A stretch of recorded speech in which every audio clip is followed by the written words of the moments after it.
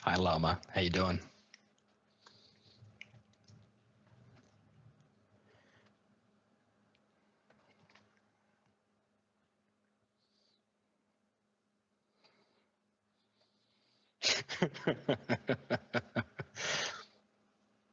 Apparently, you're muted.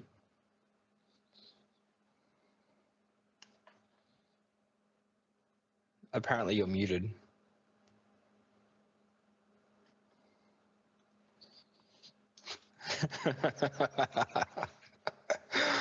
I'm gonna shut up for a second. Good morning. Wait, good morning's not the salutation because people might watch this at night. Hang on.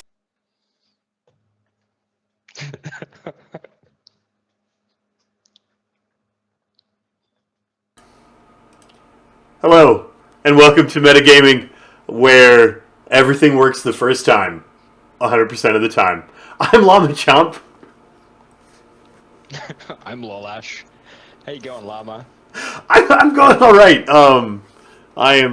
It's good. It's good. So, this show has traditionally been, we're going to do a little bit different format today than usual. It's traditionally been talking about what games we've been playing, what games we're looking forward to, and it's really been a sort of about what games are being released and what we think of them. It's been sort of a review show. Today, we can't do that. At least I can't do that. I sat down to plan the show and looked at all of the games I've played since the last show, and there's one of them. And it's Factorio. And it's the only thing that I've done. Like, it's not just the only thing I've played, it's also the only thing I've done. There is a 2-week high pile of dishes in my kitchen. There's a 2-week crust of laundry over the entire floor of my house. It is the only thing I've done. So, the idea to give us some excuse to talk about games which are not Factorio in this show was to make it a show about what makes games addictive, and to have a theme, which is not a thing we've done before on this cast. But we thought we'd give it a try. Yeah. And of course, that means we are going to be talking about games like Factorio, which is something that we have both played excessive amounts of over the last 2 weeks.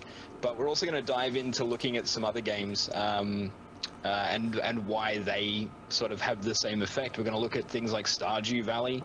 We'll go back for a blast from the past and have a look at the old World of Warcraft syndrome. You can't talk about addictive games and not mention World of Warcraft, as it is no longer unique or clever or funny to call it.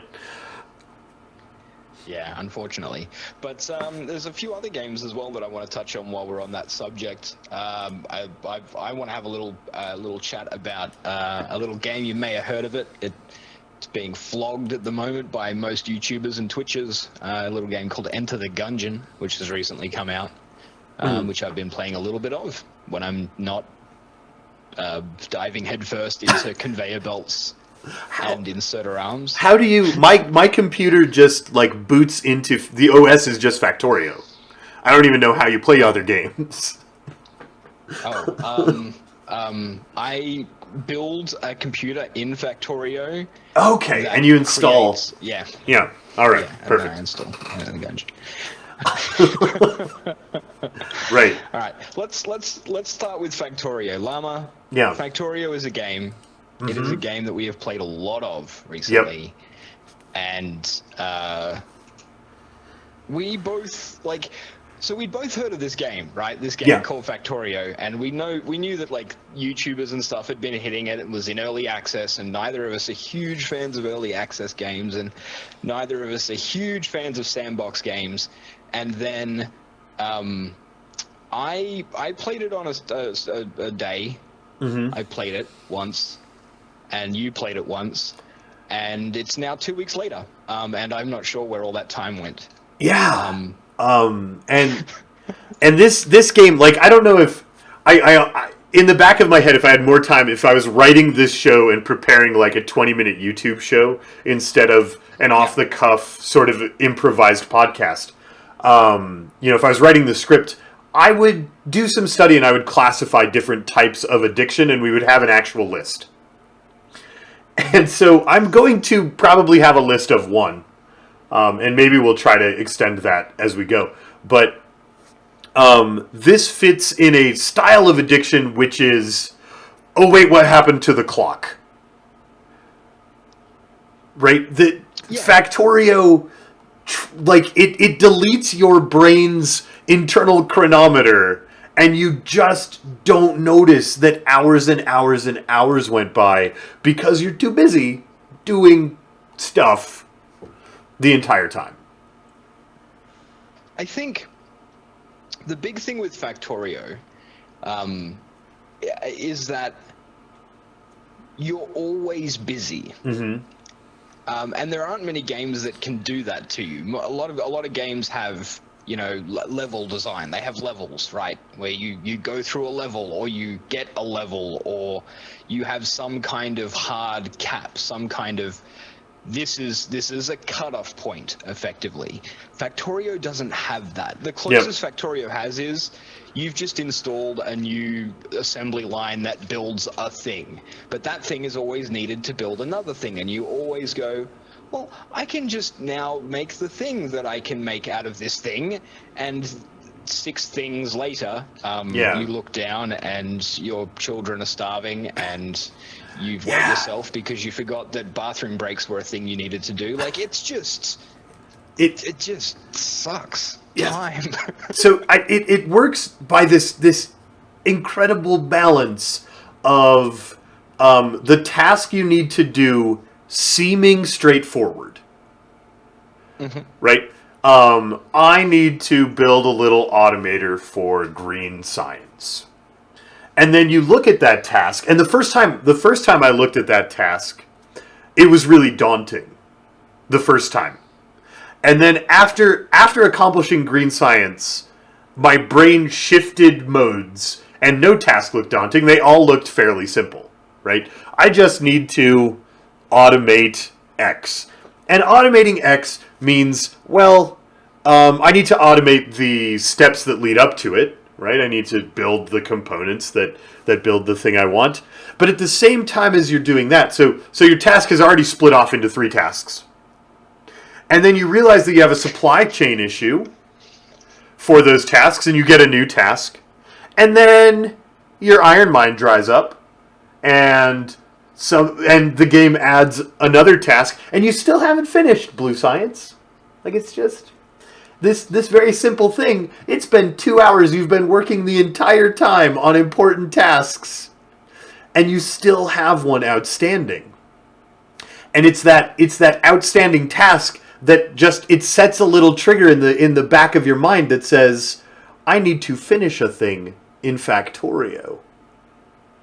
And even if you turn the game off to go do something else, that trigger of, like, that unfinished business flag in your brain ropes you back into the game.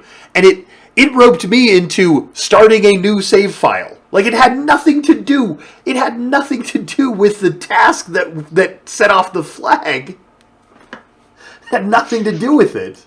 I started a new save file because my brain was like, you need to play more Factorio for a perfectly valid reason. And then my conscious mind said, right, but I can't play the save file that's on my stream. But I wanted to start a new factory and do it right anyway. And I just started playing a new factory. Right is a thing that we're going to come back to, because I want to talk about Yeah, that. it's not really on theme for what makes games addictive, but we might do some rants and ramblings at the end of the show. I think so. It's a principle which I think it's called, like, the Zeigarnik effect, I believe. It's a phenomenon in the brain. I remember reading about this because I struggle with concentration at times. Like, I struggle with focusing on a task. I get very distracted very easily at times. And I did some reading into it. And it's about mental stress and the way an unfinished task works on the human brain. If you have an unfinished task in front of you and you want to complete that task, then it causes stress. Like, mild stress, not bad stress. Not like, oh my god, I'm in tons of debt and I have a life-threatening illness stress. But just that little bit of stress, and then when you complete said task, you get a little reward from your brain. Your brain gives you a little squirt of chemicals that says, hey, good job. And games like Factorio, and like full credit to the developers, the guys designing Factorio at the moment have managed to create a game that throws hurdles at you in perfect time increments. Yep. I have never played a game where I go from task to task to task to task almost seamlessly with almost no downtime. I don't have time to get bored in Factorio. Yeah. Because I'm always doing something that is working towards something. And it's super deceptive because the game makes you think, oh, if I just automate this thing, I won't have to worry about it anymore. And I can go work on the thing I need to work on. Right? So that's how you get these little subtasks that fill in all this time magically. And then all of those automated things always break for some reason, and they do require attention, and it gives you this tree of subtasks. It's really, really good game design. It's the way that, like, the pacing of a game is so important, and I can't stress that enough. There are so many games out there that have brilliant mechanics, but the chunks, if you break the game down into task reward chunks, are too big. Like they're too large scale to give me the satisfaction of just sitting down and playing it consistently. There's not many games that do that well. Factorio is a game that does that very, very well. And I'm looking forward to future developments. Like, this is a game that's still in early access. Yeah. For the fact that it's in early access, like, things like pacing, things like the getting the speed of play right, like the length of play session and the reward systems in place so that players are hooked, is normally a thing that happens after it's feature complete, right? They balance after feature completion. That's kind of the last phase of game design, is making sure everything works well. And I'm sure they've been balancing through the alphas because it's in early access, but it still blows my mind how well they've nailed the pacing in Factorio. And I think that may be what makes a good early access game, which is another topic that's slightly off topic that we could get back to. But one of the things that might make a good early access game is just the fact that the balance and the pacing are in before release instead of being the last thing that's done, because an unbalanced game is completely unplayable. Absolutely. You go. Yep. Yeah. Do you have more to say about Factorio? I was about to change gears and move on to addiction in general, or game addiction in general. I think I could talk about Factorio for hours. I could talk about the different elements of Factorio. I would love to get into the discussion of playing Factorio properly. I'd also love to get into the discussion of... Right, but we were trying really hard not to make this just the Factorio show. We were. So we'll come back to that. We'll come back to Factorio at the end if we've got more time. But let's talk about game addiction in general, and what makes games addictive in general. I want to be careful. This isn't a show about game addiction as a psychological problem, right? Yeah. This is a game about what makes a game addictive from a design standpoint. And I want to be careful. The wording could be misleading if we're not careful about being specific. Factorio, we've talked about the sort of unfinished business thing that makes you want to come back to the game. right? And another game that has that same thing, but is a wildly different game in my mind, is one that I notoriously don't enjoy, and you notoriously do. And you should be the one that talks about it, because I didn't like it. So Stardew Valley presents a very similar sort of dynamic. And it breaks it down. Like, the reason I loved Stardew Valley was because it gave me that feeling of always having a task, but also completing tasks periodically. So I was constantly getting that Kickstarter of good job, Lolash, you did a thing. But it also gave me cutoff points, right? Stardew Valley was structured really, really well. I think the main issue that you might have had with Stardew Valley was just, like, it's not tutorialized very well, and if you don't have experience in previous sort of in the precursor games, in the rune factories, in the Harvest Moons, then you don't have that, like, prior knowledge of where the game is probably going to head.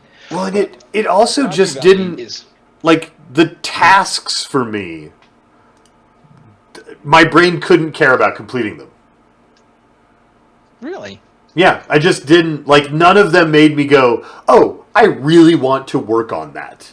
And I don't know why. Like, I haven't, and I'm not going to try and process that further, because I've done a lot of processing out loud, and none of it has come to anything. But I didn't care about the tasks, which is pretty important when the addiction is this sort of task reward feedback loop.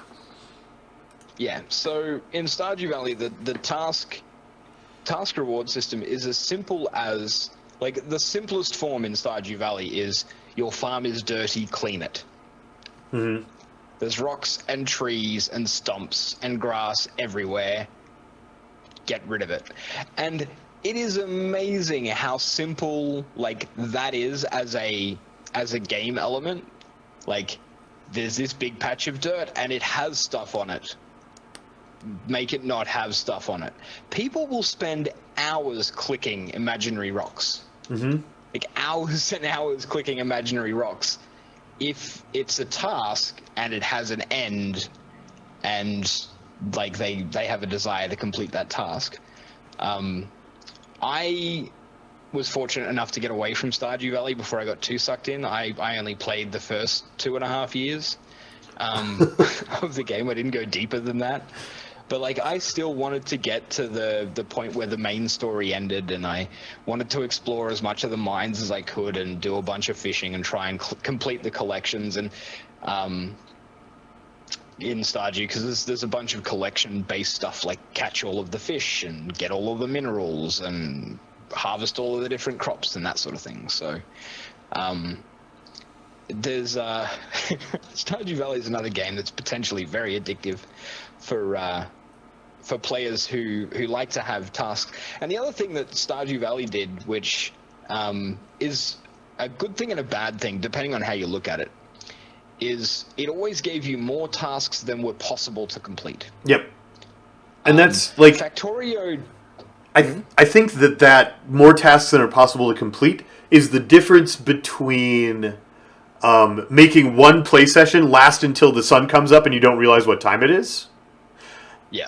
And when you do shut the game down, you want to come back. Right? There's two different scales. Like, Stardew Valley has night times, and you can leave the game at nighttime. Like, okay, when I get back to my house, it's time for me to go make dinner. And instead of not eating dinner, there is, like, a moment of cutoff and I can escape. But in the back of my mind, I'm coming back to play this game because of the 3 things I didn't finish today. Right? So it gets you that come back in factor.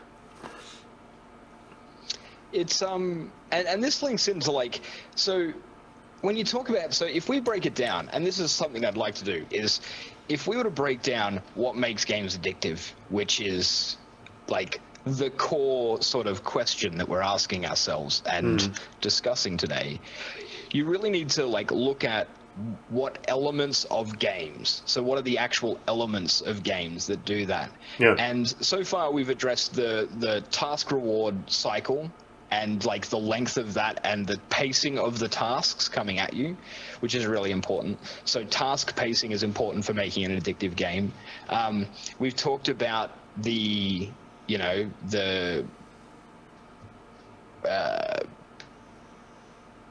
like blossoming problems, so that problems start small but get bigger, and so you get sucked into something that looks simple but then becomes very complicated, so it sucks up all of your time, which is another good game design element. The next thing that I want to talk about, and this is something that you just raised, which is the come back and play me tomorrow thing, is the concept of time-gated rewards, right? Yeah. Which is things like, and we said we were going to talk about. I almost feel like against Blizz. I almost feel like time-gated rewards needs us to delve into mobile games momentarily. We'll need to do that as well. I was going to bring up World of Warcraft and Sure. the daily system as Yep. my example. Yep. If you have a task that is gated behind a real time frame, then players have to play regularly. You set a routine. You have to come back to the game. Yeah. Right? You make it like And- like my daily routine is I go to school, I go to my classes that run on Monday, and then I get home at 2 in the afternoon and I log in for 1 hour and complete 25 daily quests. And then I go and call my friends and we meet up for dinner. Like it just becomes part of your daily cycle. And like as streamers, this is something that we can really easily relate to. Like if I'd approached you 6 months ago, and during the first part of your stream, when you were streaming, the second part of your stream, sorry, when you were streaming XCOM 2, XCOM Long War, rather, back when you were playing Long War before XCOM 2 came out, and I was to say, right, in the second half of your stream, let's do a thing. And I'm just going to say a thing because it could be the greatest thing in the world. But you would feel dirty doing that thing as opposed to doing your regular thing, which was playing XCOM, because that is the routine that you'd gotten into. XCOM Long War was the thing. Even now, like I remember, and it's broken now because it's been upset for a week. Yep. But I remember when you were playing XCOM 2 every afternoon, the first night we played multiplayer Factorio together, and you went from doing like Factorio XCOM 2, Factorio XCOM 2, then the next day it was like Factorio, and I jumped on, and then we looked at the time and it was like nearly time to finish the stream. And you felt dirty. You were like, oh, I've missed XCOM. And we were talking after the stream. And you were like, I can't believe I missed XCOM. Like, I shouldn't have done that. And then now it's like, XCOM? What XCOM? Yeah, and so it's amazing how easy it is to define a new routine. Right? Because I missed my routine one time and suddenly I had a new routine. Right? Yep. So the routine thing is very powerful, but a game needs more than that because that's easy to break. And I think if we're on the topic of World of Warcraft, this brings up something that is highly rewarding and addictive to me personally. And as I think more about it, I think it's one of the key differences between Stardew Valley and Factorio. And that is progress. Progress is really rewarding to me. So individual tasks have a completion reward cycle. But to me, that's more meaningful and more powerful if completing that task puts progress through Factorio's tech tree. There's a very obvious page of to-do list in the form of a tech tree, and I have visual feedback and confirmation, and the game mechanics change because I've made progress.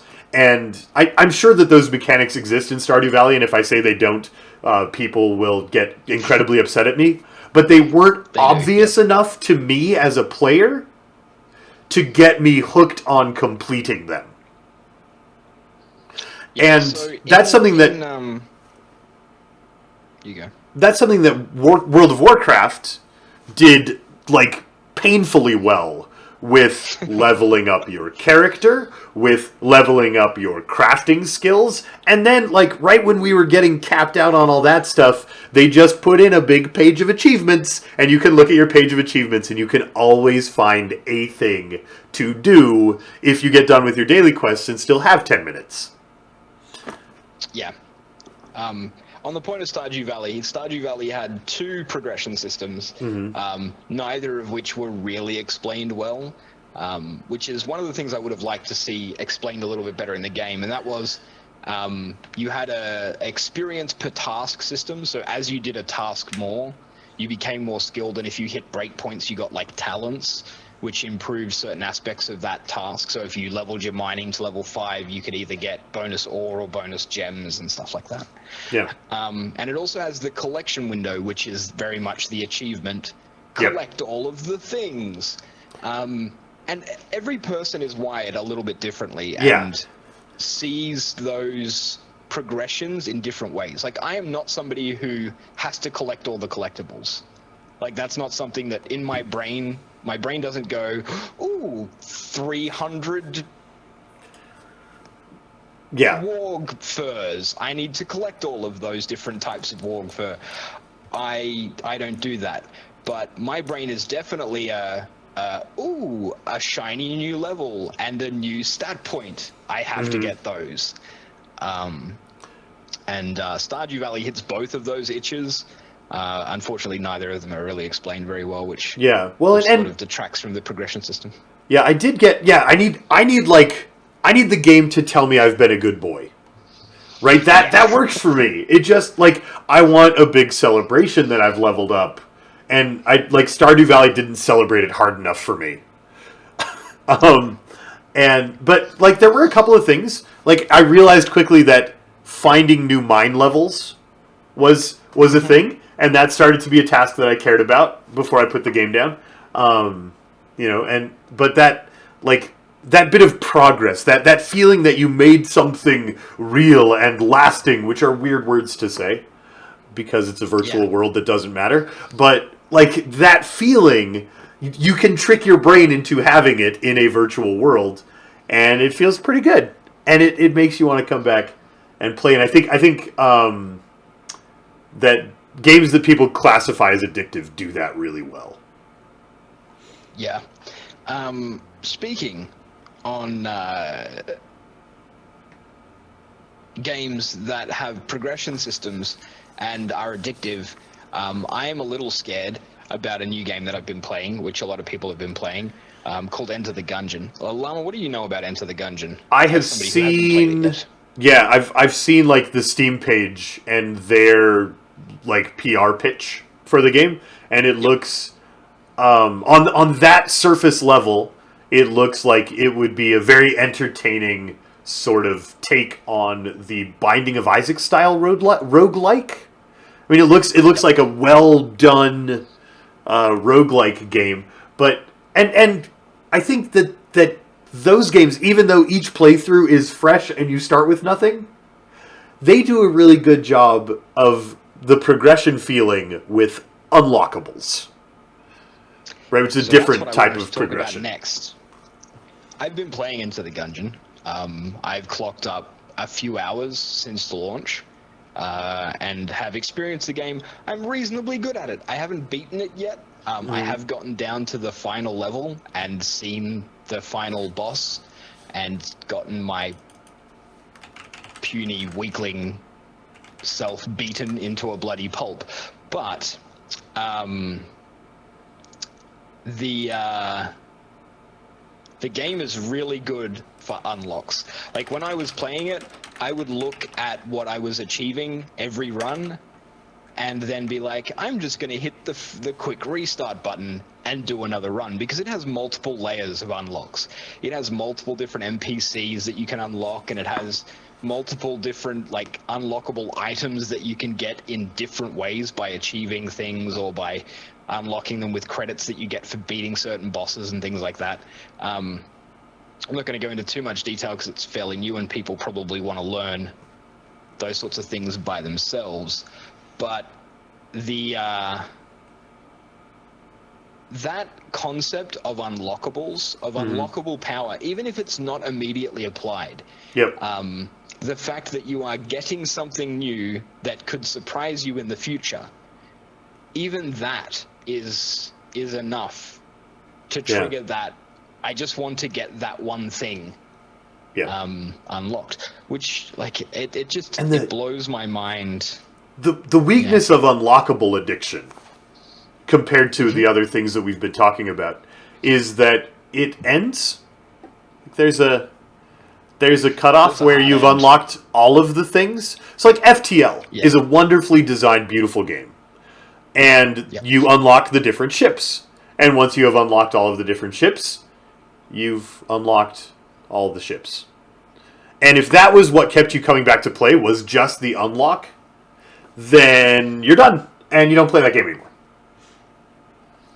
Yeah. Yeah. That's the thing.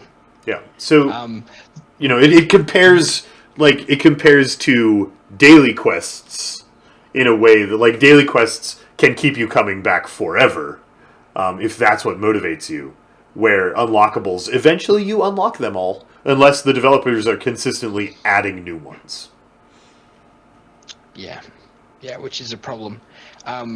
The thing is that with the unlockables, like, if there's enough of them, if the unlockables can get you into routine and have you playing a game consistently for a long time, they can really suck up your playtime. It's a game with unlockables for me that is infinitely it has the potential for infinite addiction because they just keep adding unlockables. Hearthstone. They if you're not dropping hundreds of dollars on card packs, which is a perfectly viable way to play that game, and you're trying to unlock everything through their daily quest system and gold and arenas, and if you're trying to do a free to play unlock, you would have to play a lot of hours every day to keep up with their rate of expansions. And just releasing 100 new cards every few months keeps unlockables as a goal that can keep you addicted forever. Just forever. Well, for as long as they produce the games. Yeah.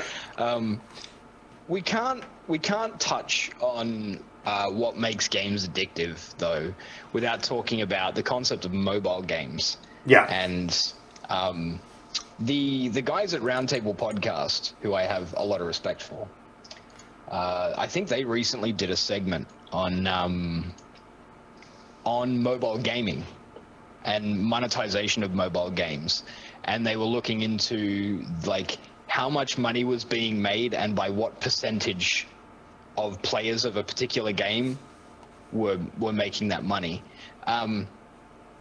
and the statistics were really shocking. I don't have them handy, but you should definitely, if you're interested in looking at some of those statistics, you could find them over on the Roundtable Podcast.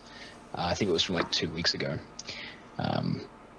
from today. So that would be back on the 20-something, 20-something of March in 2016. If you're watching this in 2040 or something, when I'm old and grey or dead. But if YouTube's still around at that point. But mobile games are specifically okay, I'm going to set forth my opinion here. This is my opinion. This doesn't necessarily reflect the opinion of Llama. I'm sure he'll agree or disagree with me in just a moment. I find mobile game developers to be almost malicious in the way they design their games. Because when you look at the statistics of where the money comes from on the monetization of those addictive styles of games, it comes from a few individuals who have addictive personalities who get sucked into them and spend thousands of dollars on a game that they can play for free. And the topic I want to hit on, and it's a bit heavy when it comes to what makes games addictive, is how dangerous that is when developers have become so good at making them. Yeah, and I think like there's an easy place to dive off into being a responsible game dev and Yeah. using your power for good and not for evil. Because if you learn about if and gaming has been tuning this for decades and will continue to tune like human brain engagement. Like that's their business. That's how they make their money, right? And they need to continue making money. That's it's a feedback loop that makes a ton of sense. And there's a bit of a moral responsibility to not take advantage of people. Yeah, absolutely. Absolutely. Right. So mobile games. yeah, go ahead. I was going to say mobile games hit the two, I think, most important aspects of an addictive game, which is come back and play me later, and oh, you did a thing, here's a shiny reward. Those are the two aspects of mobile gameplay that really and I think in general, they're the two aspects of gameplay that make a game truly addictive, is come back and play me later syndrome, and ooh, you did a thing, here's a shiny syndrome. If we break it down into like the two raw categories, and mobile games focus on both, right? Yeah. It's pretty crazy. Yeah, and it's a dangerous topic to start to talk about, but I think it's probably an important one. And I think there are very responsible developers who do it right and fairly, and I think Hearthstone is a good example of it's a freemium system, right? You can play that game for free. I have spent, I think, $2 ever on Hearthstone, and I have a lot of cards because I used to play it really frequently. And that they make that part available, and then they are still making money because you do want to occasionally give them a few dollars. And I think that they've done it in a very responsible fashion, where it's really easy to start pushing those systems into a place where people think they're playing a free game and are making many, many microtransactions, and each time they're like, it's just $1. And I mean, I don't want to say that there are people who don't realize how much money they're spending, because I don't know. Maybe each of those people who spent thousands and thousands of dollars on a dumb free mobile game, like maybe they knew exactly what they were doing and they did it on purpose and they're very happy with their purchases. But I feel like it would be very easy to trick people and to get them to not, just like Factorio tricks me with the clock. I think it's very easy to trick people with their wallet as well. And they'd look down and they'd go, oh my gosh, I just spent $300. I thought I had spent $50. The same way I look down and say, hey, I've been playing this for about an hour and a half. Oh my goodness, it's 9 a.m. and I haven't slept. I think that you can do the same thing. The human brain, there's a great TED talk. I don't know if you watch TED Talks, Lara. Yeah. They're basically keynote speakers. If anybody who's watching the podcast hasn't heard of TED Talks, go up to the window, once you finish watching the podcast on YouTube, go up to the window above YouTube, type in TED Talks, and just start doing the old YouTube journey through TED Talks. You'll learn some really interesting things. But if you value your time, it can be dangerous. Yeah. You can lose a lot of hours into just interesting every topic possible. Yeah. The topic I want to bring up is a talk that was done by a guy named Apollo Robbins, who you might have heard of. You might have even seen his TED Talk. And he was a pickpocket for many, many years. And he mastered the art of capturing human attention so that he could do things like steal people's wallets and watches right from underneath their noses. And he does a TED Talk with an actual demonstration to show you how easy it is. And he describes human attention in probably the most interesting way I've ever heard it described. And he does a great job of describing it, but I will paraphrase and try and describe it as best I can here. he says that human attention is like a security guard in your brain, right? And he's got all sorts of fancy equipment to listen and look, and he's got files behind him so he can, that's all your memories. But the problem is that, I just knocked over my bottle. The problem is, he calls him Frank. Frank can only do one thing at a time. He can only be looking or searching through the memory banks or listening. Frank is one man. Frank can do one thing at a time. And if Frank is focused on a task, then everything else is just sort of handled autonomously by the system. It's not, you're not paying attention. Like, if Frank's not paying attention, you're seeing it, you're hearing it, but you're not actually seeing or hearing it while he's digging through a memory. And I think that is where things like microtransactions in mobile games are so dangerous, because you're playing the game and, you know, you're trying to build a thing. Or I don't play mobile games because, frankly, I find them garbage, but that's personal opinion. But you're trying to build a thing, and it's like, you can build this thing faster for 55 cents. And you're like, brilliant, I'm going to build that faster for 55 cents.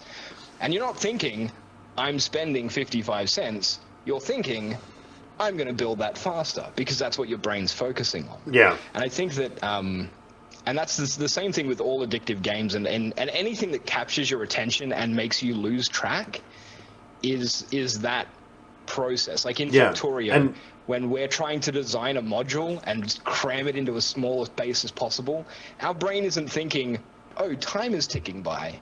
Our brain is simply thinking, how do I remove that square of empty space? I've got to be able to fit something there. And I think your brain is very good at shifting to other tasks momentarily. Like, as soon as it has free space, it like, my brain is trained to read Twitch chat and look at the clock.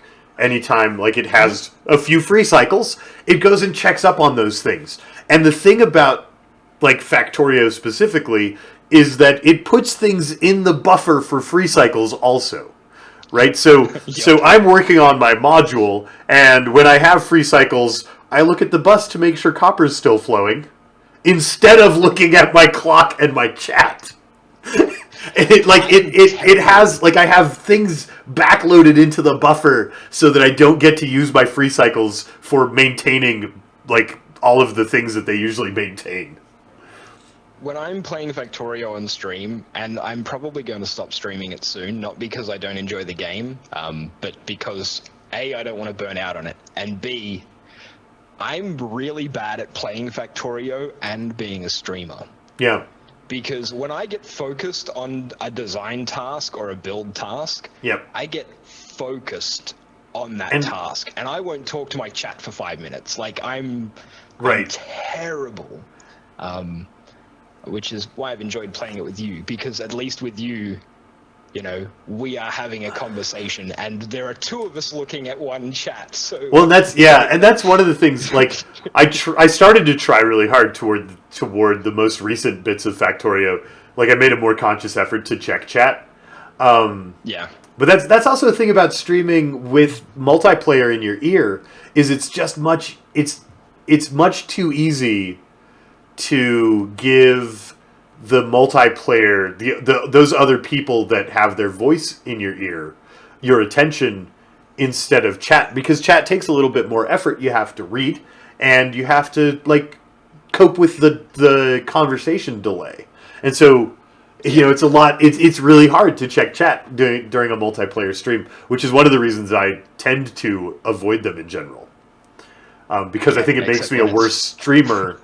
Because, I mean, there are lots of streams that don't interact with chat at all and are very entertaining streams.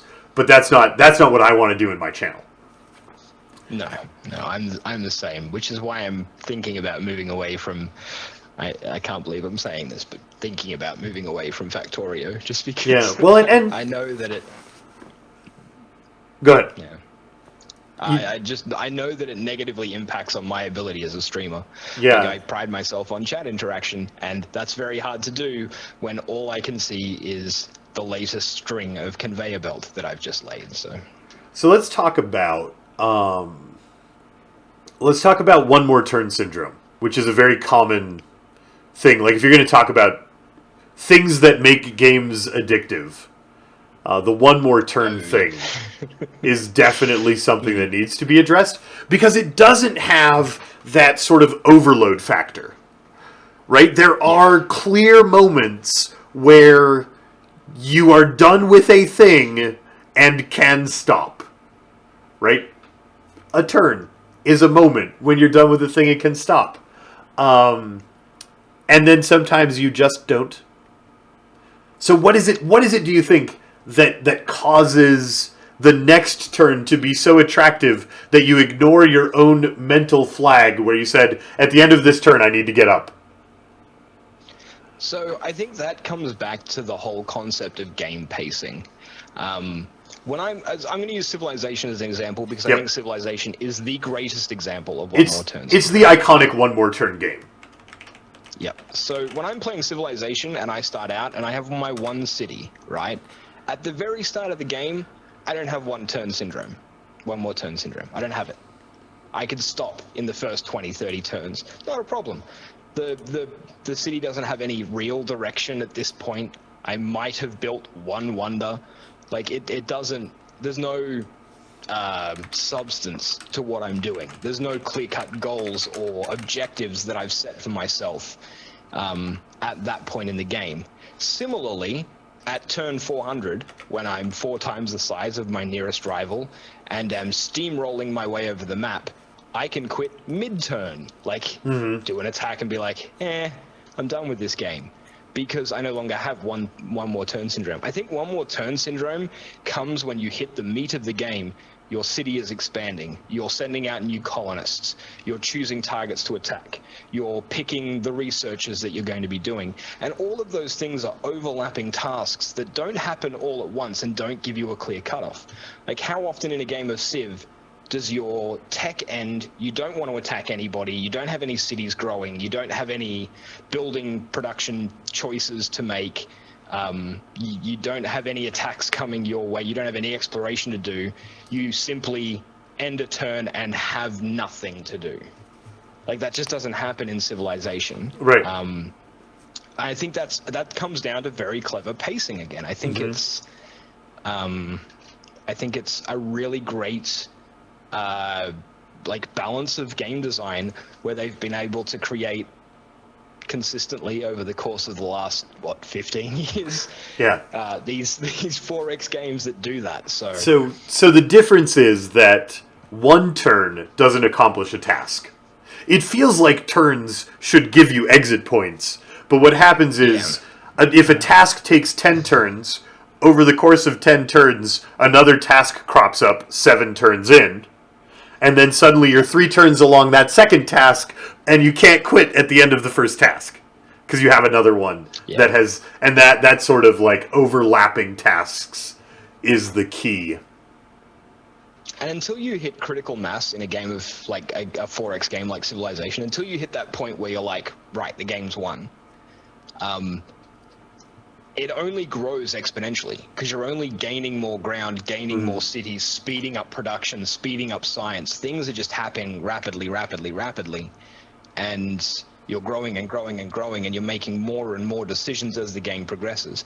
One of the reasons I'm super excited for Stellaris is that paradigm in the early game, the whole concept of, having to constantly make decisions in the early game to get me hooked before we get into the grand strategy elements. So. Yeah, and as the game scales up, I think there's a very careful balance also where you don't want to overwhelm, right? Because if I have overlapping tasks and their number is always 2 or 3 and they come in about the same pace I clear them, I hit this stride and this rhythm, and I can't ever stop because, I just need to finish the thing. And then the next thing feels just as important as the thing I've been working on, and I just need to finish the thing. But sometimes when I get to a point in a game where it hands me 15 tasks at once, I go, I don't have time to sort through these and decide which one to do next. I can turn this off now and come back and sort through them tomorrow. And that's the danger in like as the 4X games scale up as your empire scales up and as you're interacting with more pieces, you have this chance of that bloat overwhelming your brain, and your brain like is very good at saying, no, I can't do that right now. I need to get some sleep and come back with fresh eyes, and I'll put this down. Yeah, well, possibly. For me, that doesn't happen very often. For me, that like I recognize that overwhelmed feeling, and maybe I get to it a little more easily than you do. Yeah, I typically don't find myself overwhelmed by games. There will be times where I will get a bunch of things that I need to do in a game and just be like, I'll come back to that next time. Yeah. Like, it gives me... I choose that as a jumping off point, because then I know when I'm excited to play the game again and come back, I'll have lots of things to do, which is kind of like fluffing myself for my next game. It's like, okay, you're going to have all of these things to do, go away and do that thing that you have to do, because... Yeah, just, I don't know. PSA: if you don't understand what he just said, get the meaning from context, not from Google. Yes. For our family-friendly viewers, don't look that up. I thought that was just subtle enough that it would Right, it's perfectly safe unless someone is curious where that phrase comes from. Which is why don't be curious. If you choose to not be, don't be curious. Don't go be. Yeah, that's a much better idea. I have the same. I'm going to move into non-digital media here for a second, because I'm the same with books, right? Mm-hmm. If like the pacing, I keep coming back to it, but I seriously think it's the most critical part of a game is the pacing. Because if a book is paced well, like if there are things happening in a book consistently, I will pick it up and read it from start to finish. A perfect example is back when I was 13, a wee lad, 15 odd years ago, my brother gave me a 3rd edition Lord of the Rings trilogy hardback for Christmas. Big, bulky, heavy thing. I didn't know what it was when he gave it to me in its wrapping, because it didn't look like a book, I'll tell you that much. It was like this thick and this huge. It had all the appendices and everything, really, really nice book, which I still own. I picked that up. I started reading it Christmas morning. My family didn't see me until Boxing Day night, because I was just reading, and then I slept for 4 hours, and then I got up and kept reading because I was so engrossed in the book. And the pacing was really, really good, because J.R.R. Tolkien is was an amazing author. So like that whole concept of presenting players with a challenge, and we've looked at a lot of games that do that really well, and I don't want to go super negative or anything, but can you think of games that have not paced well? What? Like the mechanics and everything felt really good. I don't know. It didn't pace itself well. Yeah, I like this. The example that comes to mind isn't a critical one. This isn't a negative thing. It's just that the game is set up to be... It's not set up to be this kind of addictive game. And I think it's because it brings you back for the storyline. And the campaign is short enough that you can just play to finish the campaign. And it doesn't need to keep you addicted and sitting in the chair for 6 hours. And it's a different design decision. I wouldn't say it's a worse one. And I wouldn't say it's a problem with pacing. But XCOM, the entire XCOM series, has really easy exit points. You finish... Like, the transition from strategy to tactical gives you an exit point when you need one. If, like, when the next mission pops up on the strategy layer, you go, I'm not going on this mission right now. I need to go do other things with my life. And it gives you these clean exit points. It's a brilliantly designed game. It's really fun to play. And it offers you clean exit points and doesn't keep you stuck to your seat. Sort of, like, if we use the word addiction, that's often negative, right? And we're praising all these games for addicting us so well because we like it. But there's some merit to, like... I really enjoy that this game lets me leave and be a responsible adult when I want. And that's. I was hoping you'd go to that as an example. Actually, that wasn't scripted for anybody who's watching. I just asked him that question blind. Yeah, I wanted to talk about that because a game doesn't have to be addictive to be good and make you want to play it again. Right, and often being addictive is malicious. I mean, I don't want to say, like, going back to mobile games being malicious, I never really responded to that when you gave me a chance to agree or disagree. Like, it's really easy to argue that it's not their fault. They just did a thing that made money, and then they did the thing that made money better, and then they did the thing that made money better. And maybe it is their fault that they never checked in with their moral compass to see if they were being evil yet. But, like, I can see how that cycle can build. And they're just doing the thing that keeps bringing in more money, and they're ignoring moral implications, which is probably amoral or immoral. Immoral, yeah. But, you know, that, like, I don't remember where I started this thought. Mobile games. What was your question before that? Because I digressed back into mobile. Games don't have to be addictive to be good and fun to and, play and want you to come back. And my corollary was sometimes the addictive aspect is a bad thing, and it's not a good feature of the game. You're not addicted because it's fun. You're addicted because it's addictive and not actually even a good game. Yeah. I think, like, there are some really great non-core game experiences of that, particularly on mobile devices. There are some really, like, awful games. When you look at the, like, top 20 earners for mobile games, some of them are not even games. Yeah. Like, Yeah. I don't know.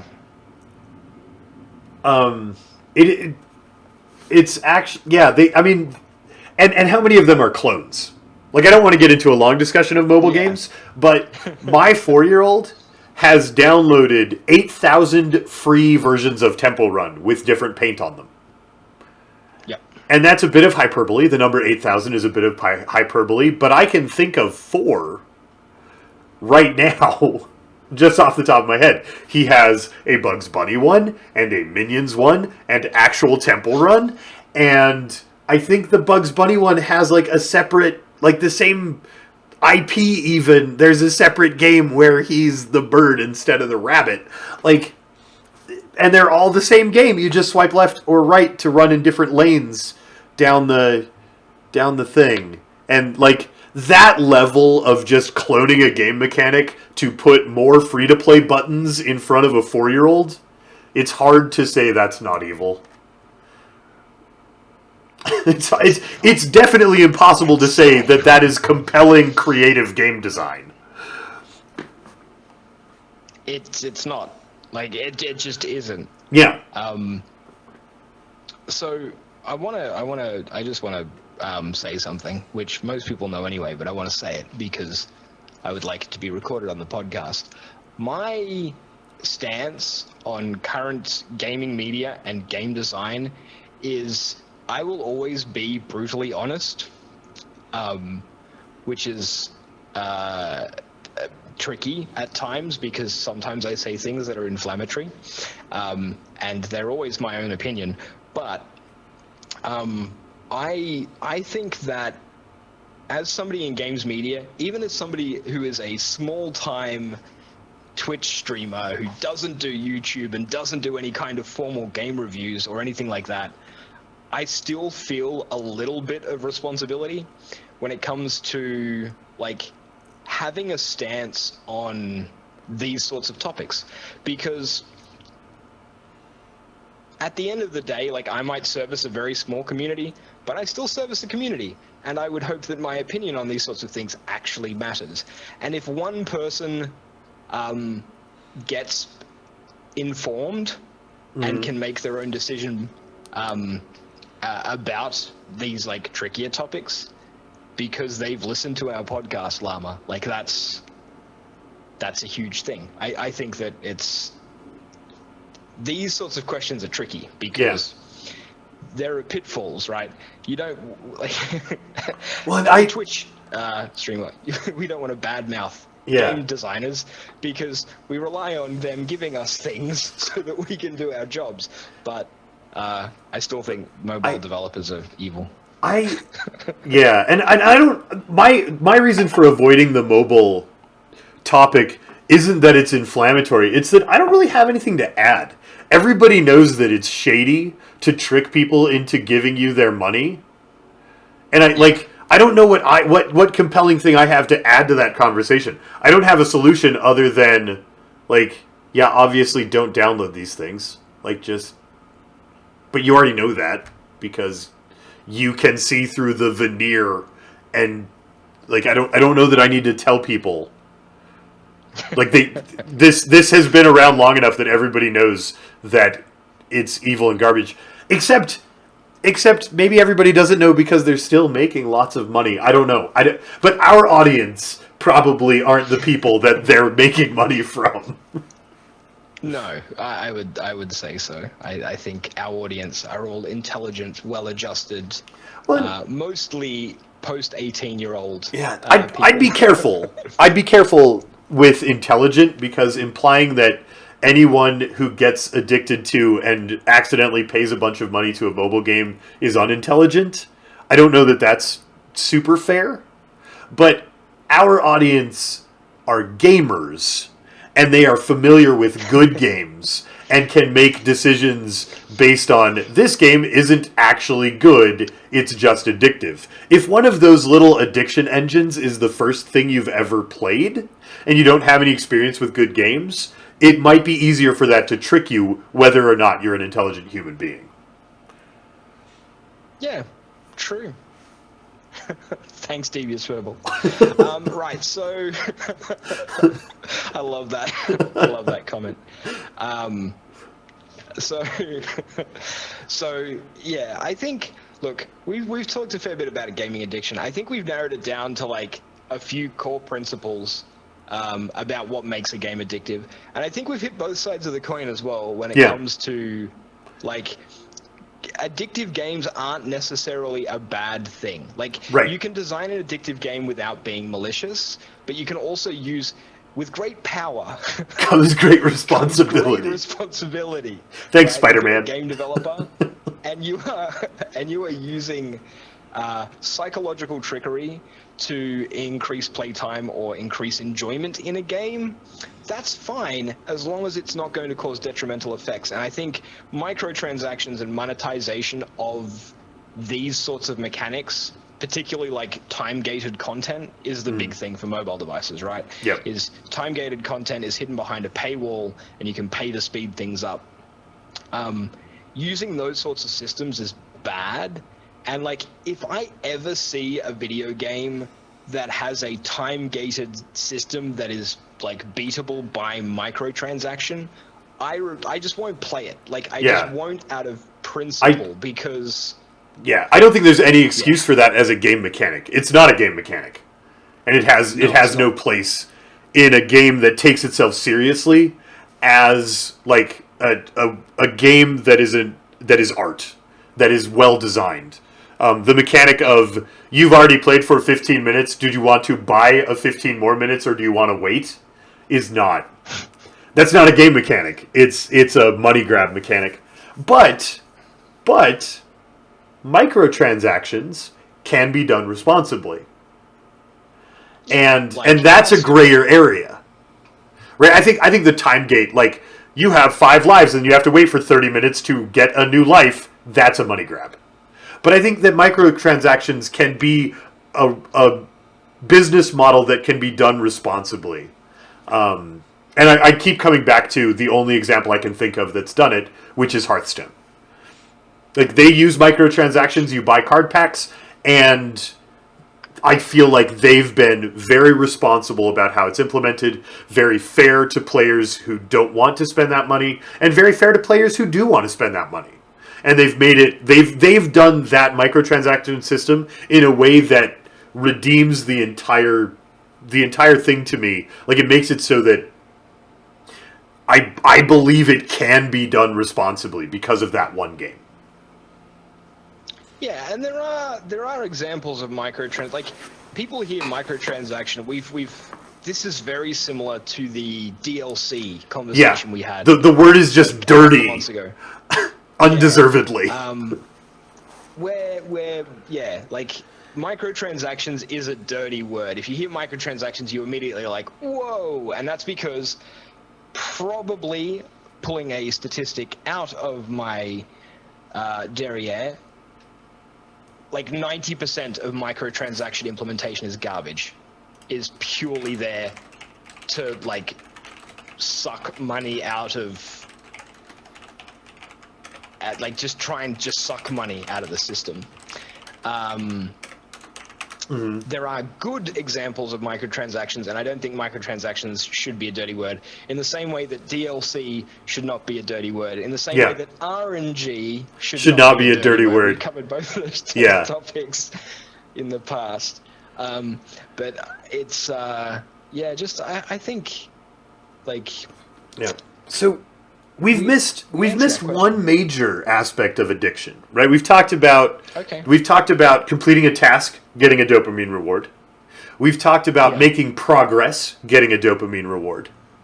We've talked about how those relate to different game formats, but we haven't talked about social.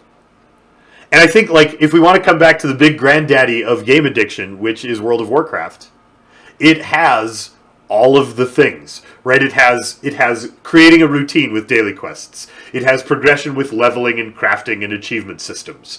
It has progression with the dungeon systems even. It has, it has that you gain new tasks while doing a task, and you're in, like, that task loop. And additionally, it has my friends are there, and I want to log in to see my friends, which isn't something that we've talked about yet today.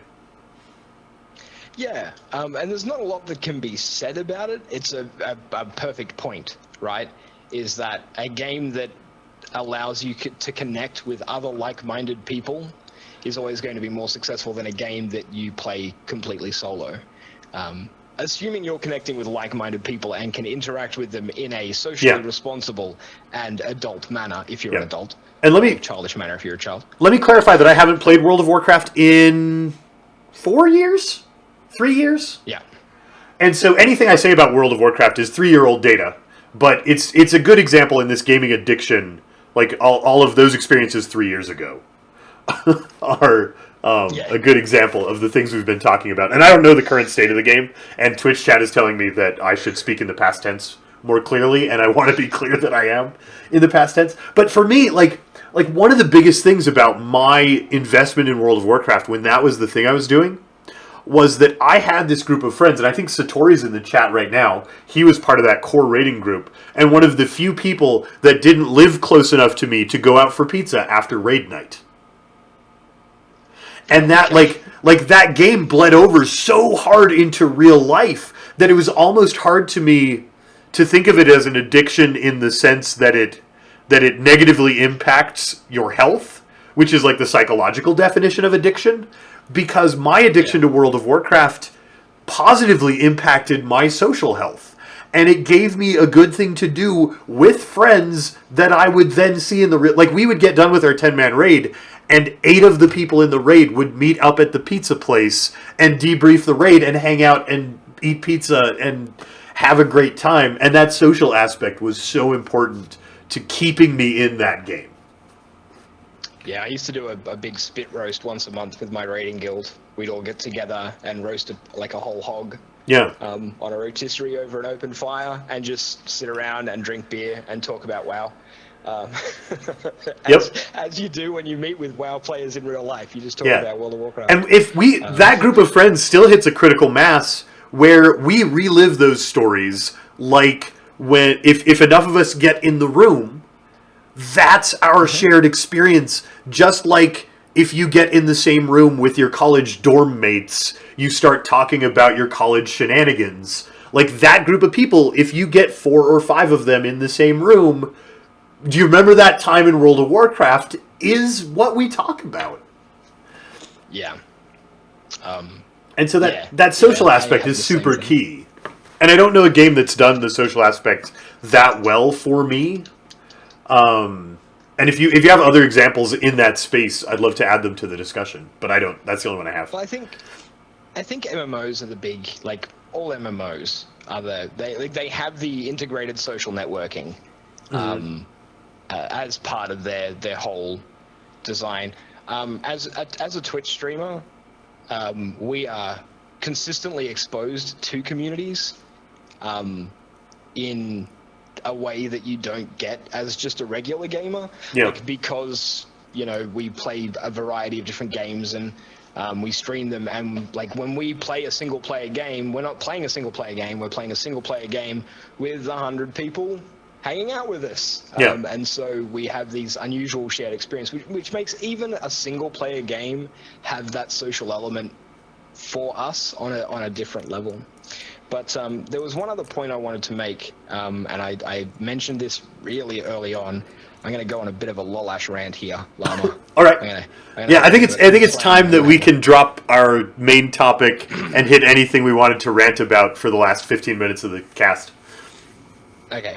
I'm going to have a little bit of a rant, a little bit of a rage. I'm going to have a little bit of a complain and whinge and whine about people, you know who you are, who think there is only one way to play a sandbox game. Yeah. Okay, all right. Now, I'm not saying that I don't appreciate input. I'm not saying that I don't appreciate advice or even pretty pictures of other people's bases. But the next time somebody says to me while I am playing Factorio or Minecraft or Terraria or any of those styles of game, the next time somebody says, "You're doing it wrong," I swear to God, I'm going to find a fish and slap them with it. Like, I'm sorry. I'm sorry. This rant, I agree with, and it was precipitated today specifically. I was looking for footage, because I knew we were going to talk about Factorio. I was looking for footage to put on the screen for Factorio, and the top playlist was a proper playthrough, implying that there's, like, only one way to Factorio right. And those words set my teeth on edge. Like, I just... No. And I think Factorio has some aspects that lend it to that. Like, it drives people in the direction of there's one right way to do it. Because, like, the game, the underpinnings are about efficiency. And if I can do something more efficiently, I can then equate that to more correctly. And then I can tell everyone else that they're wrong because I was more efficient. And I have defined this very narrow definition of correct. And the shame in a sandbox game, the shame about defining this very narrow definition of correct is you completely squelch creativity. And there's so much room in Factorio for creative designs that should be explored. And that's, like, the game I want to play is a game where you explore creative designs, not a game where I do the one most efficient thing that people have already discovered. That's not what I want to do, and you can't tell me that that's what I should do because you're dumb and wrong. So Llama just stole my whole shtick. I said I was going to rant. Llama. I'm sorry. I feel identically to you, and I'm sorry. You should shtick again. I apologize. No, I'm not going to shtick because you voiced it very eloquently. I think the main issue, and I said this specifically, sandbox games. The main issue is people think like there are two distinct courts when it comes to sandbox games: designers and optimizers. Mm-hmm. They're the two distinct courts. You have people who want to experiment and design and make pretty things, and like in Minecraft, they're the guys who build those huge big mega structures that are all intricate and pretty and beautiful. And then you have the guys who strip mine big huge blocks in the ground with no, like, because that's the most optimal way to shift the most stone so that I can smelt it and turn it into whatever I want to smelt it into. that's the two camps. And the problem is, for me personally, I don't fall into either. Right. I sit smack bang in the middle. I like to go for this weird middle ground that people just don't seem to understand. Because on one side, you have the people going, no, you can do that more efficiently. And on the other side, you've got the people going, oh, but it's got that little pimple there, and the underground belt's sort of intertwining, and it's not symmetrical, and their brain just, like, leaks out their ears, right? Yep. So, sandbox games are one of those games where I can't watch, like, I don't know how you guys do it. I don't know how you guys watch me and Llama play Factorio, because I can't watch sandbox games. Even when I'm watching Llama, like when I was driving home from Perth the other night and you were playing, I was watching you and I'm like, I could do that better. Yeah. I could fix that, and I can't do it. I'm glad you said that, because that's the opposite side of the rant, right? The rant is, don't tell people you could do it better. But that doesn't mean we don't understand the impulse. Yeah. That doesn't mean that, like, when I look at something, I don't immediately think, oh, I can think of a design. I'm trying very actively to avoid the word better, right? I can think of a design that I would use that has these benefits over that design, right? And when your design has only benefits over the design you're looking at, it's really hard to avoid the impulse to say that the thing they're doing is wrong. But remind yourself that the thing they're doing is learning. And if you hand them all the best designs, you ruined the game. They didn't get to learn. And you ruined their game. Llama, there's an age-old adage,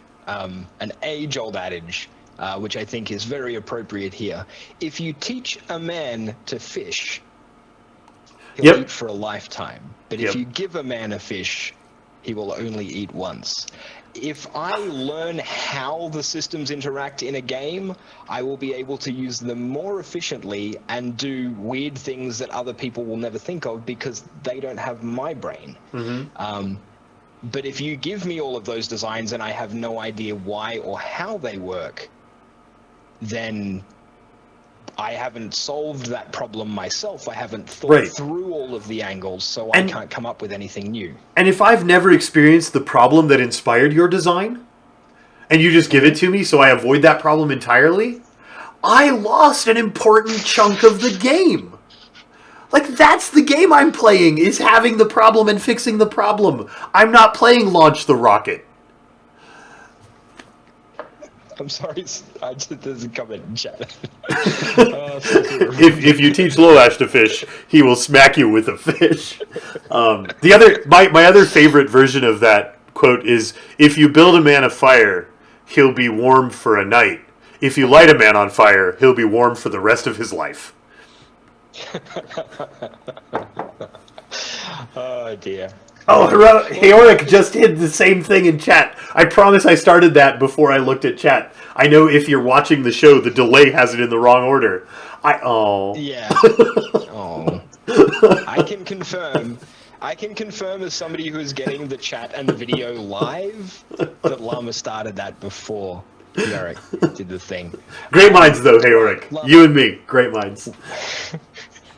We have about 5 minutes left. Do you have anything you're looking forward to coming up, or anything else that you have played or wanted to play? So this has been about addiction, and I think that my addiction to Factorio was very tech tree based. Yep. And now that I have launched a rocket, I feel freedom. And the next game I really want to play that I've been putting off for a long time is Rimworld. I think it's a game that it's well known. It's been out for a really long time. Well, not out. It's been in early access, and people have been playing it for a really long time, and it's still under development. And I haven't ever given it a few weeks of airtime on my channel and airtime in my mental game space, and that's the next thing I'm ready to tackle. I think you'll be thoroughly pleased with the game. It's just hit another update Rimworld, for those who don't know, is a science fiction colony management simulator.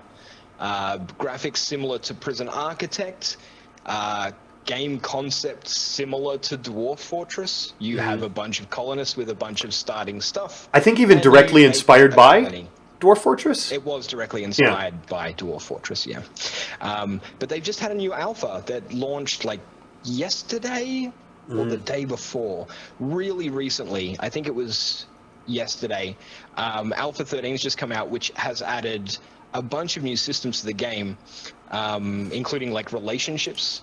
Now your colonists will fall in love and get married and get divorced and hate each other and love each other and all of those sorts of things. And you have mothers and fathers and daughters and stuff like that, which is interesting. I've not played Alpha 13 yet, so I don't know about stability or like how much has been added to the game, whether it's still balanced. But I used to have a lot of fun playing on Alpha 12. I played a bunch of it on stream. I think you'll love it, and I'll probably come along and play. I think that's one that's dangerous because there are lots of people who know it better than me, and I'm going to have to be a little bit vigilant about, I'm still learning, please let me learn.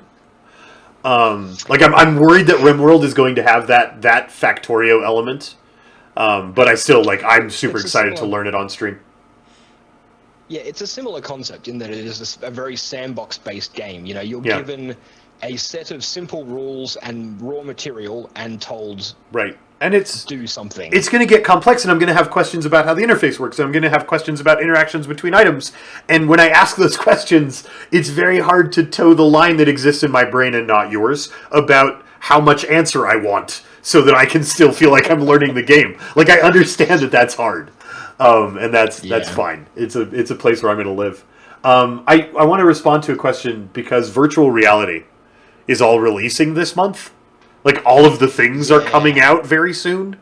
And if we're talking about game addiction today, Sorcerer Rob's question about VR, I think is one... I don't have a lot of experience with it, so my answer is going to be brief, but I do want to answer it.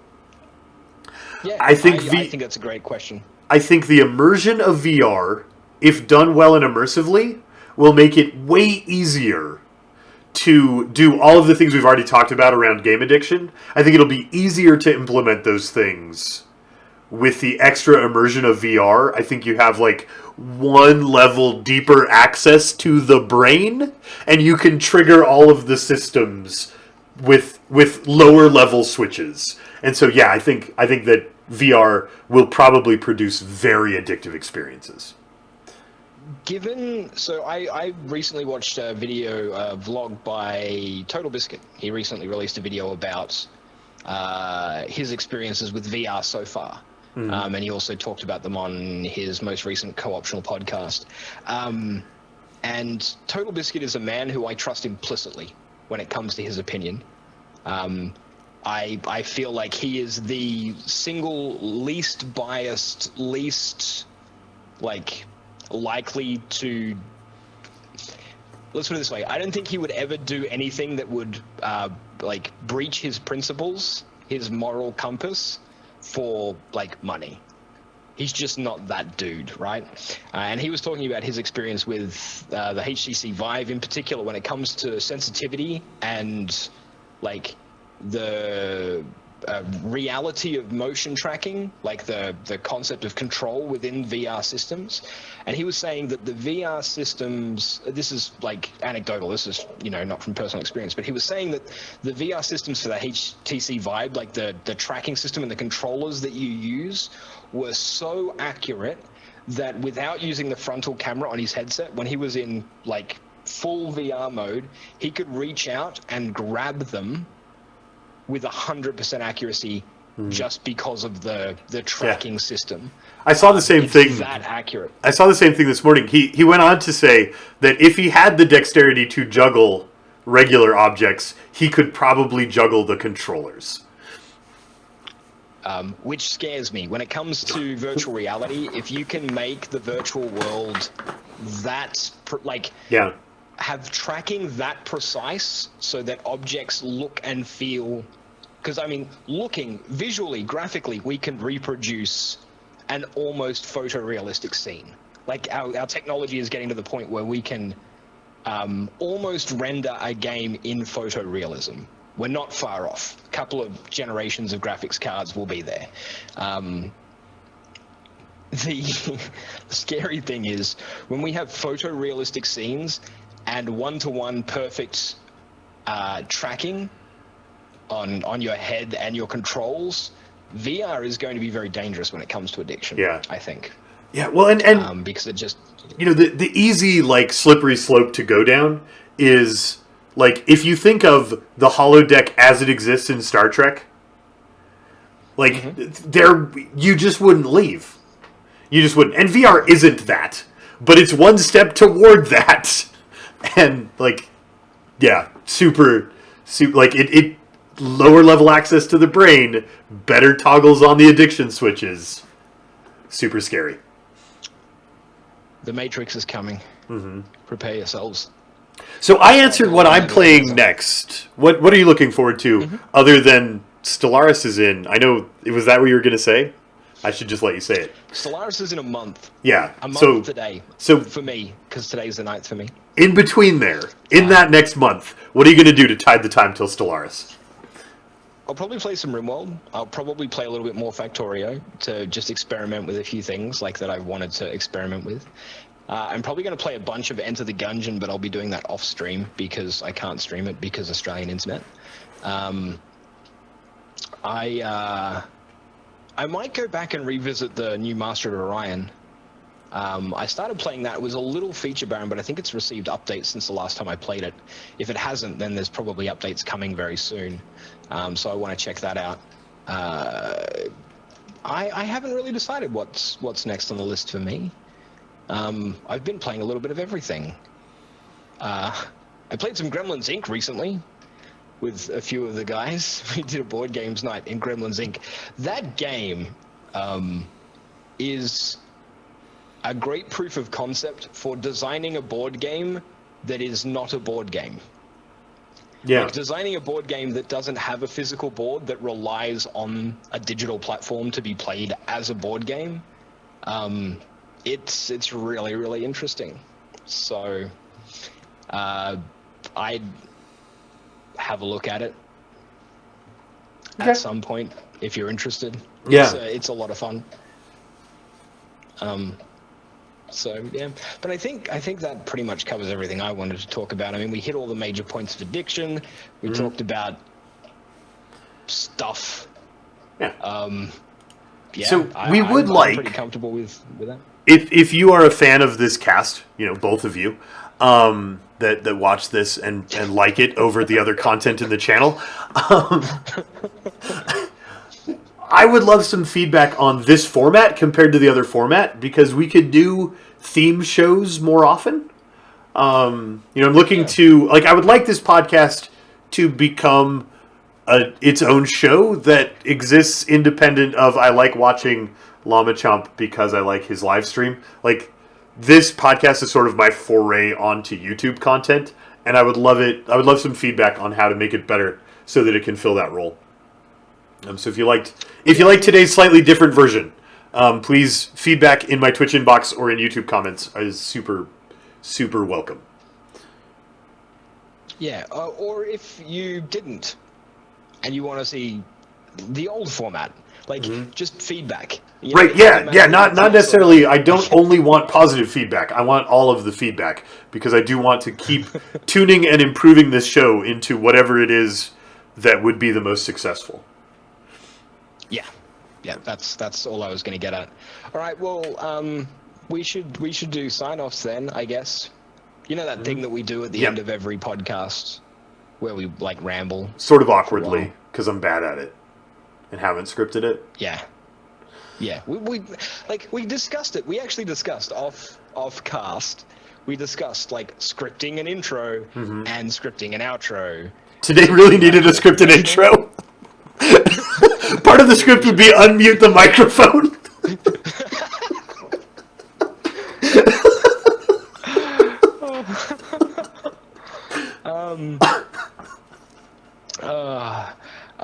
But yeah, no, I think we just sort of ramble on. Okay, so I'll do yours, and then you do mine. He's Lolash. Okay. And if you search for Lolash or use that word on all of the things, the Twitches and the YouTubes and the stuff, he's the guy you'll find. And at the end of the show, if you're on YouTube, his Twitter link will be in the video player, but not in the comments because I'm super bad at YouTube. And you should watch his live stream. He plays lots of the types of games we talk about on this show, and it's a lot of fun. And he's... Am I right? Other way. That way? Other way. He's Llama Chomp, and he's awesome. Me and Llama do tons of co-casted content. He is also available on all of the things. If you type Llama Chomp into Google, you'll find his website, which has direct footage from Twitch. You can also find him on all of the Twitters and the YouTubes and that sort of thing. And we do tons of co-casted content together. So even if you just want to see more of me, even if you're like, I don't know about that Llama Chomp guy, but I really like Lolash, you should follow Llama Chomp as because I show up on his channel all the time. Just like today. So, yeah, like today. I'm on his channel. Not on my channel, just on his channel. So follow him. Even if you don't want to follow him, you should follow him. Just click the heart. Do it because he said so. Unless you've already clicked the heart. If you've already clicked the heart, then don't click it again. You want to click the heart an odd number of times. If you don't click the heart an odd number of times, then you'll unfollow him. You only ever not an even. Just and that would be super sad. Only. That would be super sad. Yeah. It would be very sad. Because you would lose some indication of when your voyeuristic window into my life is open, which I know you all desperately desire. Did I hit the awkward chord with that last? Are we done? You did. Was that awkward enough? I can just put the splash screen over, and we can. I think the splash up, and we can just mute ourselves, and we can go out quietly and gracefully into the night.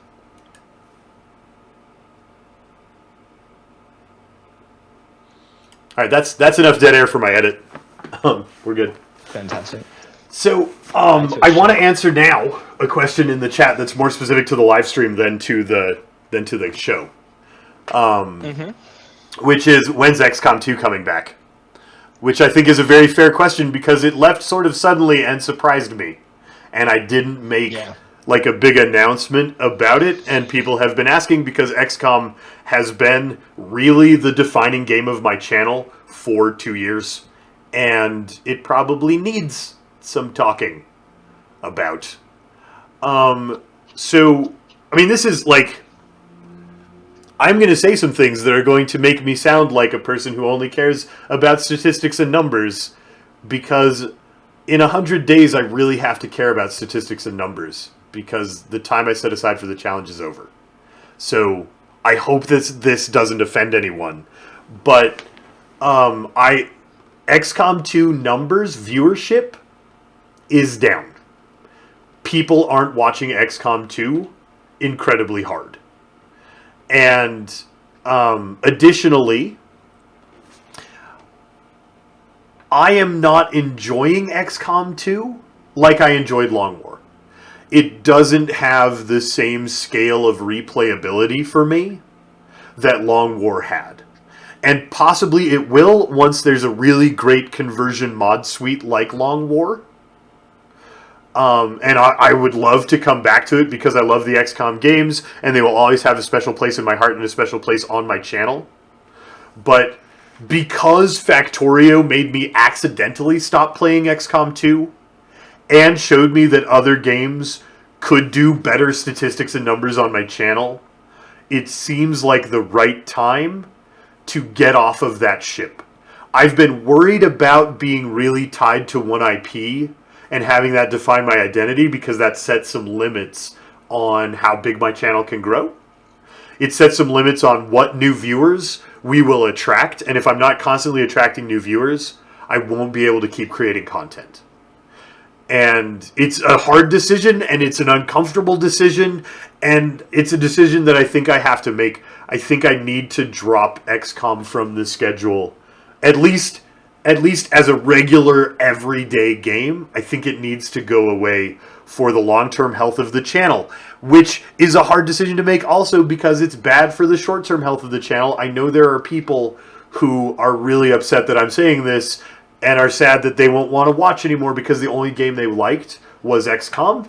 And I will miss you, but I hope you understand that this is something that I need to do to keep my channel alive and successful. And so we will continue. I love the game. I'm going to continue for Access O'Clock for as long as they will keep hosting me. So there will always be one day a week.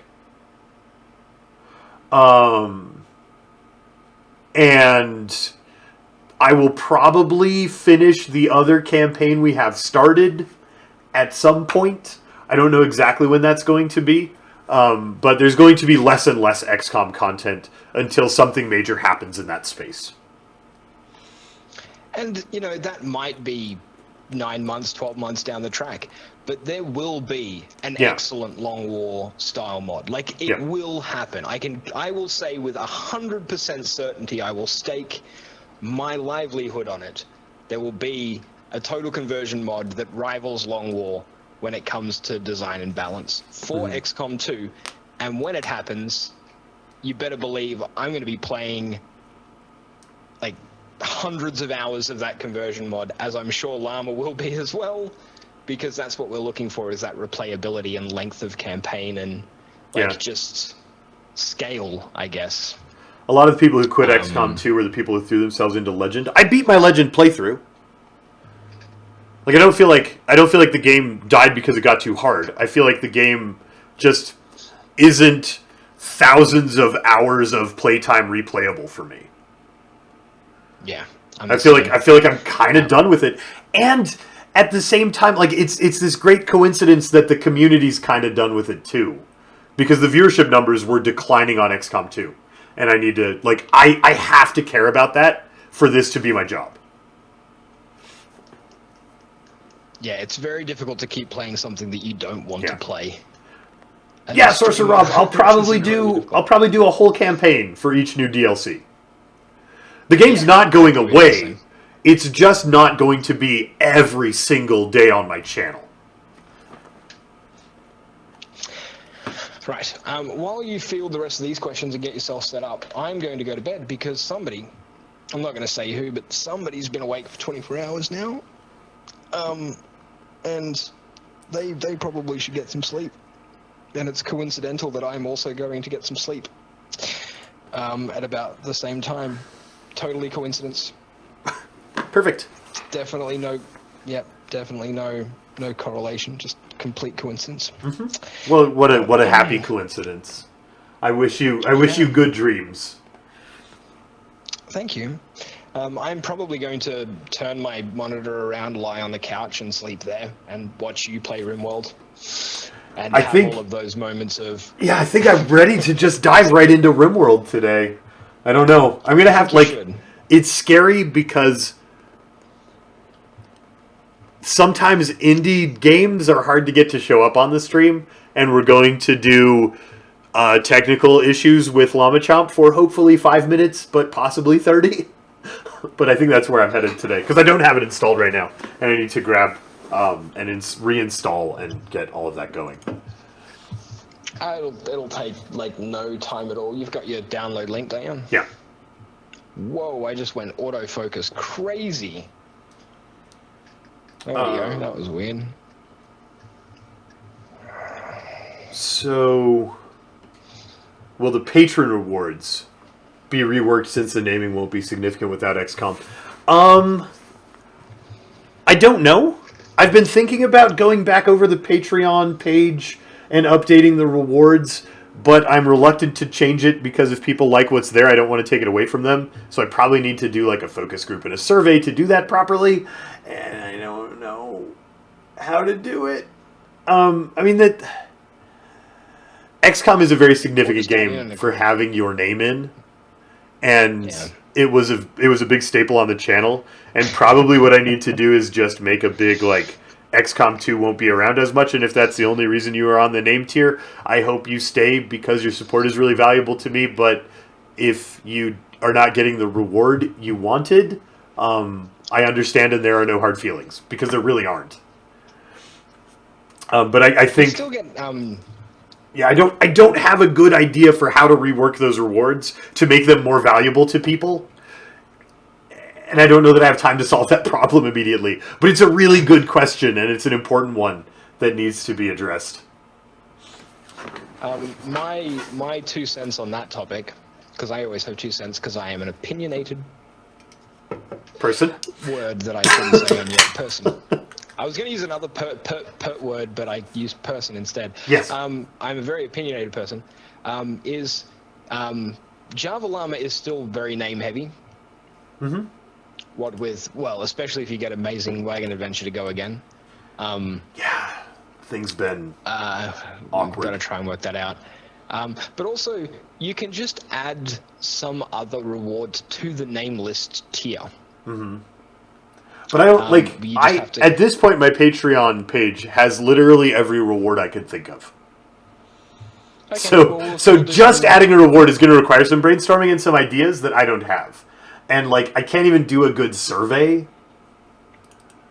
because a survey requires ideas for people to choose between, like to format a good focus group.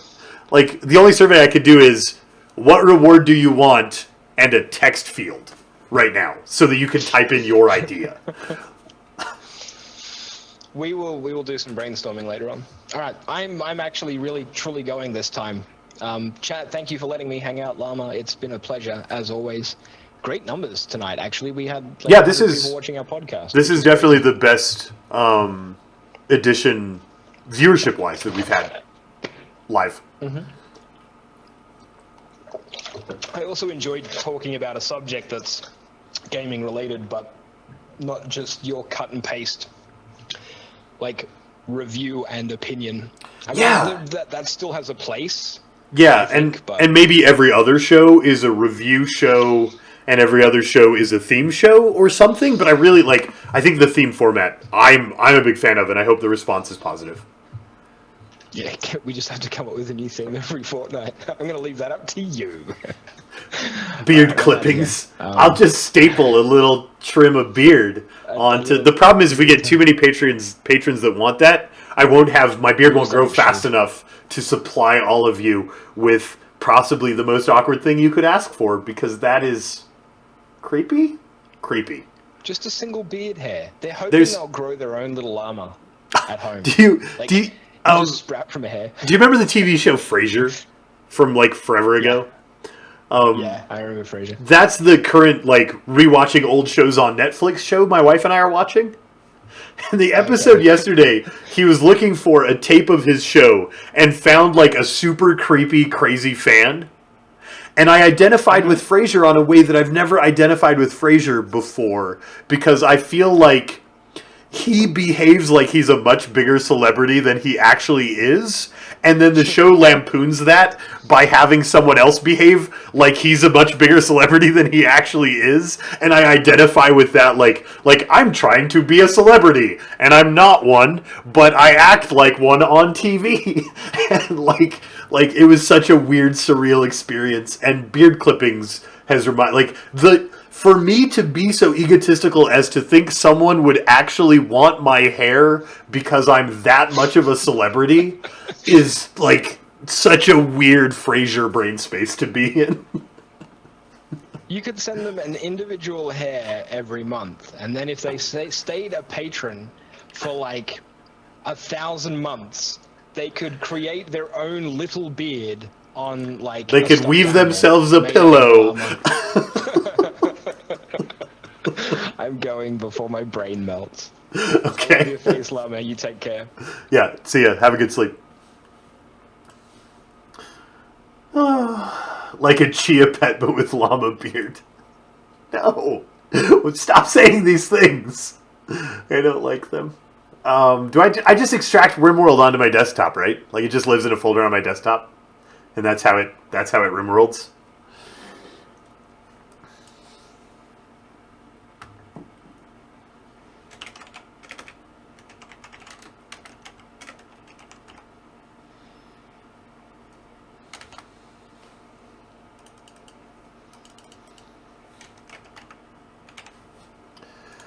Okay. Finally, Learning Rimworld is the title of the stream now.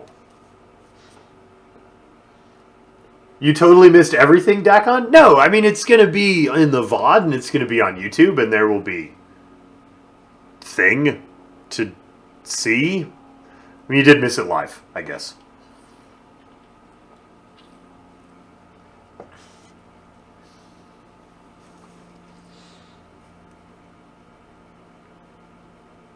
It's so weird to not have, like, hey, everyone, are you ready for thrilling entertainment? You remember that time I forgot to mute the microphone after a ninja attack and just breathe really heavy into it for 20 seconds? Well, right now, I'm watching a download bar. So, be thrilled by this content as well. It's a weird space to be in right now.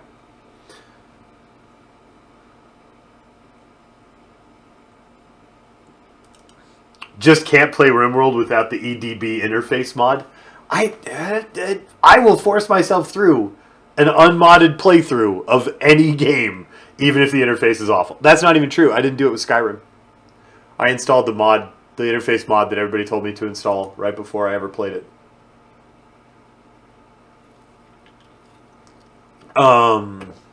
Good. Okay. Rimworld is on my screen now. Now I need to make Rimworld be in the stream, which I hope works. Just work. Just work. Magic? This is what I was afraid of. This is what I was afraid of.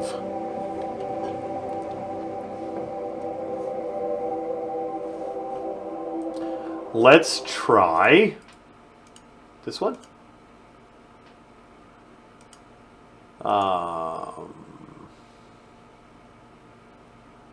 Where is...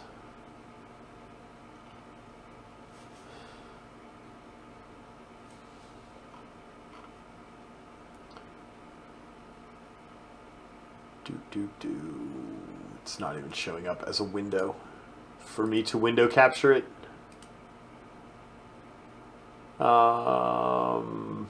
Wait, maybe this one?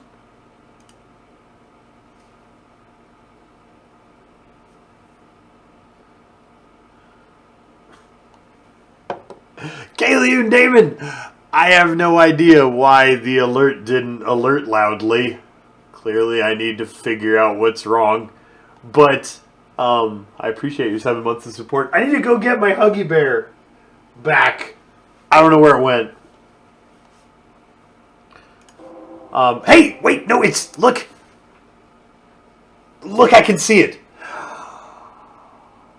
I remember, one time, the last time I tried to play this screen showed up and worked fine. And then the next screen, like, the mouse was in the wrong place and it wasn't updating properly.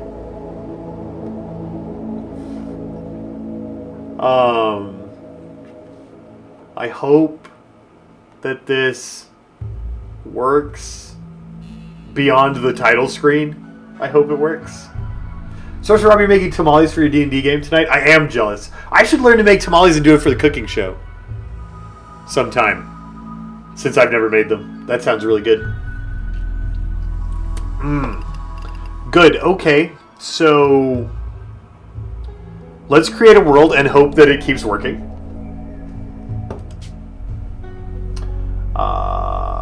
Okay, default settings while I learn the game.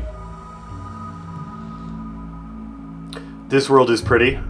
Where do I want to live? Do I want to live in the mountains?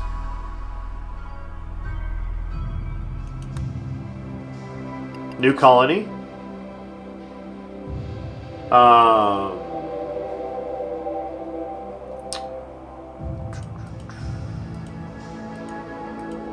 I feel like classic is probably where I want to start. This is hard, right? No, this is random.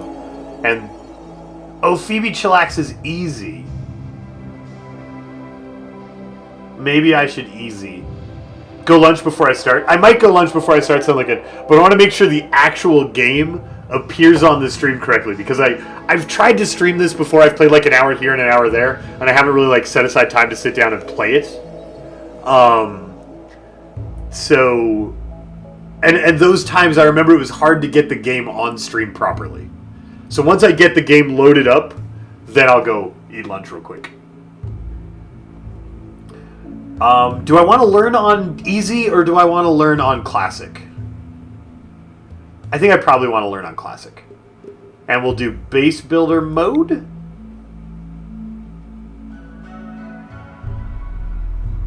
Right? Instead of like rough, challenge, or extreme, I feel like... I mean, I don't want to do free play. I want to do not all the way easy, sort of. That feels balanced to me.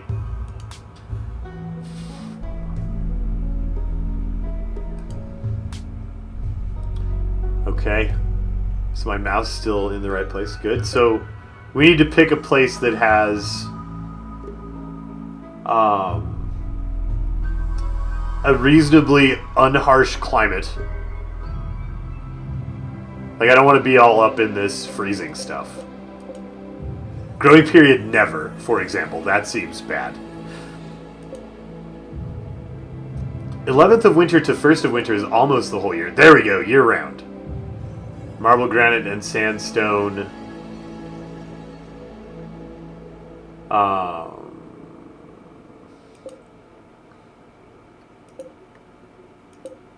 Tropical rainforest or temperate forest?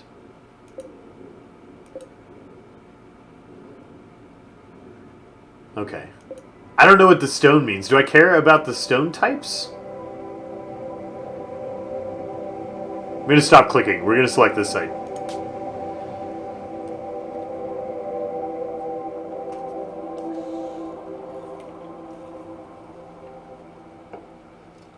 And here's a place where we get to use our name list. So I don't know. I mean, I think some value comes out of the name list for people if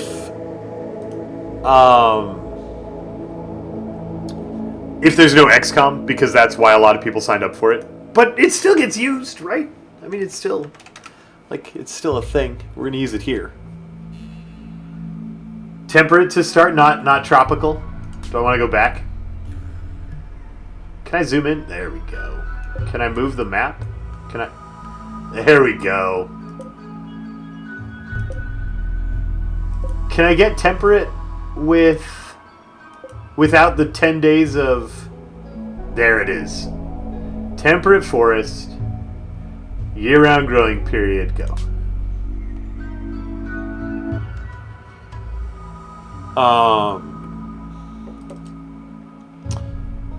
Where is my name list file for this month?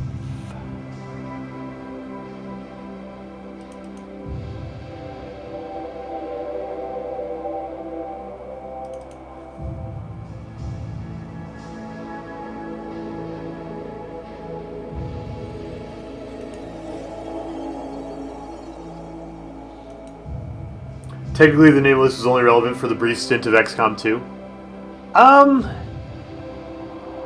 Yeah, I mean, we didn't use it in Long War, right? It wasn't a separate name list. The Long War was open to everyone. And then...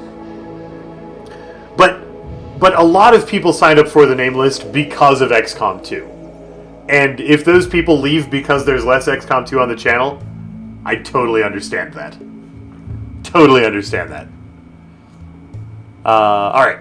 So, we have...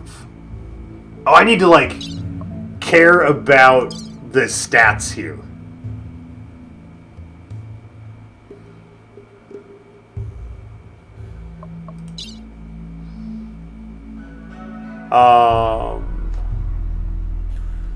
Which I have no idea which ones matter to an early game. Probably not social.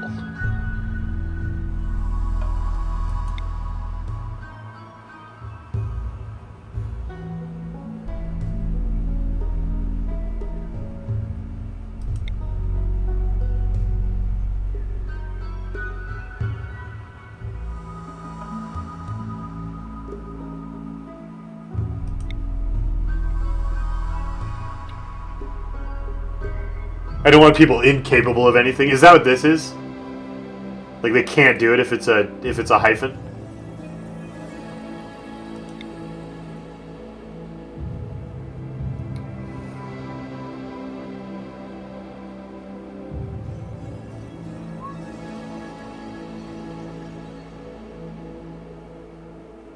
A good miner, a good builder, and a good shot are the things.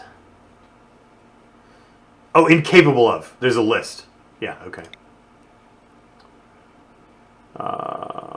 No incapable of, no incapable of. Keep going till it's blank. Then look for mining. And construction. And shooting. I guess you could be our shooter. So we could keep you. Incapable of none. Could be our doctor, but you can't mine or build. Keep going.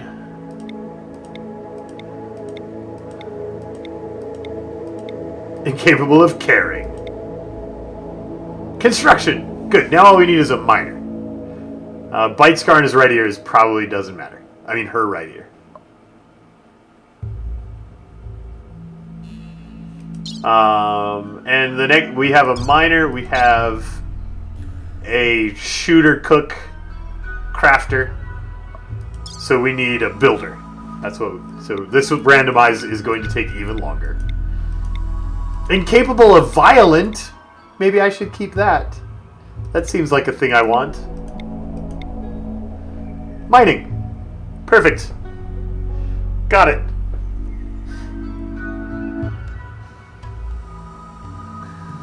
Some negative traits will affect other colonists. Oh, right. Like if they have, like, neurotic, they might make everybody else paranoid. Or cannibal.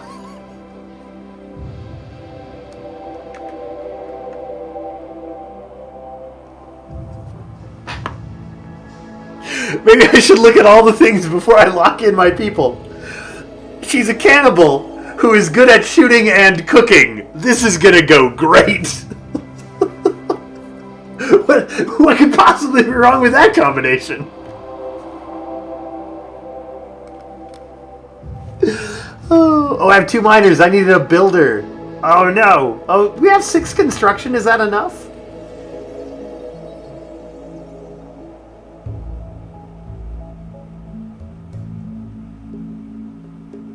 I think 6 is enough.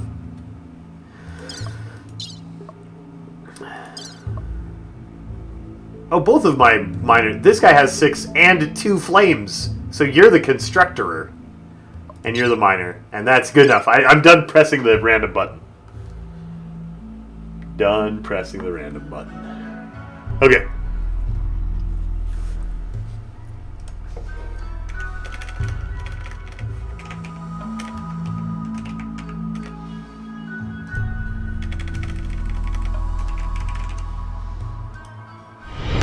A new subscriber arrives. It fills you with determination. Terrible name. When I go up for lunch, I'm going to get my hugging bear so I can hug you properly. But I appreciate your support. Thank you for 5 months. Appreciate it. This is displayed at all times. It can be the first or last name or a completely separate nickname.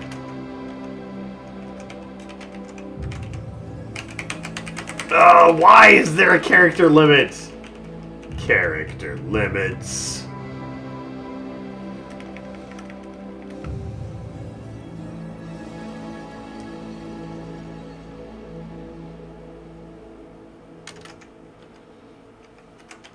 We'll just make it the first name. It's fine.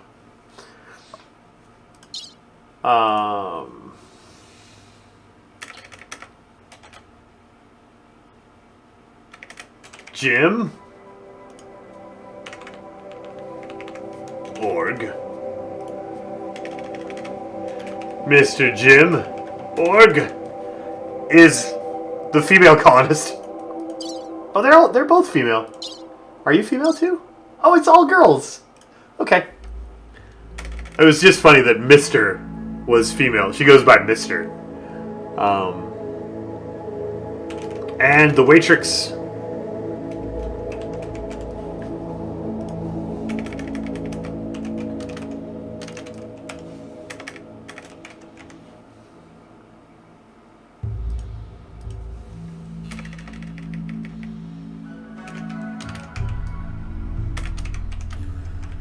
Waitrix, the Waitrix, the Waitrix.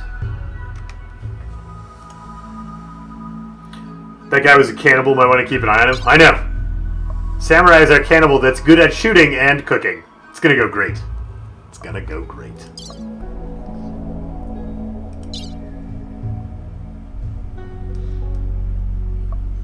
Okay, start. Generating map.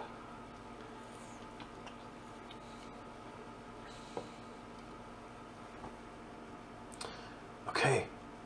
My mouse appears to be lined up on the broadcast and the game. That's good. That's the thing that was missing the last time I played this. And everything's showing up. So we're in, and it wasn't technical difficulties like I thought it was going to be.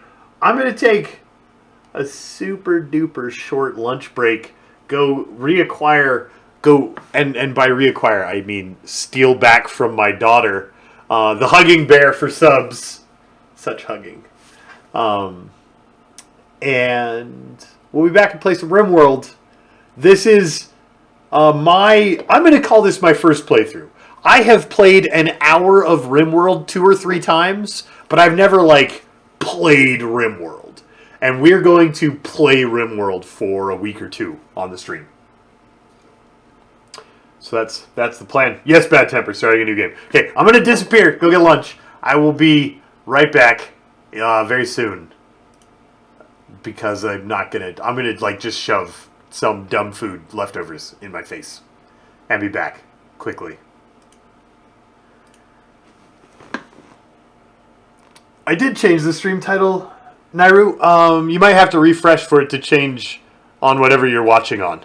But I definitely changed it and clicked the update button several times. I'll be right back.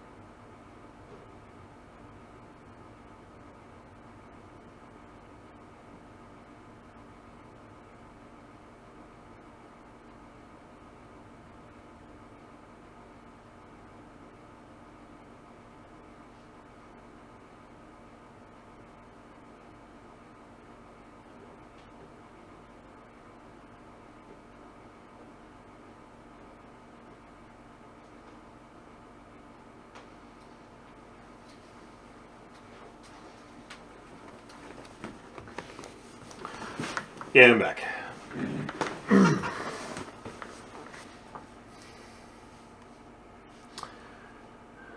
When you first saw Rimworld, you thought they made a game about the Rincewind series? Yeah! Because there are other intellectual properties with the same name. I had the same sort of thought when I first heard the title of this game. Lunch today is noodles with peanut butter chicken.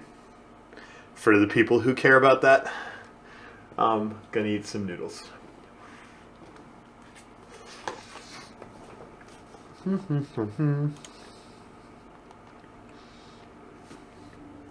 The three of you, awake from your cryo sleep. Oh no, my drink. Cryo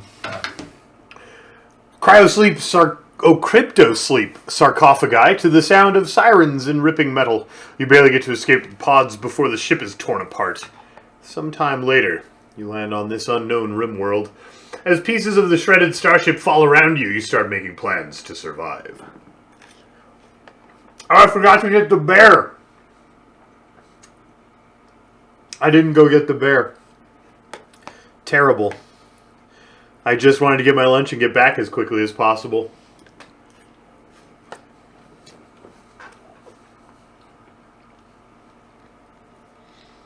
Yeah, peanut butter chicken. It's like peanut butter and chicken in a crock pot with some onions and some water so it's not like the thickness of peanut butter. And I don't know, there are probably other ingredients. My wife makes this because it's a crock pot dish and she likes to make crock pot dishes before she leaves for work. It's like stupidly good.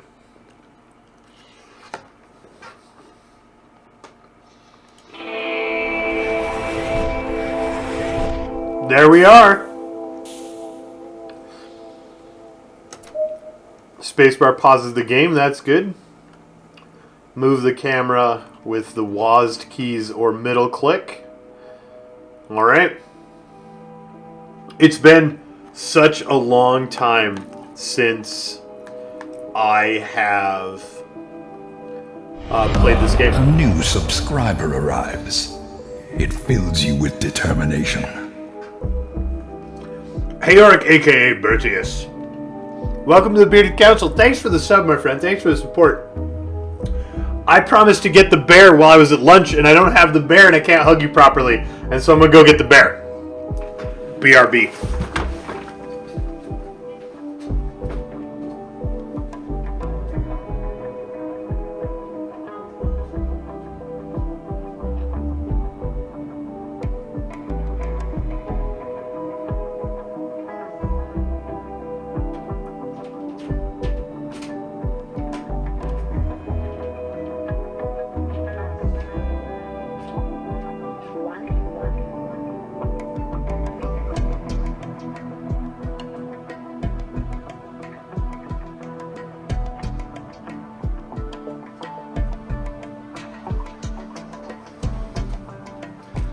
Oh, snuggle times with Heoric.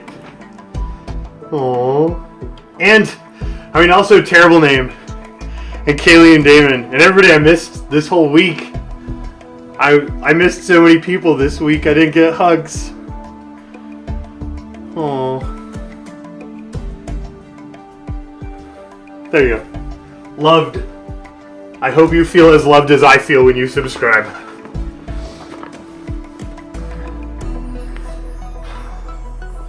Good. Okay, I hope this game has tutorial things that happen because I have completely... I mean, like I said, it's been loaded on my computer before, but I haven't committed any of the game mechanics to memory.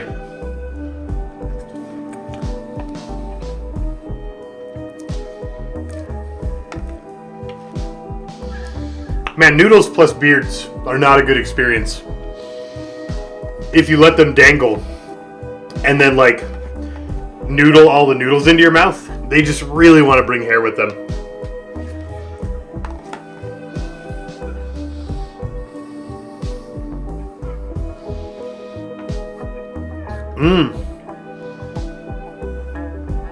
Boneless chicken for sure. Super duper boneless.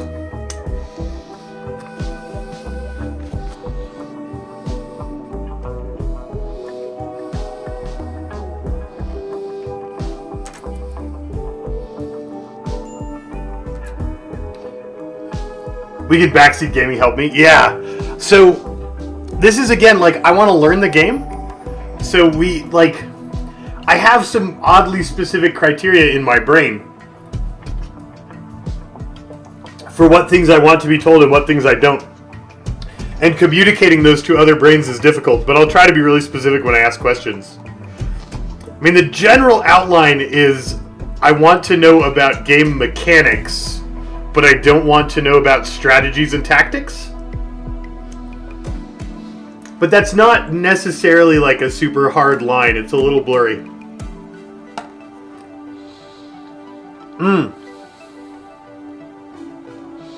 Okay, that's good. This is the, I can use this as the tutorial, I think. Need colonist beds, hunter lacks weapons, build a room.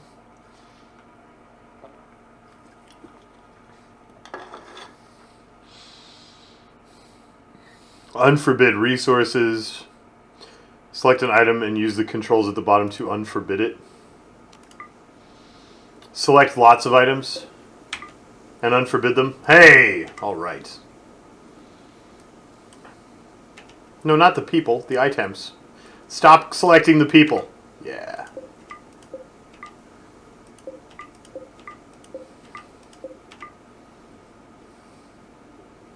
Looks like a much simpler Dwarf Fortress. Yeah, Bad Temper. It was I think inspired by Dwarf Fortress.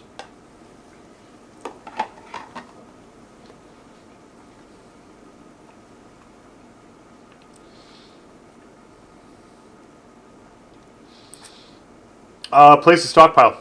Designate. How do I get to the designation menu? Architect. Zone area.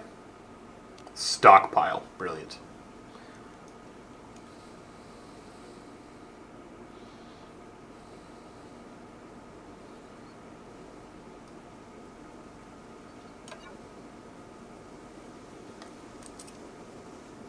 This is not Factorio.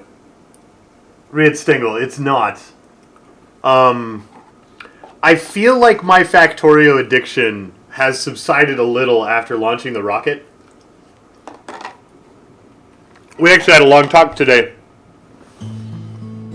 about what makes games addictive, and one of the big things for me is progress in tech trees.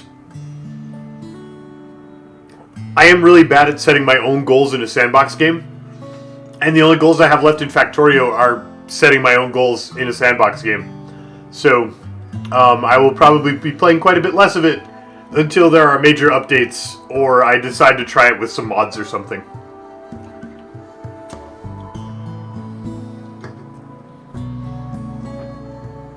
Oh, I missed the question. I read one line of chat and not the line right above it. Now I feel silly. Whee! Place a growing zone.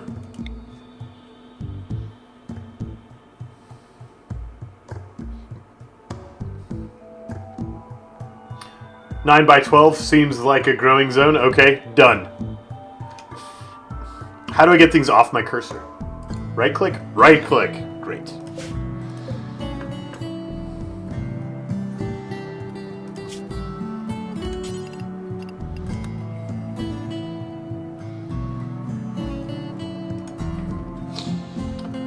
Build a room, equip weapons. If I unpause, people will just equip weapons, right?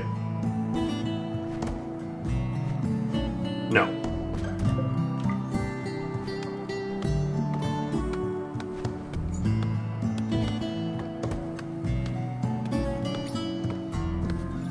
They will chop down trees out of the growing zone, though.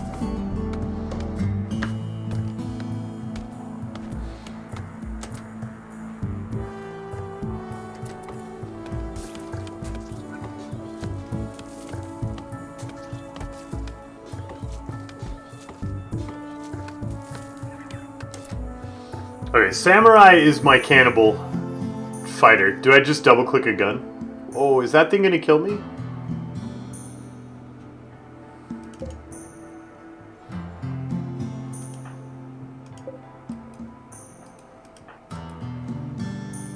Gear.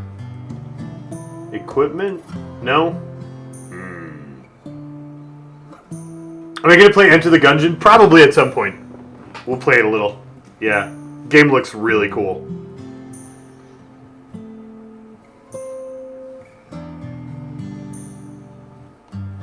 That's my pet. I have a pet warg. Fantastic. Aha! Equipped.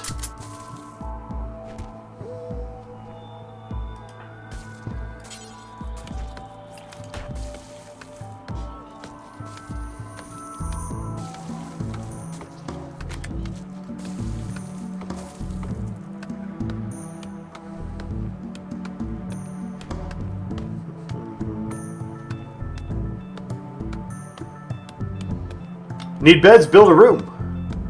And by build a room, it means dig a room, right? Like we're gonna make this into our house.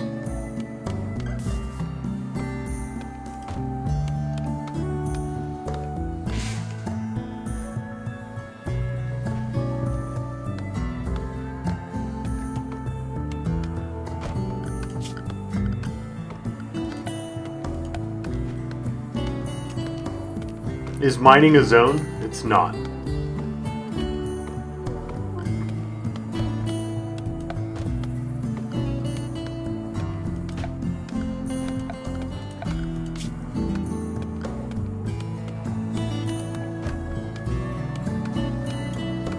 High red liquids.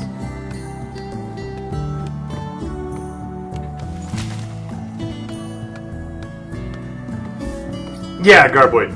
It's a base building sort of game. I mean, I don't know a ton about it. But that's the basics.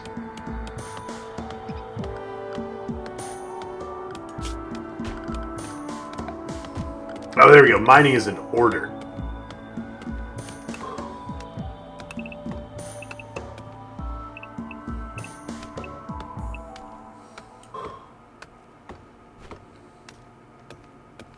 Let's go dig a room.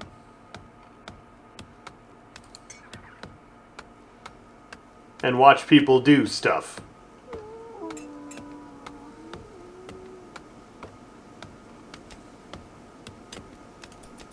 Watch people do stuff faster.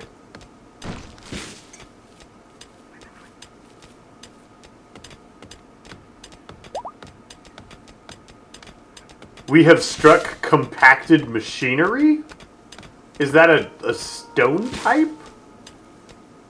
Weird.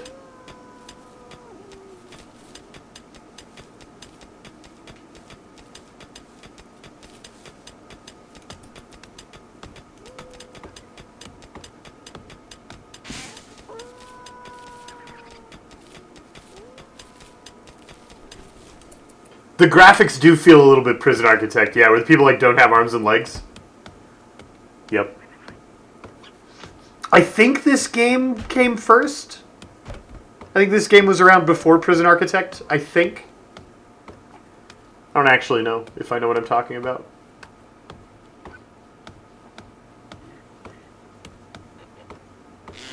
Why is Mr. Jim Org shooting these wargs? Seems like a terrible plan.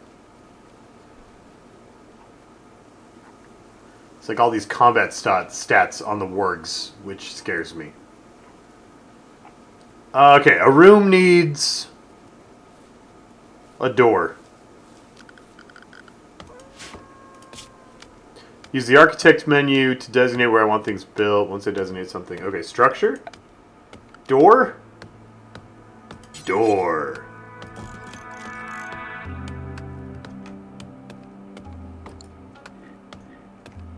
Rimworld borrowed the style from Prison Architect. Oh, I thought Rimworld was older. Huh. Okay.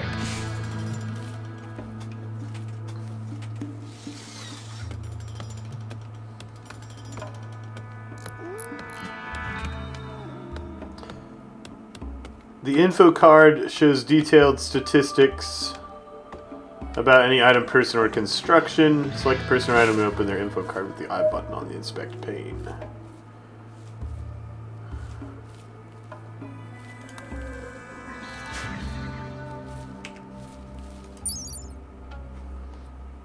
A baseline human, mostly unmodified by gene engineering.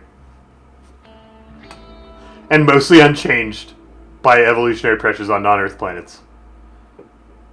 Likes to eat raw meat.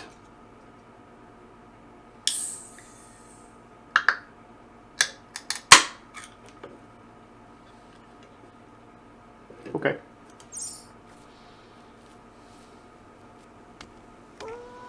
Why did this not become a room? I saw like a... Like there was some weird visual indication over this wall for this door, but it didn't count as build a room.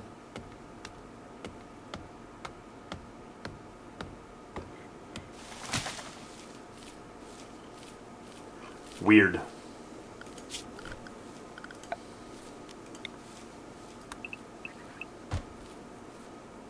Maybe I don't want to mine that out. Maybe we want to leave that wall.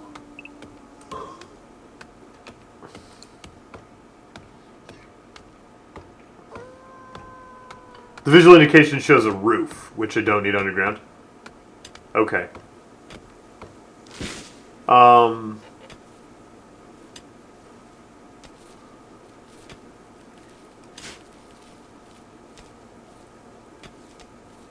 Yeah, I don't know why that door didn't make this into a room.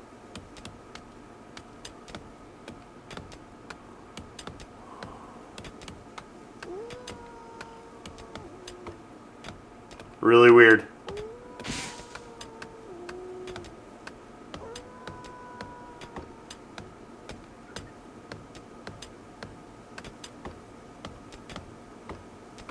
All right, we'll try again to make a room. We'll also try again to make beds. Can I make it, like, can I define it as indoors? No.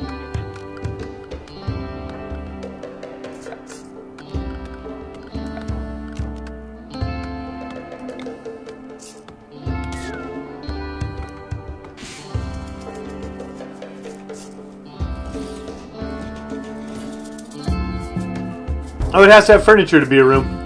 I guess that cleared the, defining the sleeping spots cleared the room thing from my orders.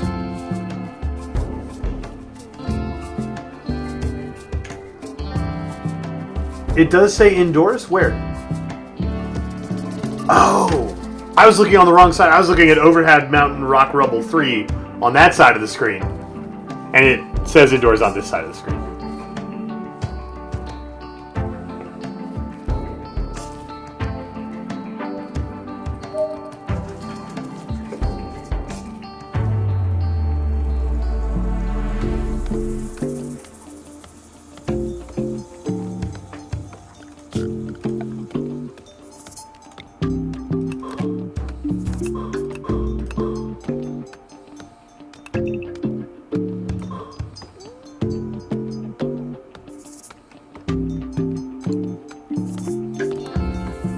Items left outdoors will deteriorate. I need to build them a roof. I think we can build walls, right?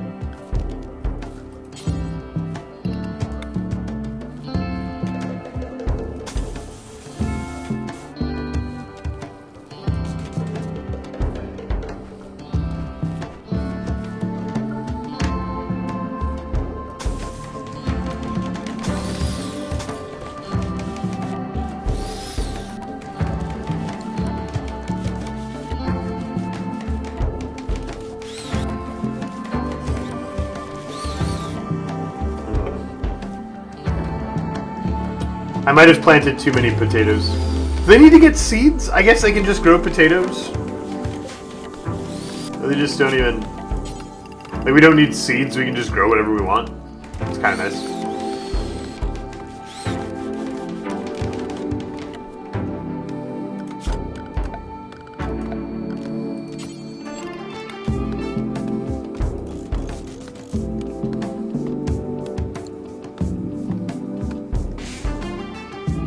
Hey, Aretha.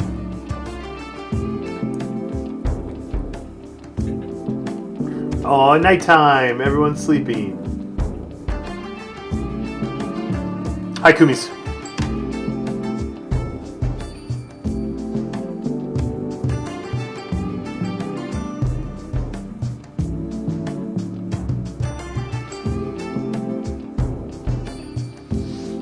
Yeah, Nairu, I know that at some point I'll want to care about the job priorities, but right now I feel like there are other things that I need to learn first before I know which job priorities to care about. Like, maybe in about an hour, I'll feel like I have enough of a grasp of the game to look at and decipher that list. But for now, it's too many things, and I don't want to look at it yet.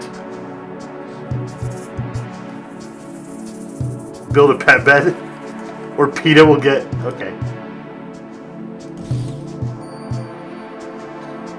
Animal sleeping spots. Not comfortable.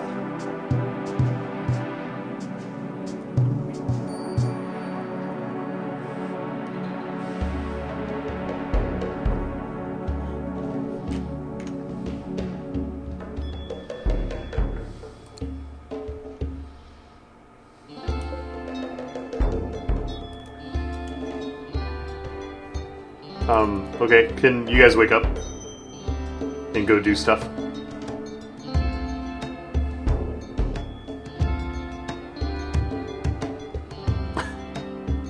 Hey Zeres, I finally kicked my Factorio addiction by launching a rocket.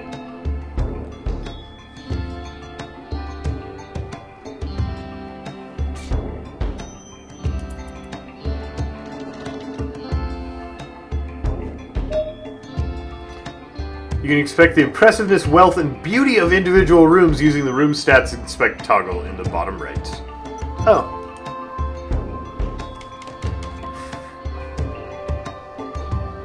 Impressiveness, -88.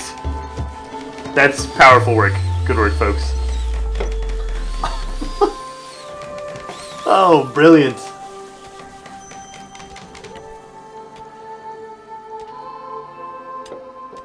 Okay, our stockpile has a roof now, so our stuff shouldn't degrade over time. I probably need to make sure that the rest of this that I'm mining out gets marked as stockpile and as roof. But that feels pretty good. What's this? Steel slag chunk.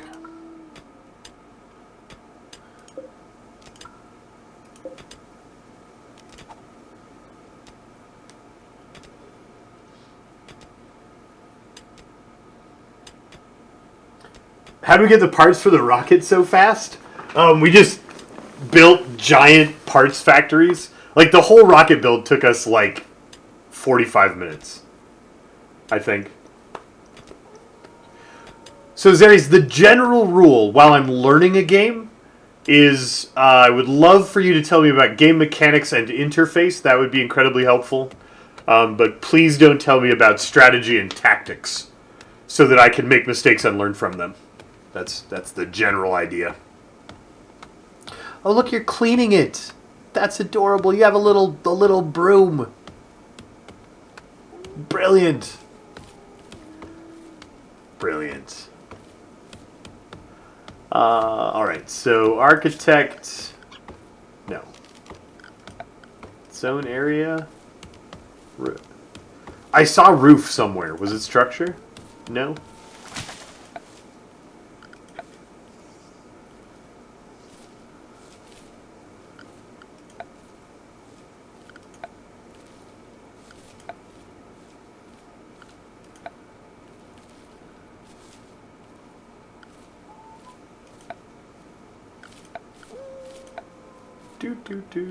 Floors. Where did I see roofs?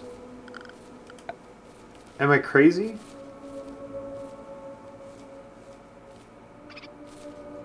Roofs are automatic? Oh, just anything that's a room has a roof.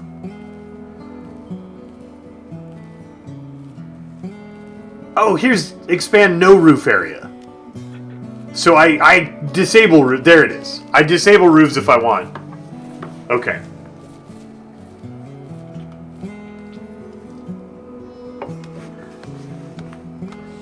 Okay. One colonist's idle. Why aren't they cleaning this? Oh, they are. That's home area. Why? They cleaned the stockpile. Why didn't they clean their sleeping area? Why aren't they doing my hauling jobs? Guys.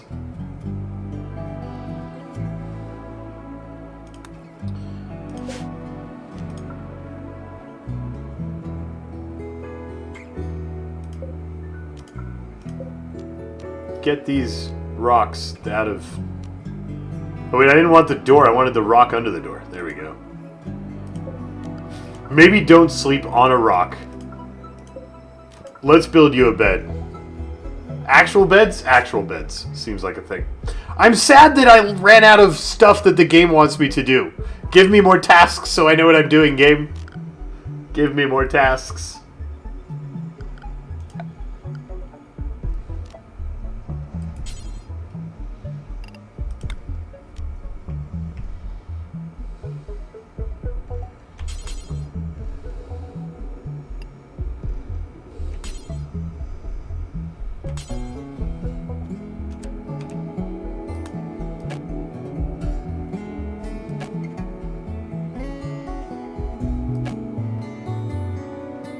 I have to deconstruct the bed that doesn't exist. I mean, I guess it exists, but it's not, like, made of anything.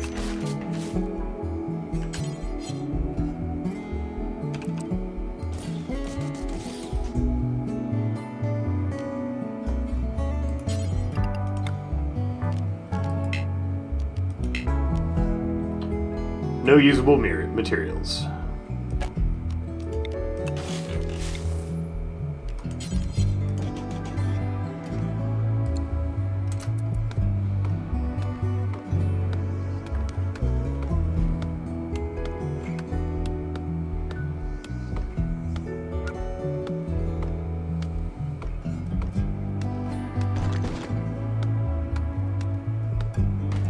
Yeah, Doomquill, the visual style is borrowed from Prison Architect.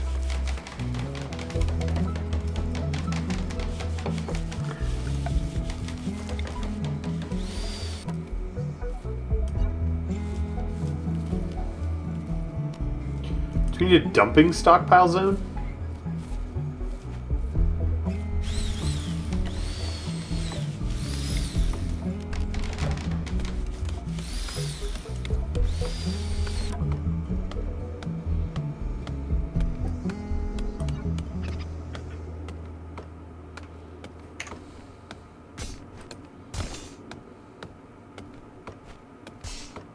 Oh, those things are garbage?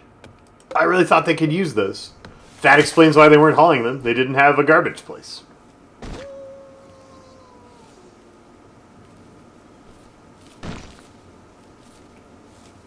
Okay. Makes sense.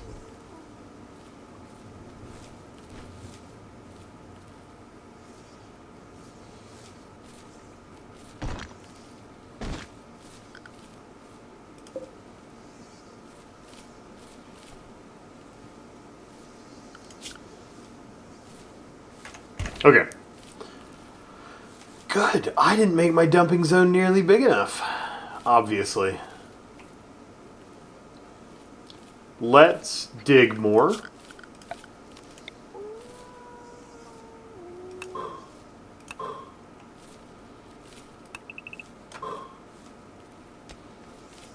That's going to break my room, so it's not a room, isn't it? That's fine.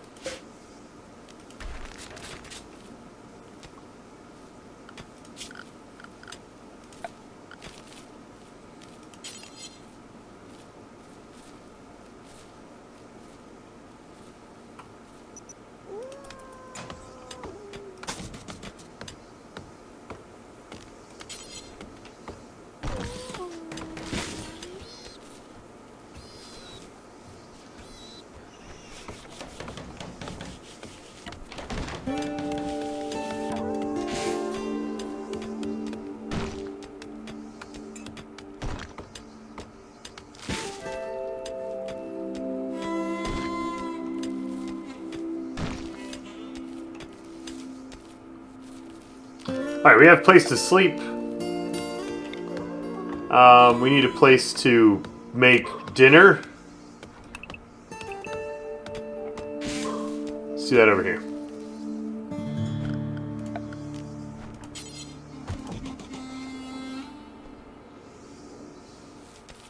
Hey, Snarak.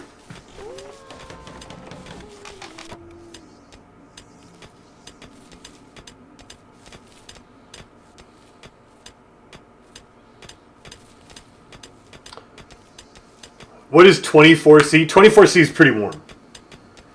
I want to say room temperature is around 20? If I remember correctly from when I lived in a place that measured its temperatures in C.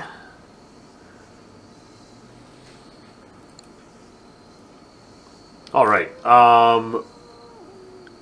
Power is maybe a thing. Do we make solar generators? Fuel generators?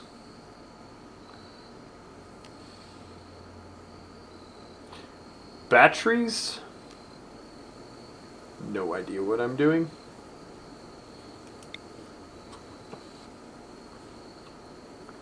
Let's make a wind generator.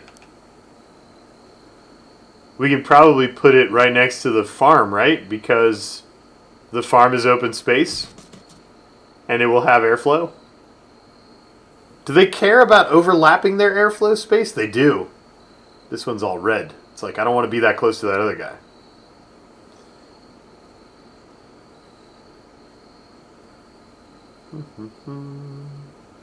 Probably one is fine. Just build one.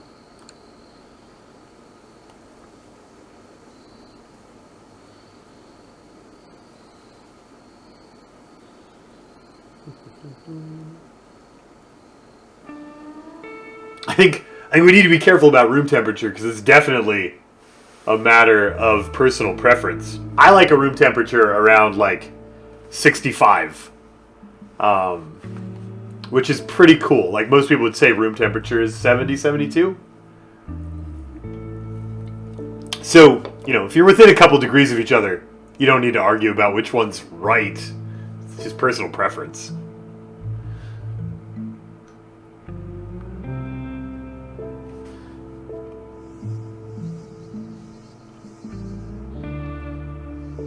Outdoors 9? Why does it look all heat wavy at 9? Need meal source, need defenses. Hey! The game told me things I need. Finally. I've probably been seen. Pirate raids will start soon? Oh.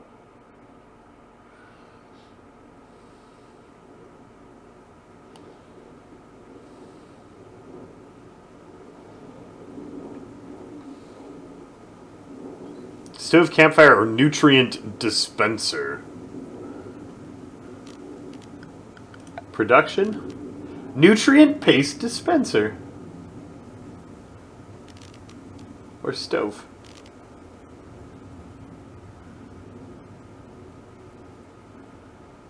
Nobody likes eating nutrient paste. Well, let's make a stove then. Let's make an electric stove, because we're about to make electricity. I don't know how we can get the electricity in there through solid rock, but we'll figure it out.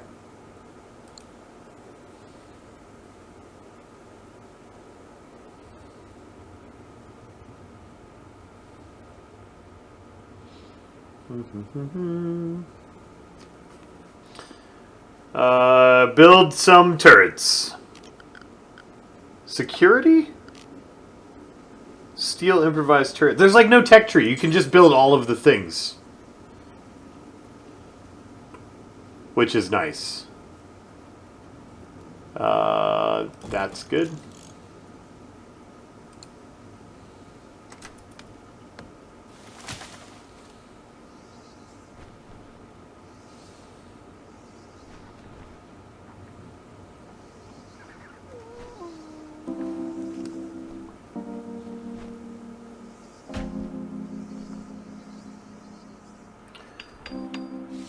I'm not sure which side I think that's on either, Zeres.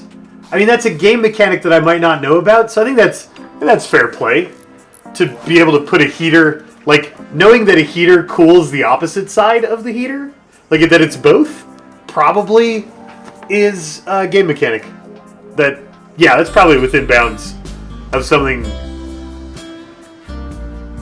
that it's fair to tell me.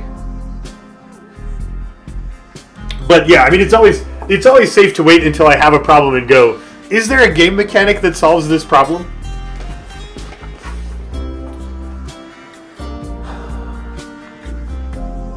So do I need to give them like a whole bunch of garbage space? So they can just dump all the goo that ends up in their rooms? Will they automatically dump this stuff from their rooms? Do they care? I guess we'll find out. We'll make the garbage zone big, and we'll see if they care about cleaning. That one I marked. I don't know if they're going to get the rest of the stuff. Visitors?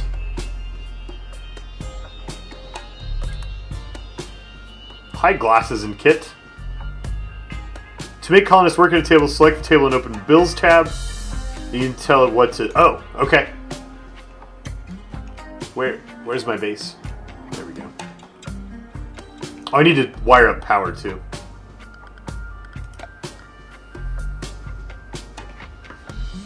They won't dump these rocks. I have to tell them to dump the rocks. I don't want all of them. I just want these ones.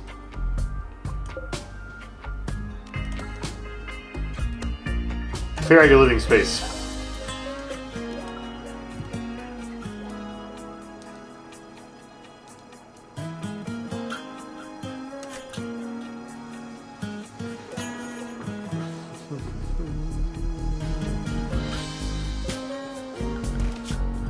Okay. Power conduit. I can't put it in the wall. I have to run it out. That's unfortunate.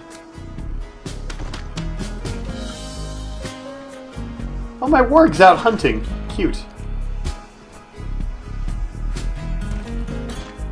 What happened to the Factorio-only channel? It was never intended to be the Factorio-only channel. I just had an addiction briefly. Is that... Oh, what? Will that go through the wall?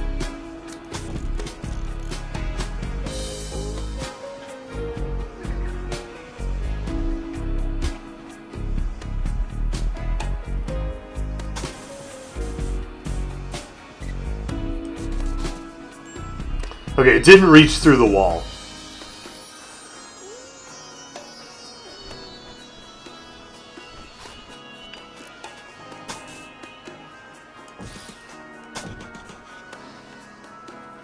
Alright. We have power to the kitchen. Well, once they get done building it. We did, yeah. We launched the rocket. So I'm...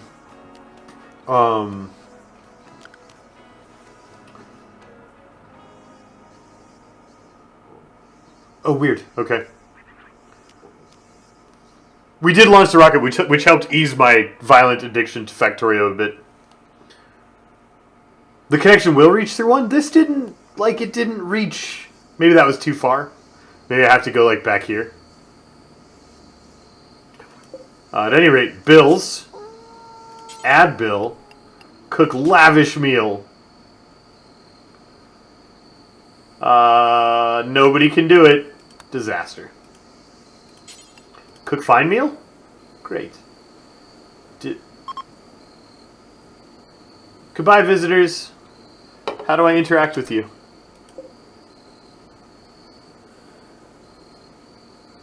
I'll figure that out the next time they're visitors. We don't have anything to trade with you anyway. Bye.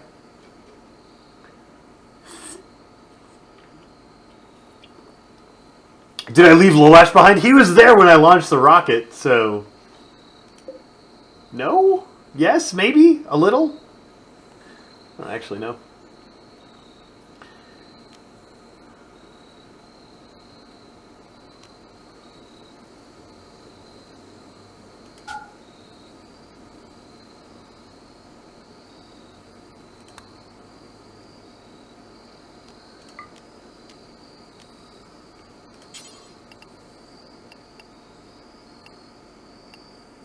We just want to cook all our food, right? We don't want to eat any raw potatoes. What is S? Oh. Okay, cool.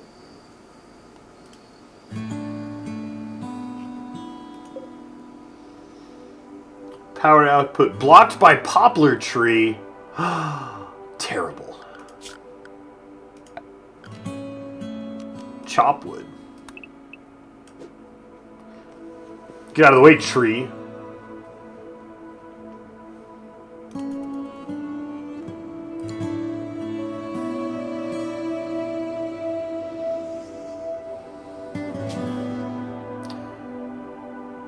It looks like you've been here for a while. Mr. Jim Org is suggesting that you give the colony a name. What should it be called?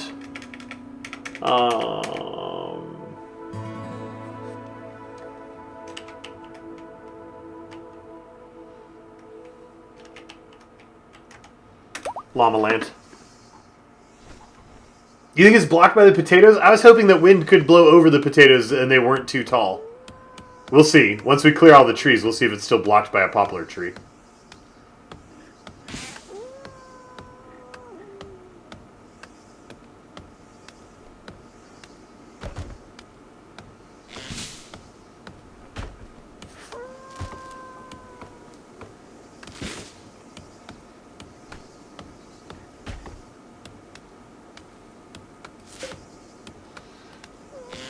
I should probably have a battery for when the wind is low.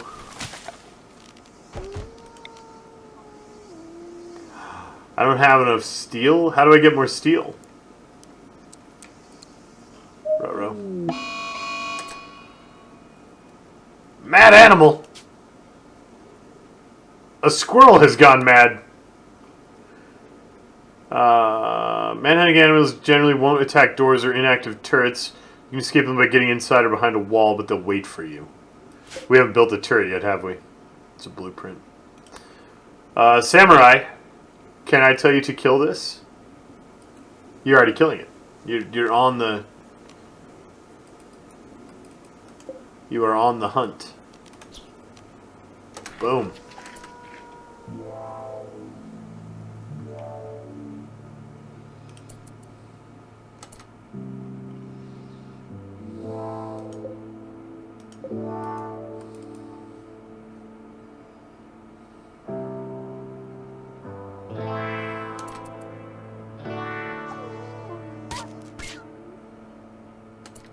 Good work, Wargy. You have a squirrel scratch. No. You'll be okay. You're only bleeding at 9.1%. I don't know why bleeding is a percent. Is that a percent of total blood volume? Because 9.1% of total blood volume is a terrifyingly deep squirrel scratch.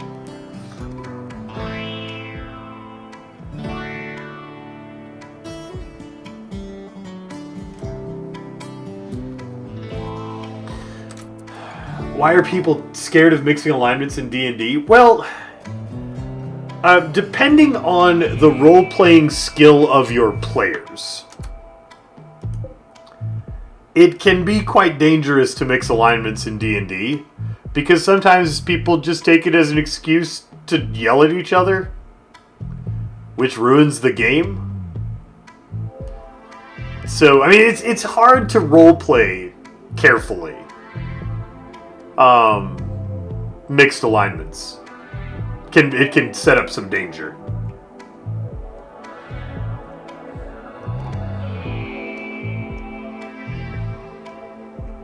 So I need to mine for steel. I don't want to mine over here because that's where I'm going to build my house. Well, maybe I do want to mine over here because that's where I'm going to build my houses. Let's do... Yeah. I don't know what I want my house to look like yet.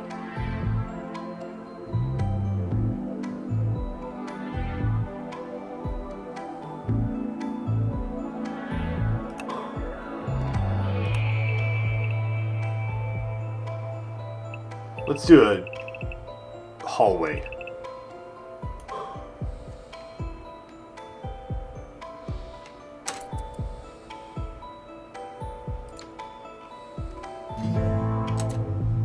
Low food. I have 7 full bars worth of food in storage. This is dangerously low. We're growing potatoes though. They just haven't matured yet.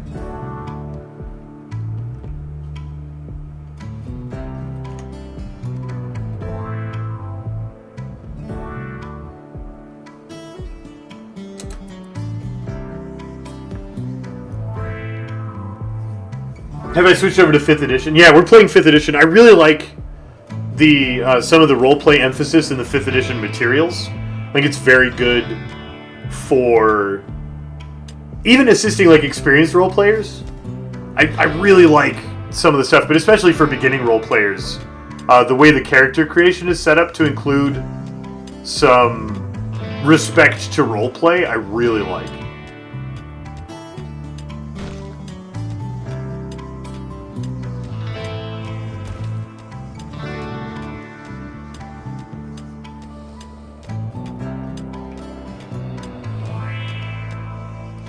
Rough slate. Compacted machinery. Why is compacted machinery a rock type? I'm so confused.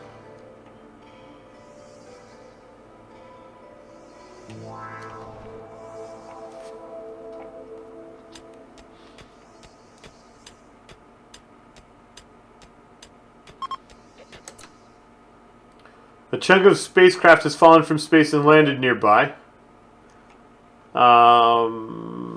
What? Beauty -20, flammability 0, market value. Can be deconstructed to yield useful steel and components. Oh, great! I'm really glad that didn't land on the Waitrix's head, which it well could have done.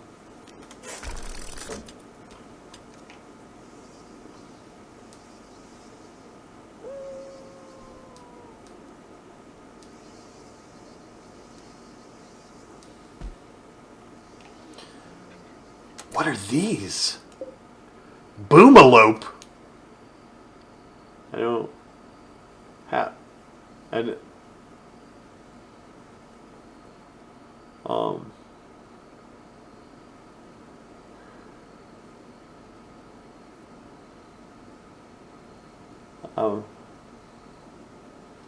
It's a terrifying name for an animal.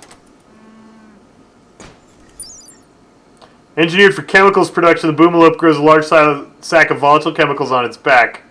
It's weak and fragile, but it will explode when it dies. Great! Yeah, that's entirely terrifying.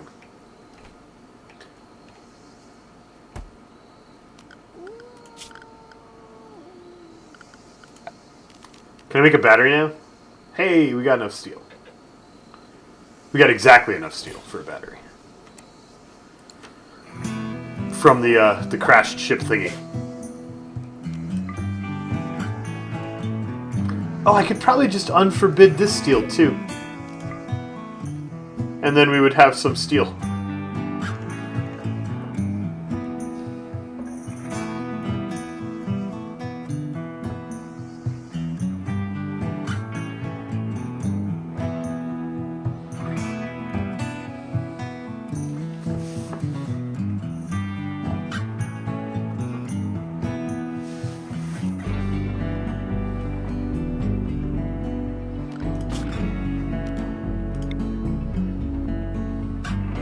Oh. Well, I sure hope this conduit reaches. Can I deconstruct that conduit and get it back? That's what I want to do.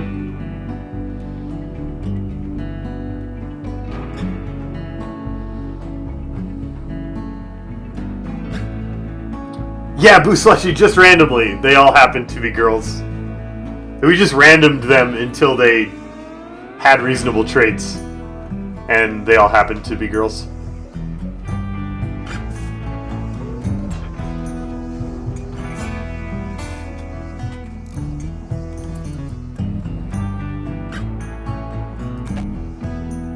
Still on deconstruct. I want powered conduit.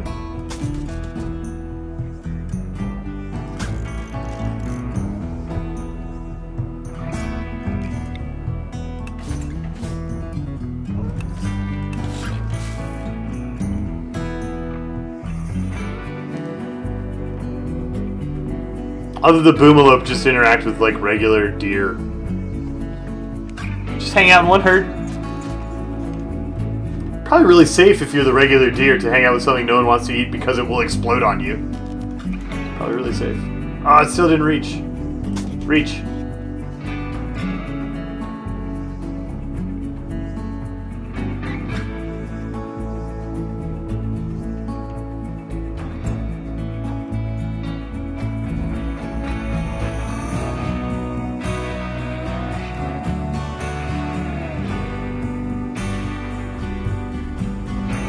Are there more rations further north? Oh, yeah. Yeah, a bunch of stuff dropped there. That will probably come in quite handy if this runs out before our potatoes grow. 53% grown. That is not very grown. We're probably going to have to eat all that packaged food. Not refrigerated, spoils in less than a day. Can I... I need a butchery. I need to butcher. I need a... Yeah, we can do this. Production. Butcher table. Would go. Start eating these rabbits. I have to tell them to go get them, otherwise they go away? Really?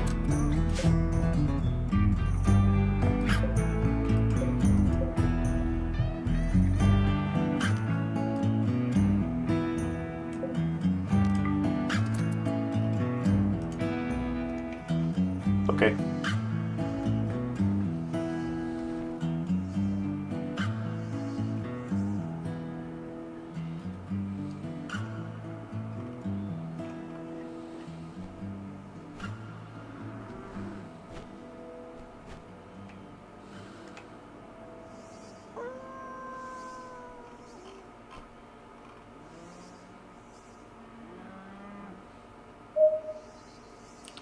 You can assign an animal to train specific skills on its training tab.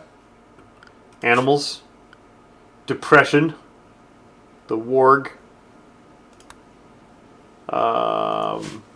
Training.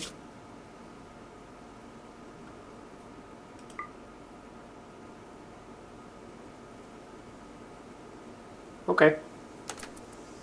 Let's make him a pack warg.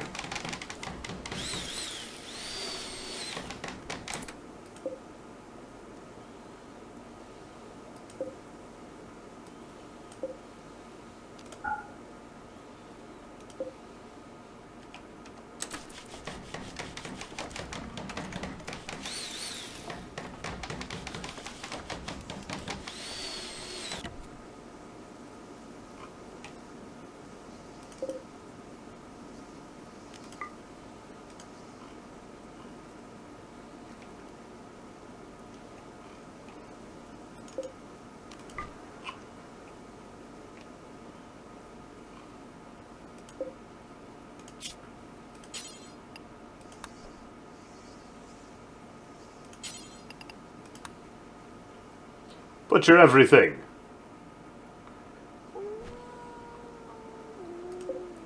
Cook everything. Battery everything. Are you connected to the... No. Come on, battery. I have to connect you all the way up. Samurai died? You dead? You're not sleeping? What killed you? No, just healthy. Cloud watching. It's fine.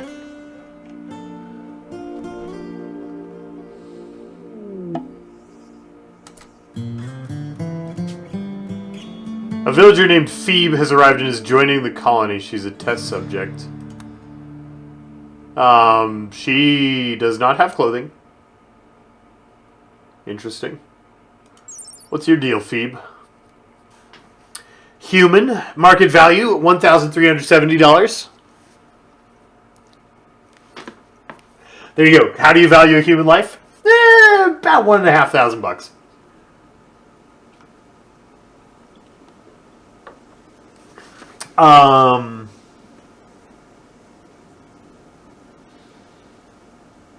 Mental break threshold 5%. Means something, I'm sure.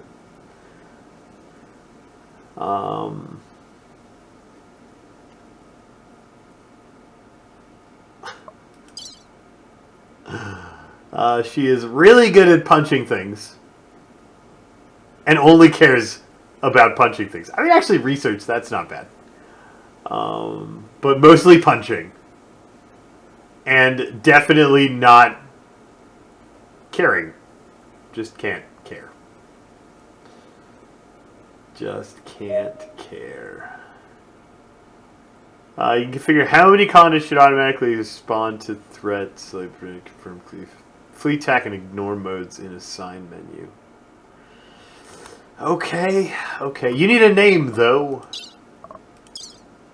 You need a name. How do I name you? Rename colonist. I can only rename their middle name, apparently.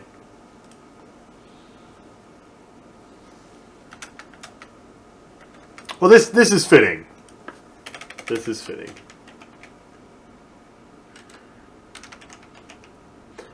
And then Crazy is the one who can't social and only wants to punch things.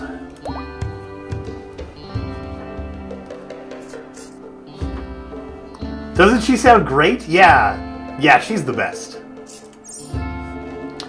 And showed up with no clothes on. For reasons.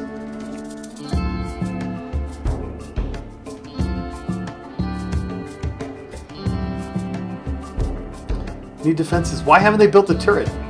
Go build the turret already.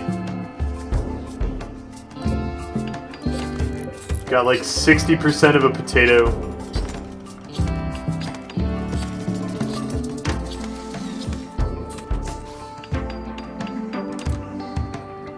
Let's make food storage. Let's dig that out. I think I want to do it underground.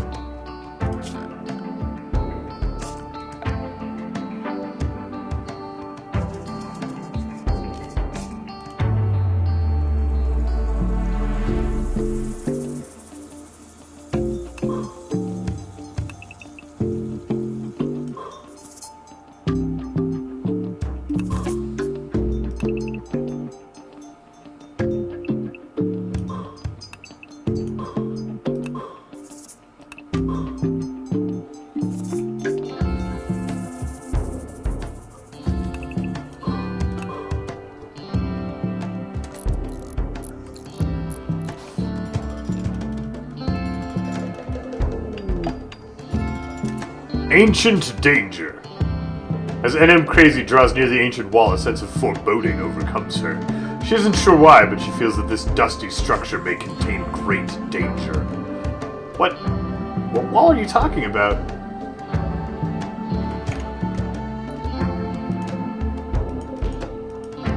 Sandstone? That's like right where we're digging. Uh-oh.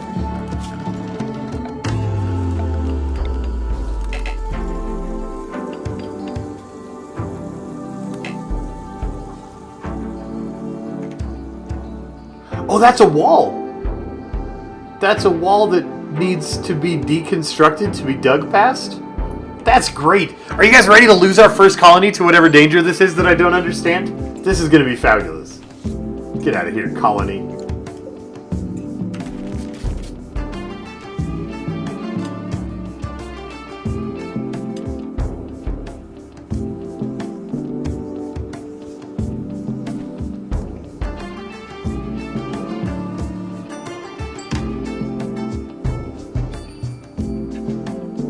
This is gonna go so great. Bring on the sweet hot death. Hive? Hive. Insect jelly.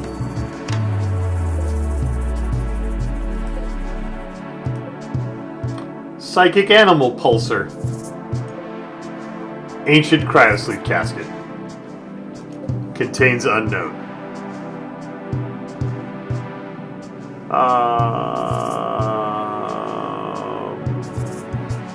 Okay. What is insect jelly? It's probably just food, right? It can nourish almost any creature and never rots. Winner! Winner! This wall didn't kill us all. Beautiful. Beautiful. We're not going to open the cryosleep pods. That's a thing. So I am a little afraid of reproduces in 1 day 22 hours. I don't know how I feel about that. But I do want it to keep making me sweet, sweet jelly. One use artifact gives a temporary mood boost to everyone on the map. One use artifact that drives all animals in the region into manhunting rage. We probably don't want to turn that on. Folks, this is an excellent moment to realize that I'm just learning the game and not spoil the hilarity when I inevitably die to whatever it is you're warning me about in chat. And I feel like I can't read the chat for a minute. The last thing I read was, "You don't understand?" That's exactly right. I don't want to understand. That is the entertainment value while I learn a new game.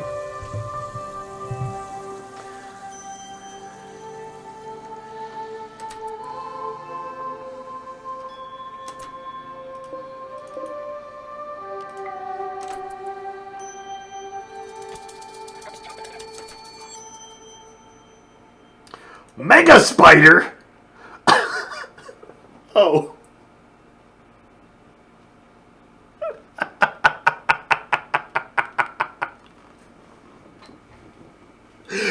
Okay.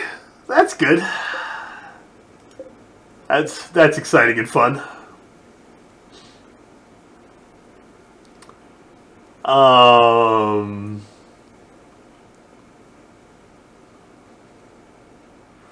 Great.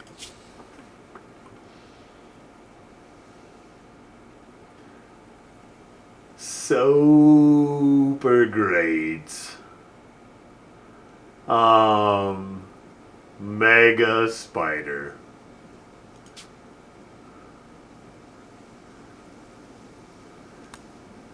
Now where it said I could set, wasn't it, didn't it, the little tip said in a sign I could set their, I could set their reaction to threats? Because I really want to set their reaction to threats now. I don't see it in here though. So, maybe the Mega Spider's friendly. Not actually a spider. The Mega Spider is a genetically engineered giant insectoid the size of a bear. Designed for heavy work and combat, its thick chitinous armor makes it hard to kill, while its long, deadly ripper blades make it deadly. Yeah, that sounds super safe. I'm very excited by this. I'm very excited by this. Life expectancy 6. It is going to live 6 lives. It has 108 meat. If we butcher it. This creature cannot be tamed, trained, or commanded by anyone with less than this skill in animal. What if this is our friendly Mega Spider? Do I have any people who can... People, can you... Animals 15! Mr. Jim Org! Go train the Mega Spider to be our attack Mega Spider! This is going to go exceptionally well, since I've never trained or tamed an animal before. I would like you to be my friend. Can I... How do I... Animals. And no, we only have one animal. How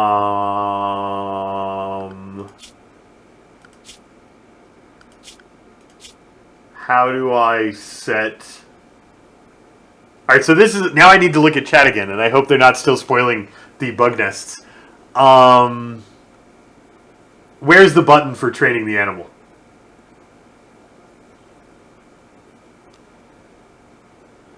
Tame. It's right here. I found it. Just kidding.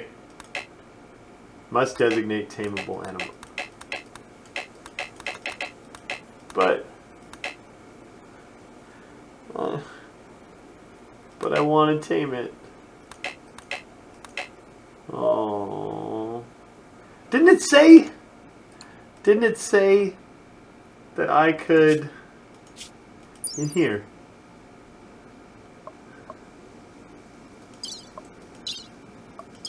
Where was that info about taming this thing?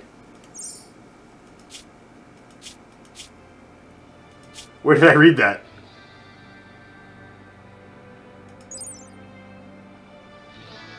Now I can't even find the thing I just read about whether I could tame this thing or not. Oh, minimum handling skill, right here. Oh. Trainable intelligence, intermediate? It's not none. Why can't I tame it?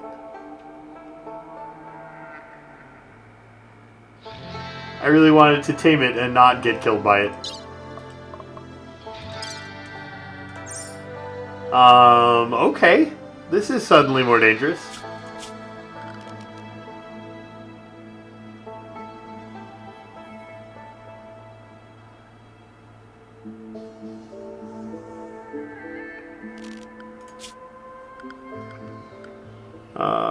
Handle animals.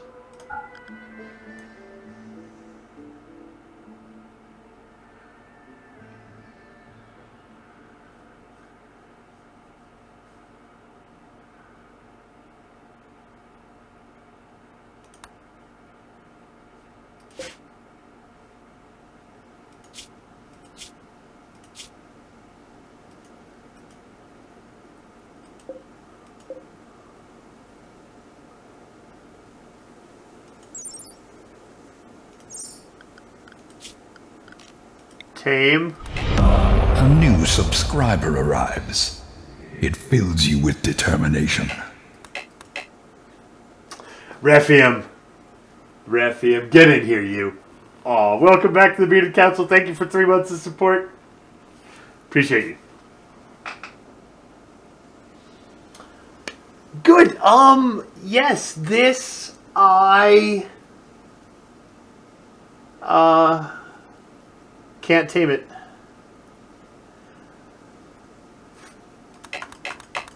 Must designate tameable animals.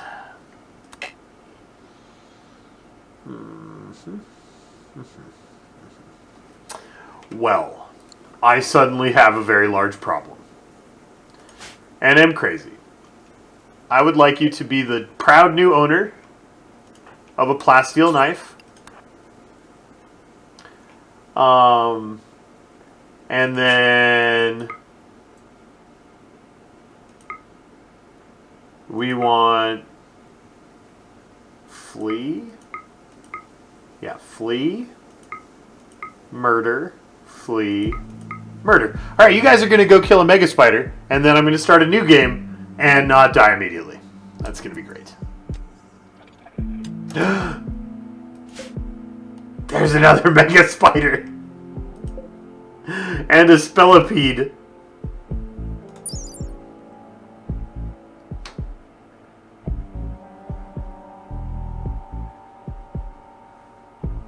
Can you be tamed? Can I have a spellipede? Nope. Great. I have a new plan. I have a brand new plan. It's going to be great.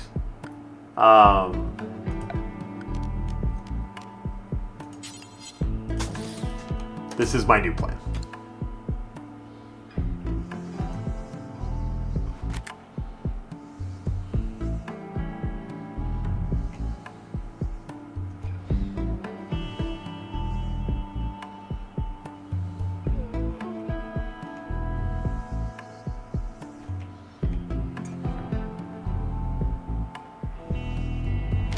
No, don't build it from that side. What are you doing?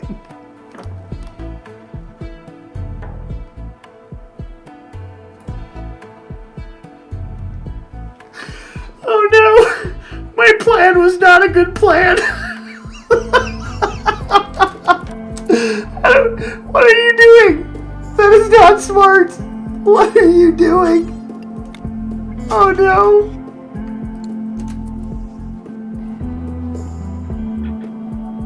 No? Can you not? Dude, just kidding. Don't. What are you doing? No! No! The mega spider! Oh, this is gonna go poorly.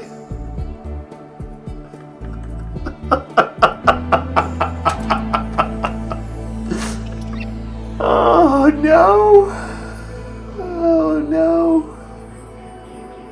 This is why you don't wall yourself in with the dangerous animals, genius.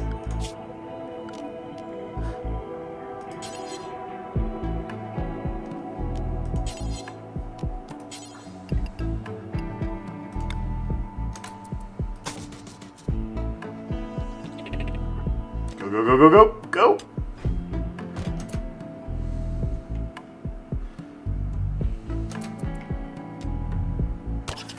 Oh, go do a stabbing at him, crazy. You get him. You get him, you angry lunatic. Colonist needs rescue. Well, that didn't go well. Quick, open all the cryopods before I lose the game. Quickly. Quickly, while we have them distracted.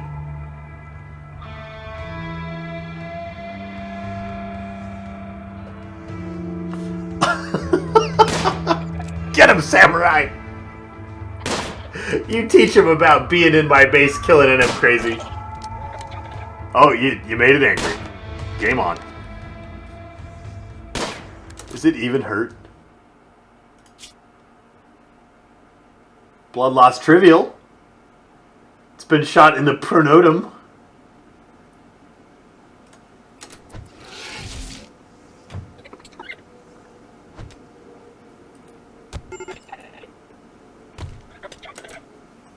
This is going great.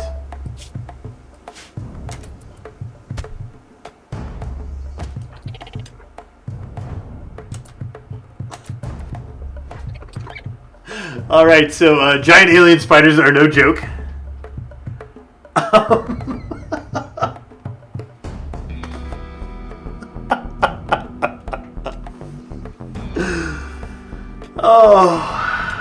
Oh, that's fantastic.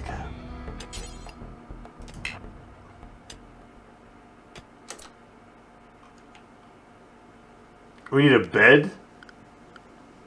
I need like a hospital area.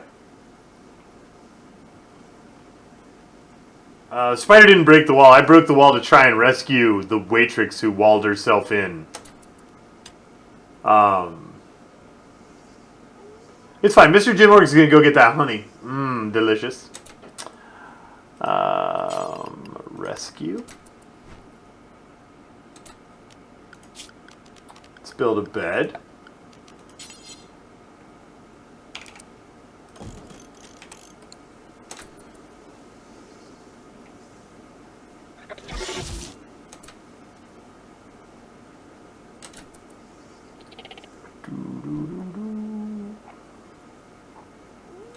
That mega spider has escaped now.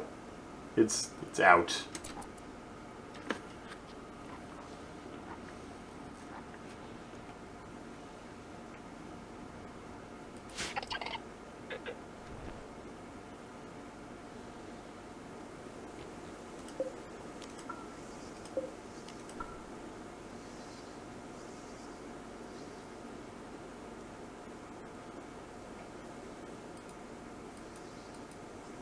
Where?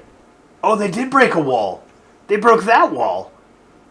That's really ungreat. That is just super duper not good.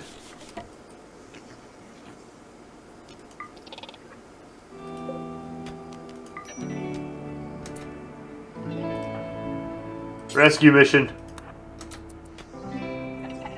You got this, Mr. Jim. It's just some giant spiders. You can do it.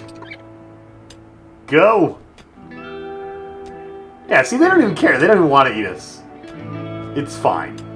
It's totally, everything's fine. This is going great.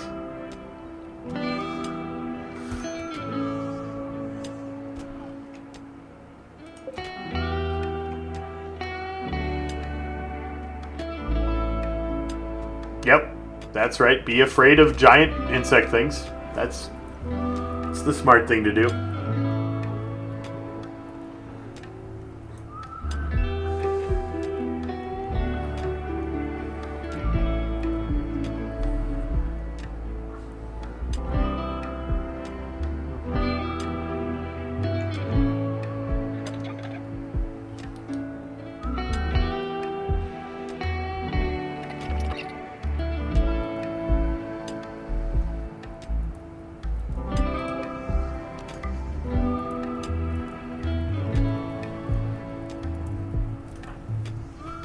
learn about health.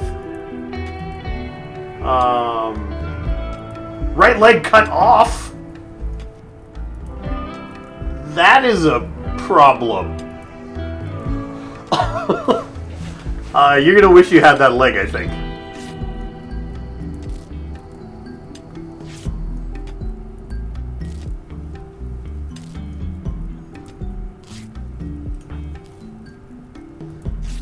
Operations. Add bill. Install peg leg. Right leg. Hey, look.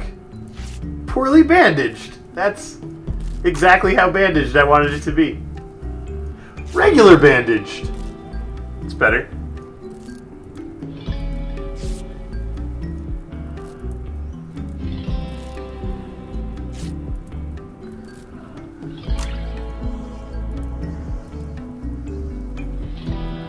Good work.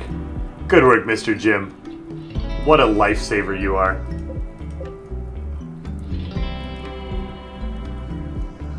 Just tell him to walk it off? Can I tell him to walk it back on? The problem is that it's off.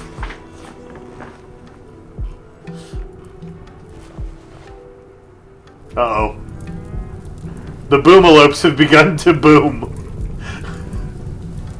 This is gonna go so badly. What boomed the boomalopes?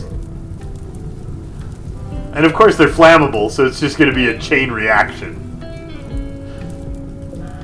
Great. Great.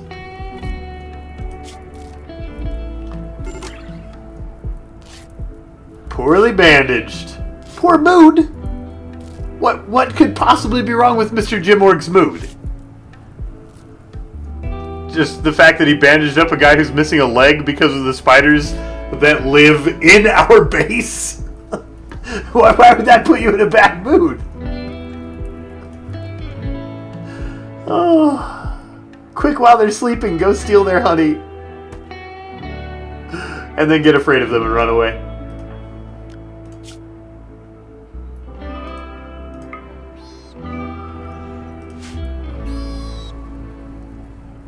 Which director did I choose? The default. Cassandra, I think, is her name?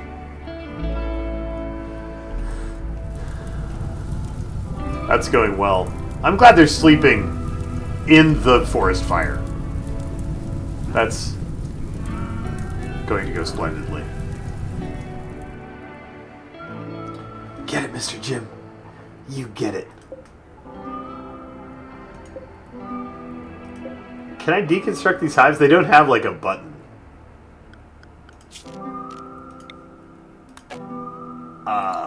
Maybe I have to shoot them with a gun or something.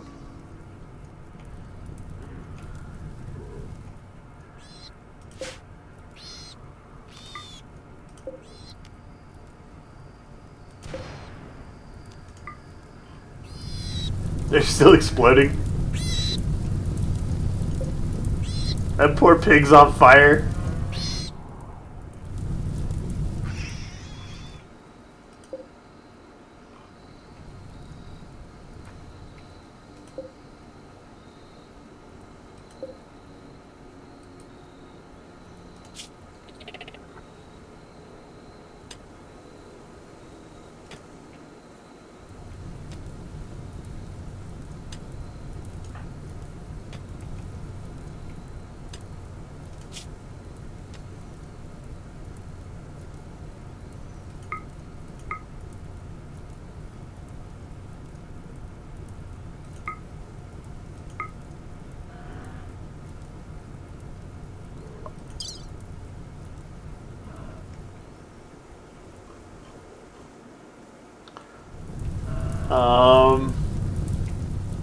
It's fine. Raging wildfires are fine. We didn't need these potatoes that are about to be on fire.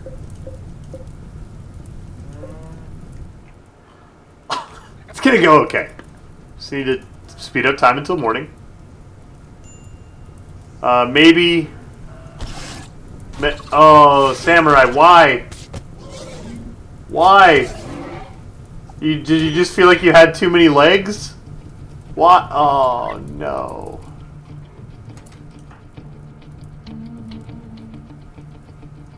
Okay, we'll get you some bandages. You'll be okay. Just don't bleed out before the mega spiders go back to sleep. Huh? The Waitrix is running a daring distraction tactic. Come with me, Spider. And then no one else is awake to go save Samurai.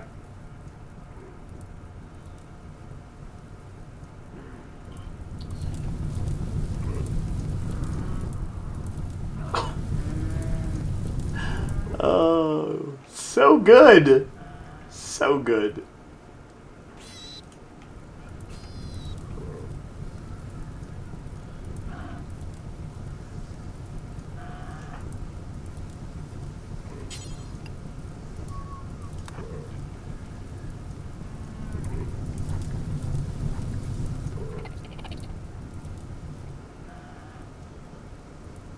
Get him, Mr. Jim. Go. Go. Yes. Winner. Good work, Mr. Jim. Good work. Maybe Samurai should not be on attack.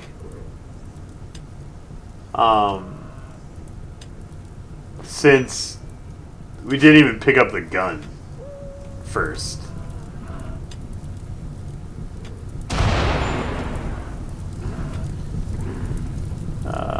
Fire? Yeah. The boomalopes are booming.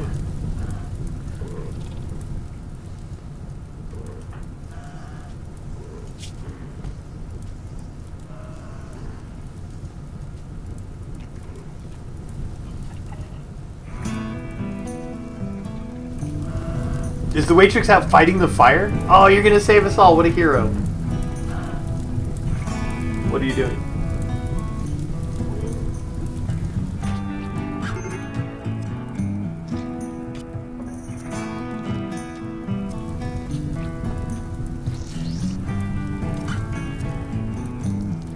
Is that a hunting rifle laying in the base hallway? Yeah, that's Samurai's rifle.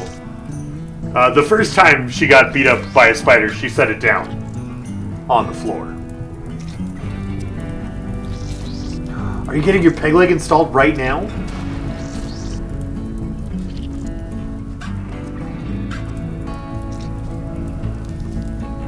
Back in action, baby.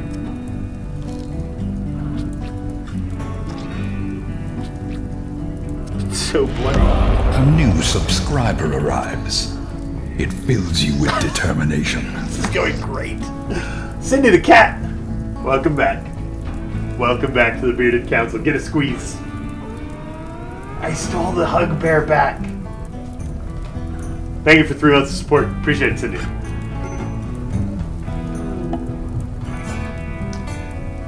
Area revealed. Oh, we knew that. Cargo pods. Oh. Look at this free stuff.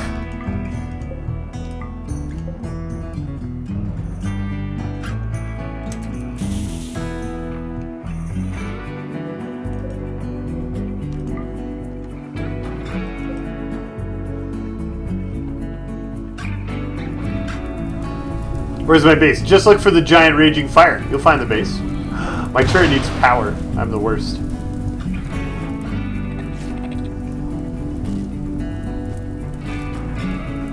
So do you have a peg leg now? You totally do. That's fantastic.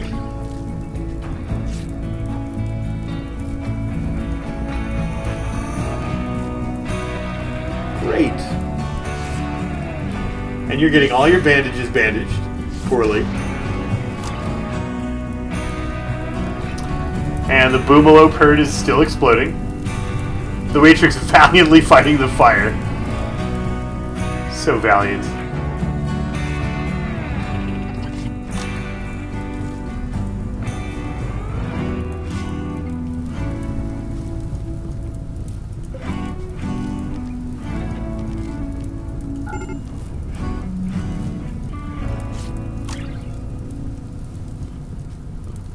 Screen quality 80%, poor result.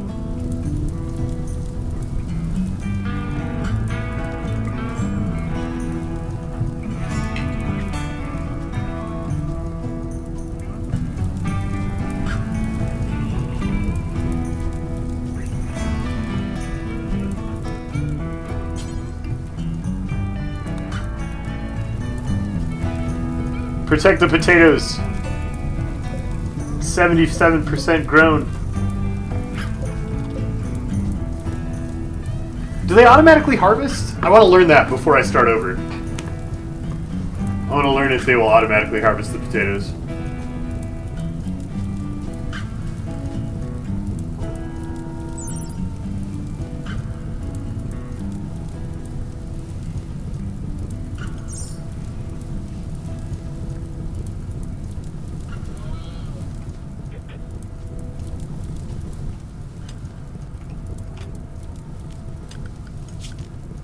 Make turrets by the spiders. I wonder if I even have enough steel. Wow, I do? I am incredibly surprised by that. Alright. Go.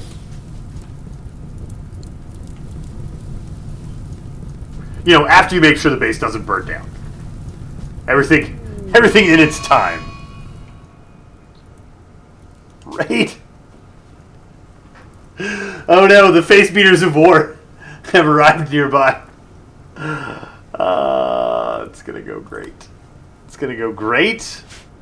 You can configure your stockpiles and storage buildings by selecting them and opening the storage tab above the bottom left inspector pane.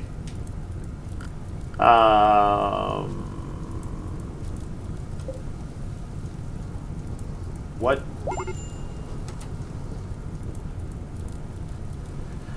And Crazy is no longer incapable of walking! Yay!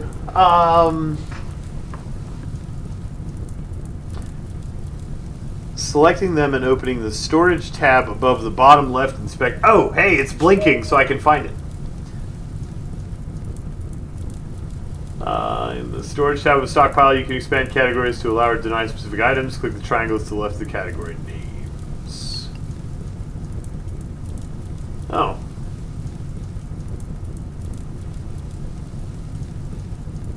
Cute.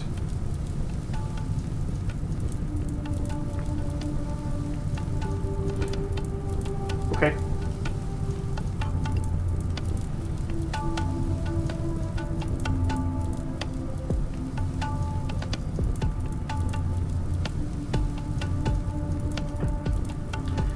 Hey, and I'm crazy. What's bothering you? You haven't eaten in ages? Well, you know how to walk.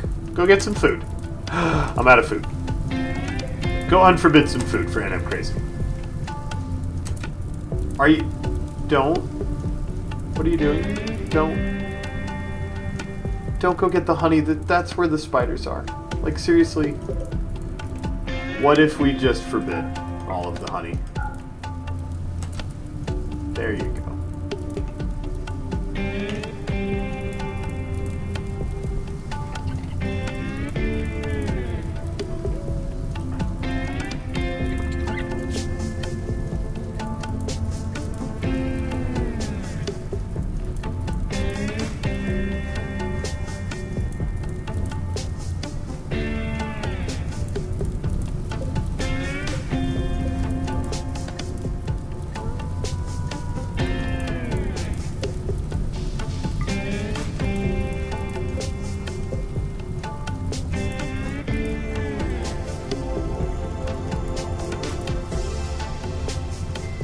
Can you eat the spiders? They have 108 meat if you butcher them. So yeah, I assume you can eat them. I just need to get my turret online and see if the turret can kill the spider.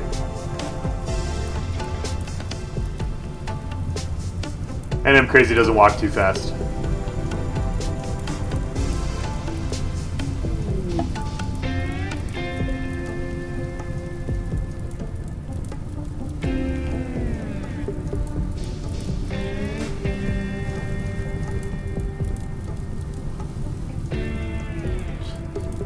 Nothing to see here, just building a turret. Ah! Right. Mega spider. Right. And I'm crazy. What do you do?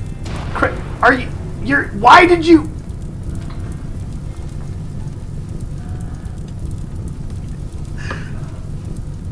Why?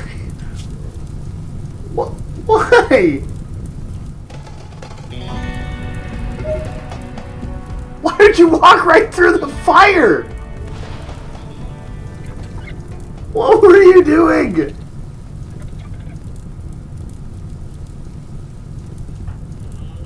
That is a great place for cloud watching. You can watch the smoke from the... these guys are so smart. They're so smart. They just keep smarting. Harder and harder and harder. I have twice as many bugs now. And... Hey, yeah! Get them! Get them! Do it, Raiders!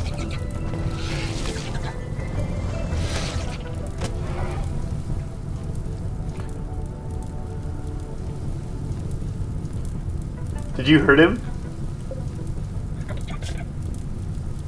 All these shiv cuts on the spiders.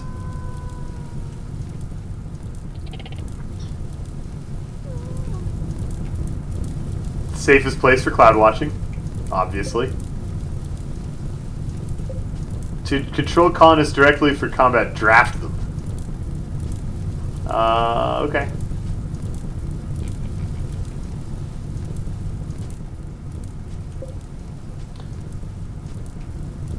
The face beaters of war just had their raider brutally murdered. Starvation? Why is no one bringing you food?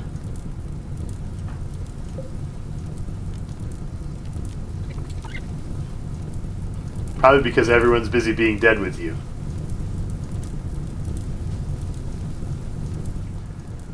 Yeah, the spiders seem to be multiplying out of the hives. It's not the best. How you doing, I'm crazy? Gonna go walk through the fire again? Does that seem like a good plan? What are you doing? Didn't I turn off your attacking? I didn't. Stop. Change your mind. Run better. Oh, bad. How are you doing? Left leg's still good. You're gonna be okay.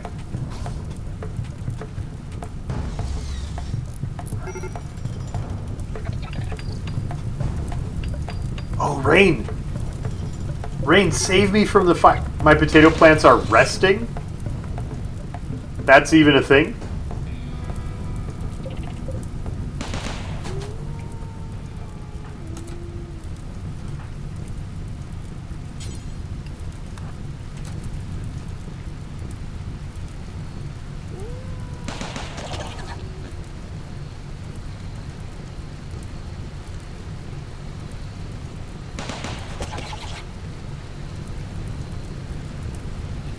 Oh, run!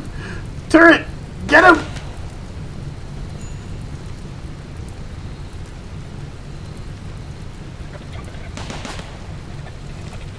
I'm almost out of medical supplies. We've used every bandage we have. And my potatoes are resting.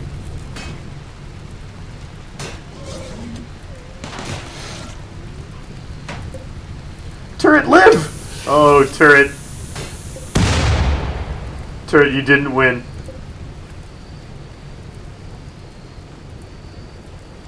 Okay. Yeah, I think I've lost. I think I have lost. I can't imagine that the other turret would save me. The lack of food is also a problem. Since my potatoes are resting, we need to probably grow not potatoes next time. Good, okay. Things have been learned. When a person's like, I found a wall and it feels really ominous, Maybe don't mind the wall out. That was a good lesson. That was a good lesson. I'm technically still alive. Yeah, I still think that I feel like this was a good dry run, and I learned how to click on some things, and it is time to start over. Maybe if I were better at the game, I reckon maybe I'd be fine. Everything's fine, right? We're only out of everything and half dead.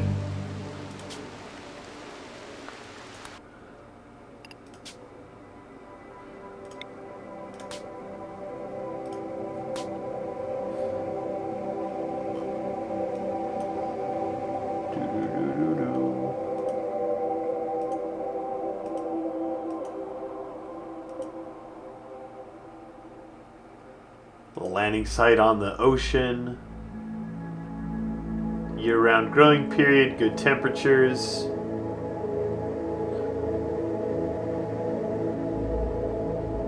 Let's go.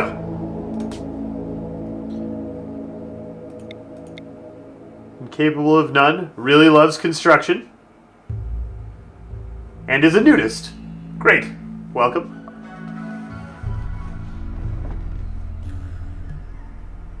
I am happy. Daniel, that makes me very happy. So you like to build things. That's perfect.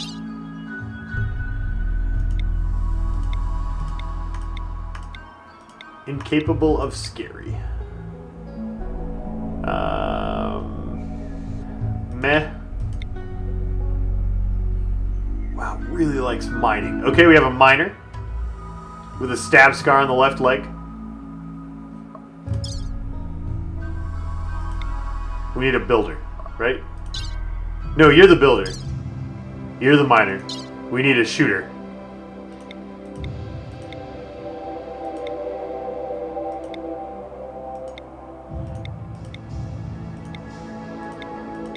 Incapable of violent. There you go, shooter. Old gunshot in the torso. Like you do.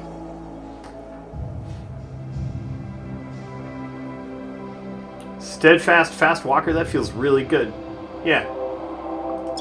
That's a hero. Medieval slave? Okay. Psychically deaf. Seems good. Night owl gets a mood bonus if awake at night and a mood loss if awake during the day. Heat lover. Steadfast and trigger happy, that's good. Decker's a terrible shot, but he doesn't care because guns are awesome. Great. Perfect. Yeah, no, it's gonna be fantastic. Who are our colonists this time around? Jargus.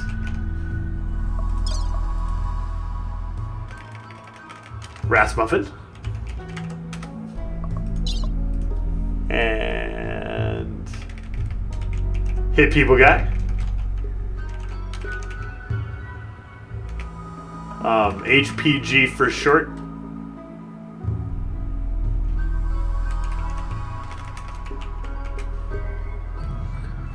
I think I'm only doing the nicknames because when we get new people, we can only do the nicknames.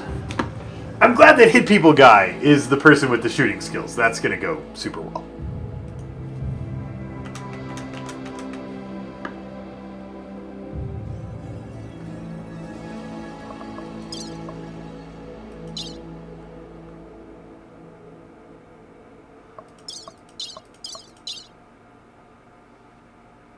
Oh, Earth and Lady, that makes me want to play. What was that game called? Mordheim. That makes me want to play it again. Hit People Guy was such a good ogre rat.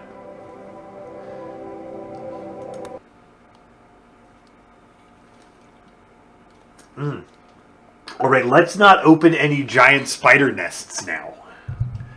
That'll be. Let's not do that. We awake from crypto sleep. Surrounded by sirens and stuff.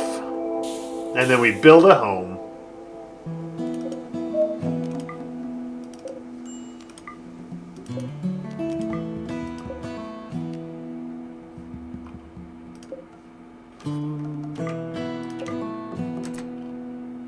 Hit people guy is our fighter, so you should have the pistol. Jargus. Who's hunting? Only hit people guy.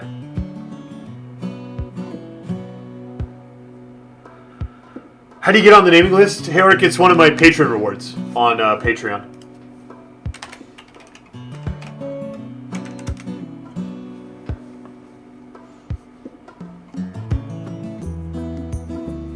Oh, I need to change that text because you can't get a soldier for me to kill in XCOM 2. But you can get a colonist for me to kill in Rimworld. I mean, you can get a soldier for XCOM 2 if I were playing it. But, you know, that needs to be less specific.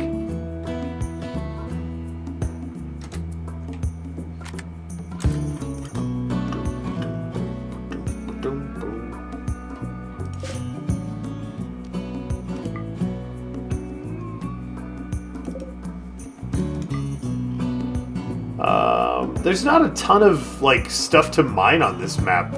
Feels small.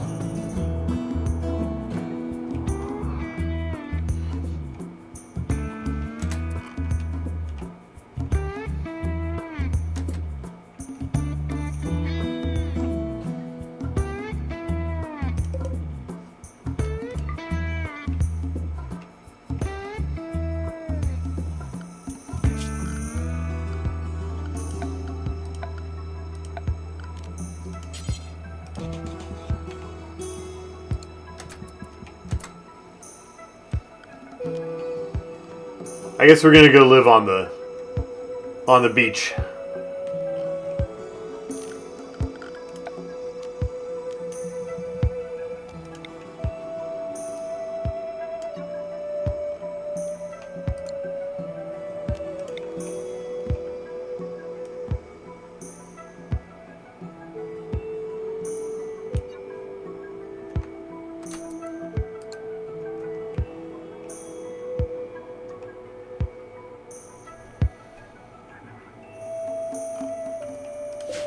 What should we grow? We should grow not potatoes. Harvestable, limited lifespan. Grows well even in somewhat poor soil. Harvest quickly. Growing time 3 days? I feel like it didn't grow in 3 days.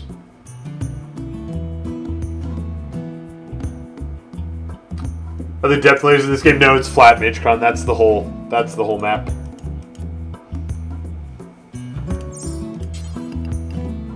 Rice. Growth time 2.45 days. Not nice to eat uncooked.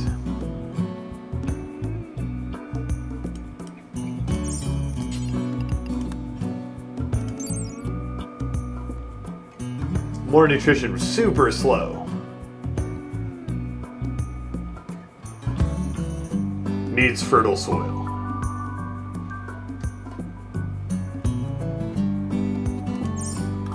How do I know how good my soil is?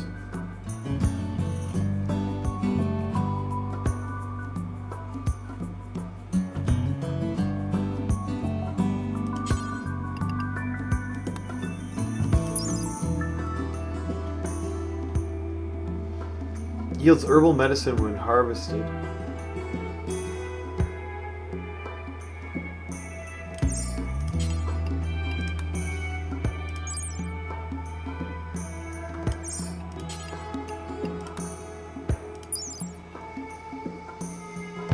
Fragile but tasty.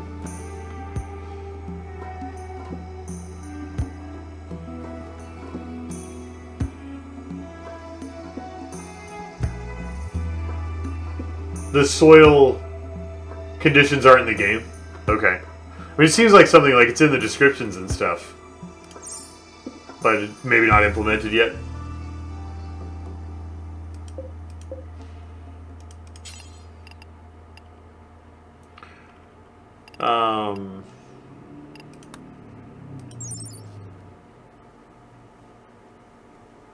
3 days for 0.2 nutrition. And they have these fertility requirements.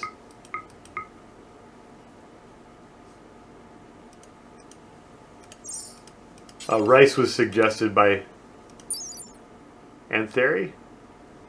2.45 days for almost 0.2 nutrition. Okay.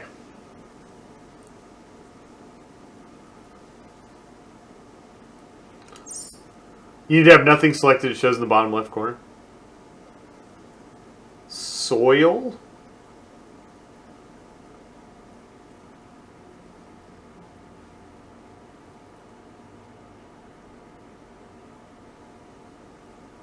Sand.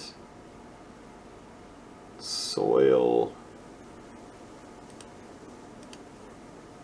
I don't see like a fertility quality.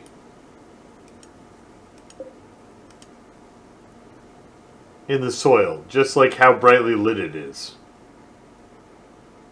Am I looking in the wrong place?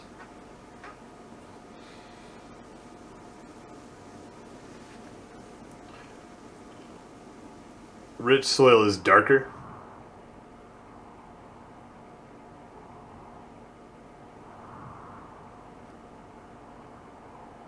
Gravel. Probably don't want to plant in the gravel.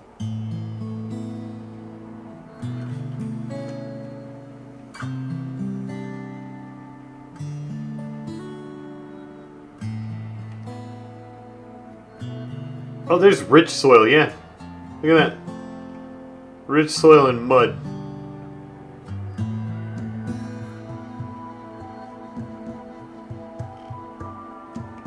Huh.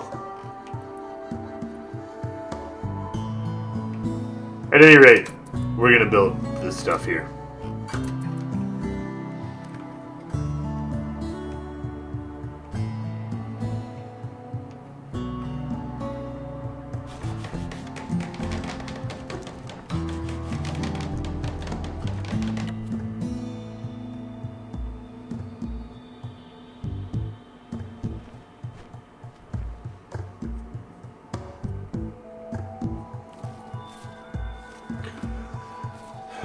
According to Graph, corn is where it's at. I'm sure corn is better if you have enough time to wait for it to grow. But we are kind of in a hurry. What did I decide to grow here? Rice, apparently.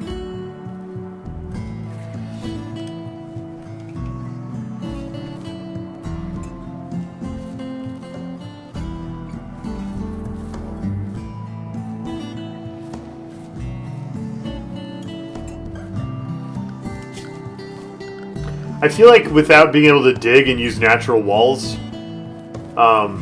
we are going to run out of materials for making stuff.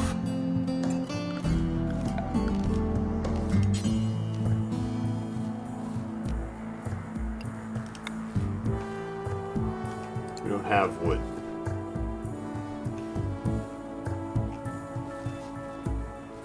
Where's my storage? In this building. We're gonna haul everything up there and we're gonna live on the beach.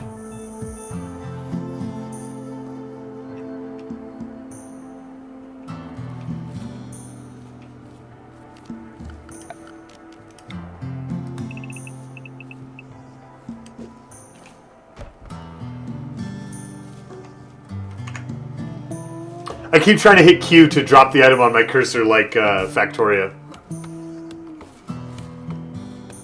Hey, Rattle and Bones.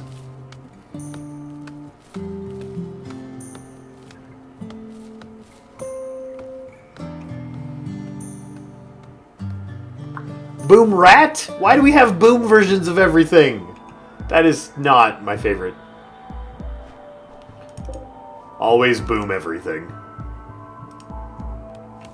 I have a stockpile that's in this building. It's right here. Also, I am still learning the game, so I'm going to play slowly and ineffectively.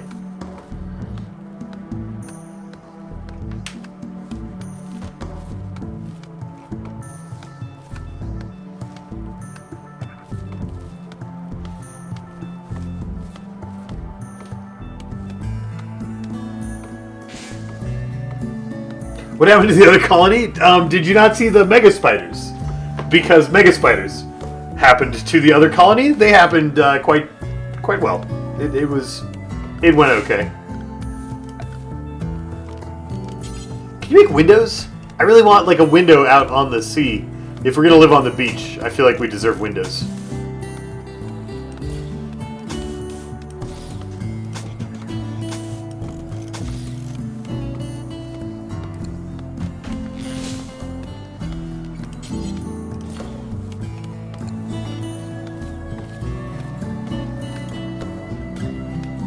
How long ago did this start? About 2 hours ago? But this map I started like 10 minutes ago because I already lost.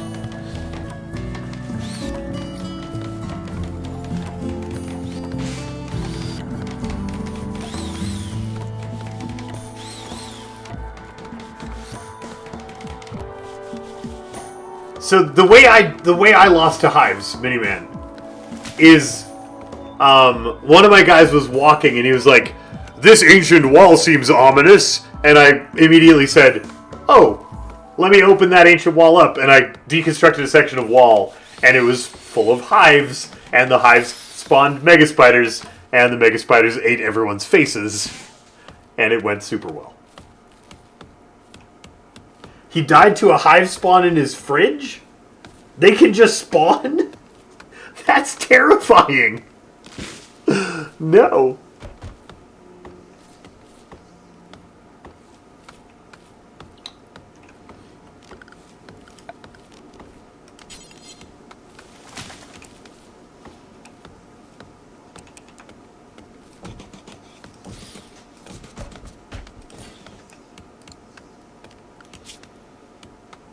We have Jingles the Yorkshire Terrier. You are so adorable and probably useless. Jingles.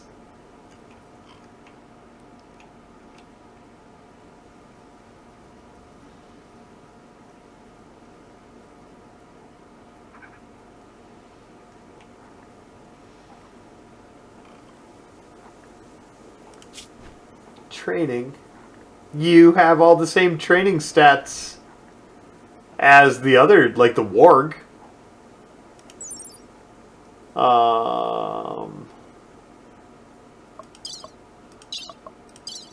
Alright.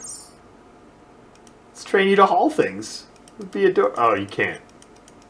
You are not big enough. Okay. Jingles. I just love that the name is Jingles. Like, what a great name.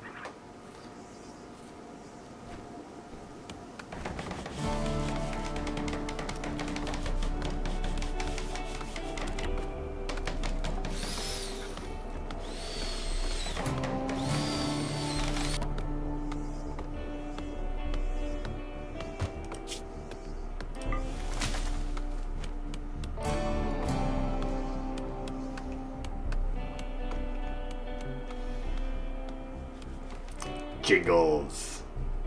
Guys, you should come get all your things.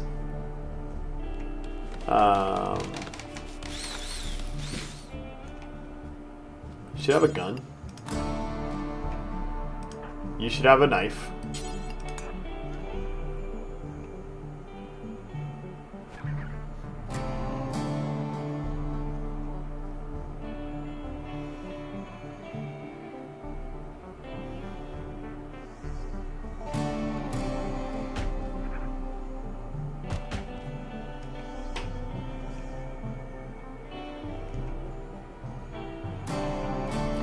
What difficulty is this on? Like, default settings, everything. So Cassandra and Base Builder, I think, were the names of the toggles.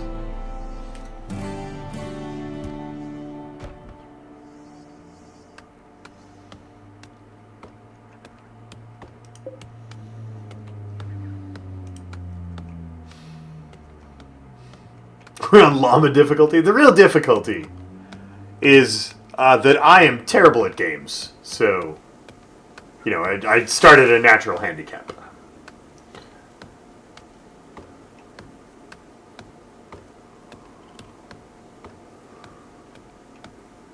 Alright, let's build a kitchen. I have no idea how I want to design my facilities. Let's build a freezer.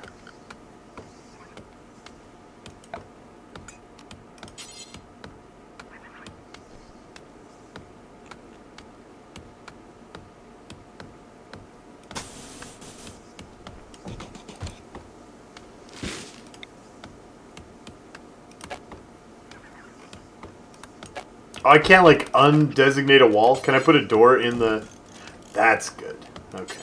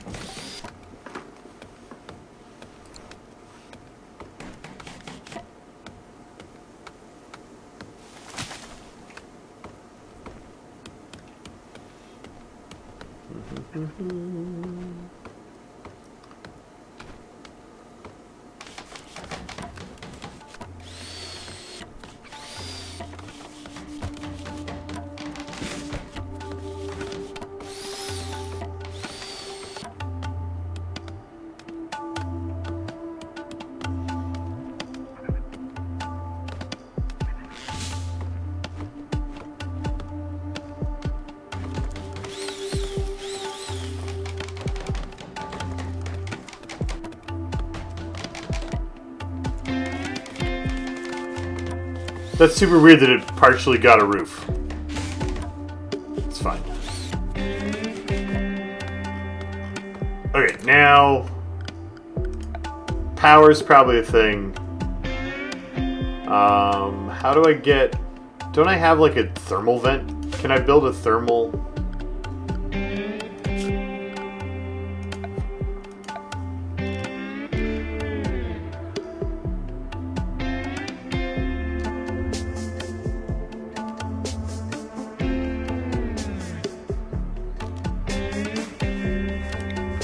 Alright, let's just do solar and batteries.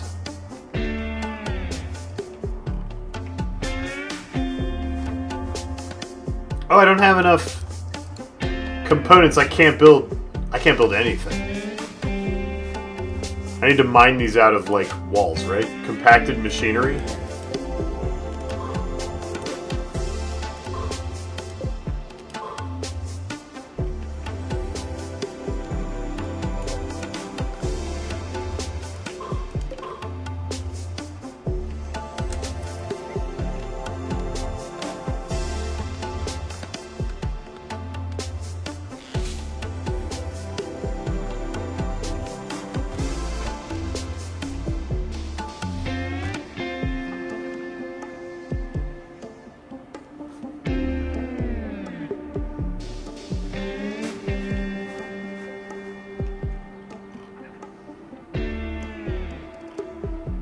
Oh, there we go.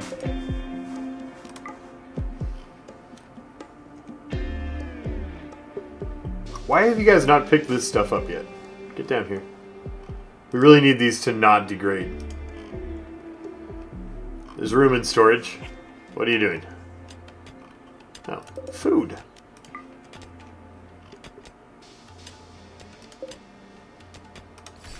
And a ship chunk.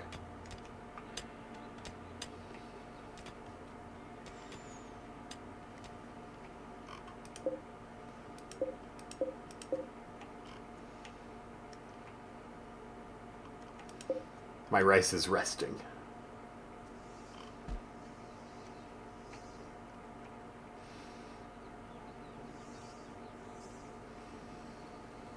And my people are resting. Alright, so I should think about, while they're asleep, we should think about building like a butchery kitchen area?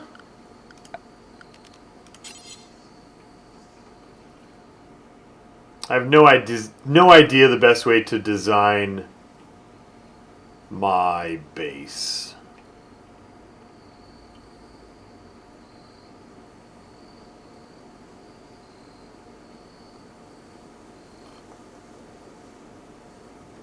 My poor puppy doesn't have a bed.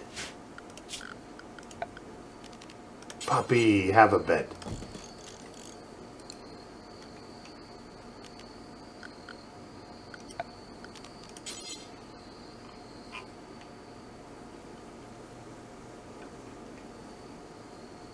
guess if the kitchen's right next to the fridge, I could put like a door between them, and that could be nice.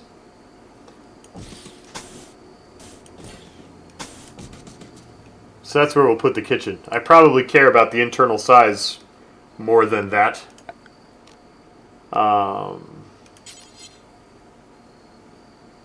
Butcher table. Door.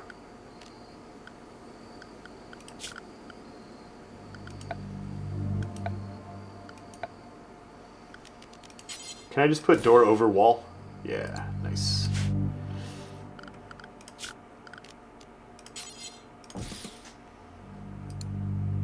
You just make the building spell your name? Spell my name. You only had rooms for your people, you just made them work outside? They didn't get it. They didn't get a house for their cooking.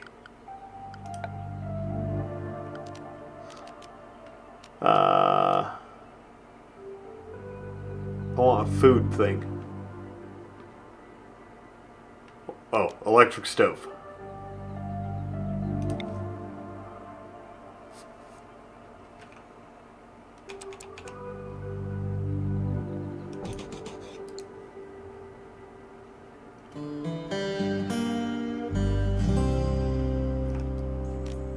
We need power.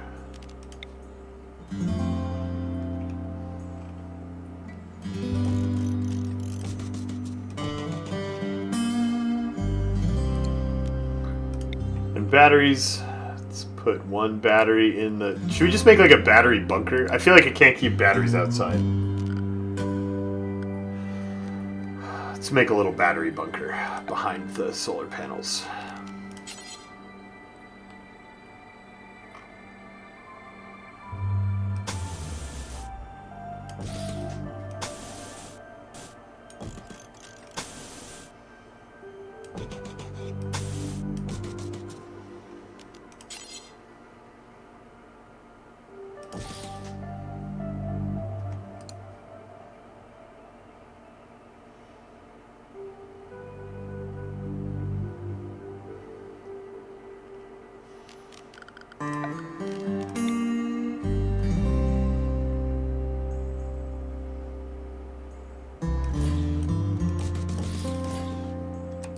Probably too much. I don't want to spend all of my components immediately.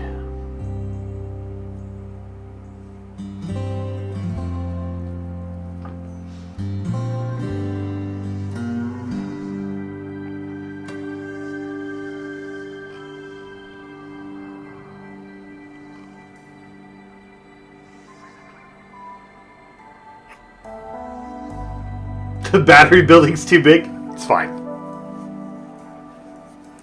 It's fine. We'll fill it in. I mean, it's going to have a lot of batteries in there eventually. Someday it'll be super full.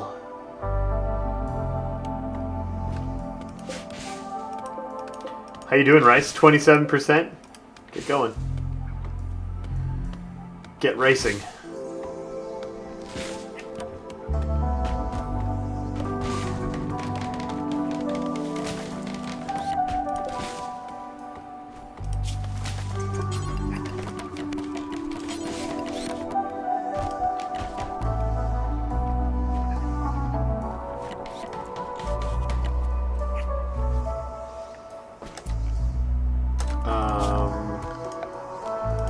Stockpile 2. Now this one I want to set the storage to be just food.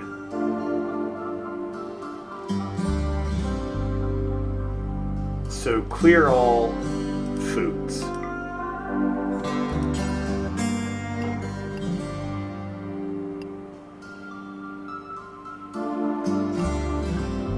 Important. Okay.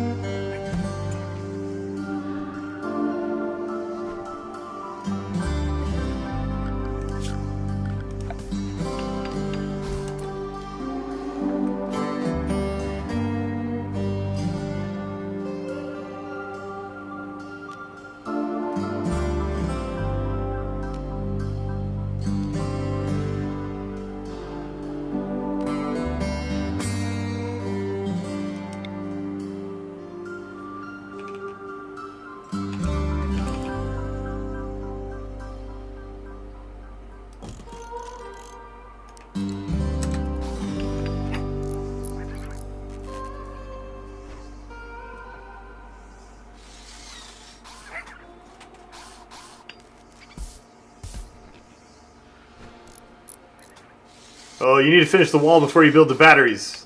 Don't rain. Ready, set, don't rain.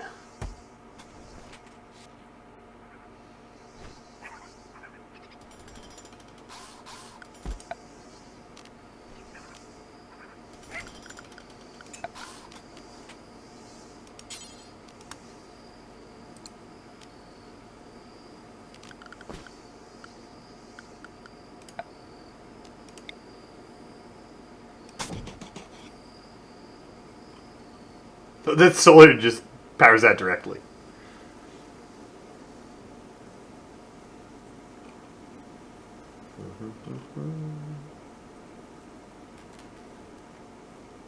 Why? You haven't built Puppy's bed yet? Puppy has to sleep outside? You guys are the rudest.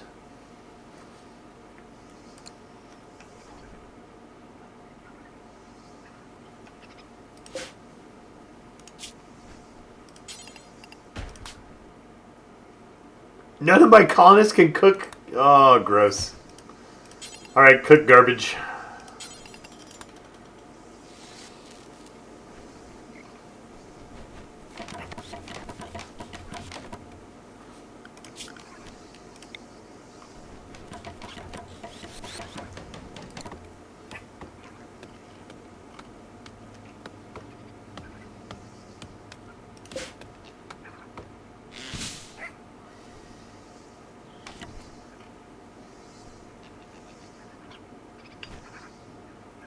There we go. Now my batteries have power in them and they can explode. If we don't finish this wall fast enough. Perfect! Yes! This is how we good at games.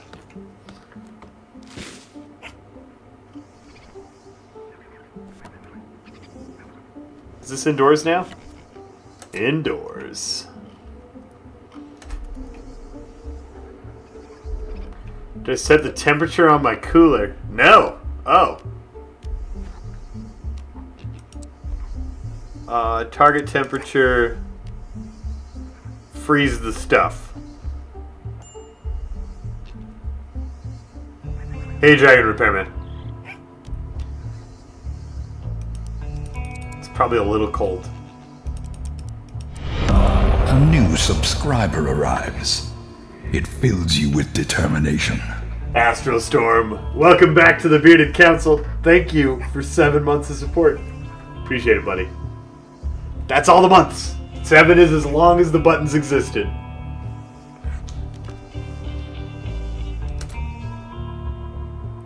The home area tells your colonists which areas to clean and extinguish fires.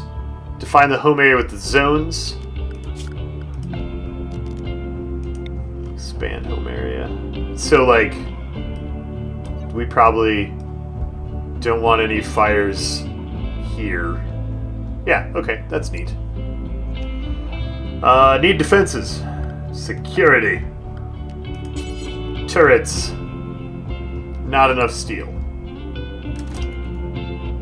I probably don't have a huge chance of finding more steel.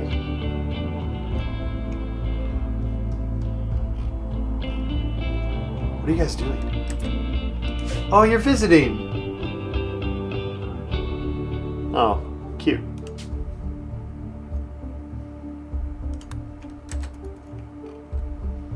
I bet we need like a trading depot for that.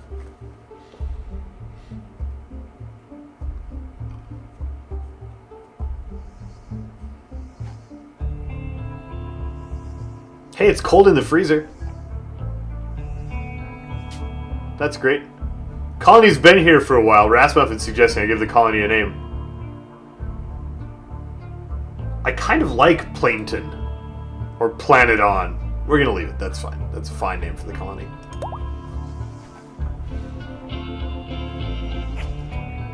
Our colony is totally 4 structures.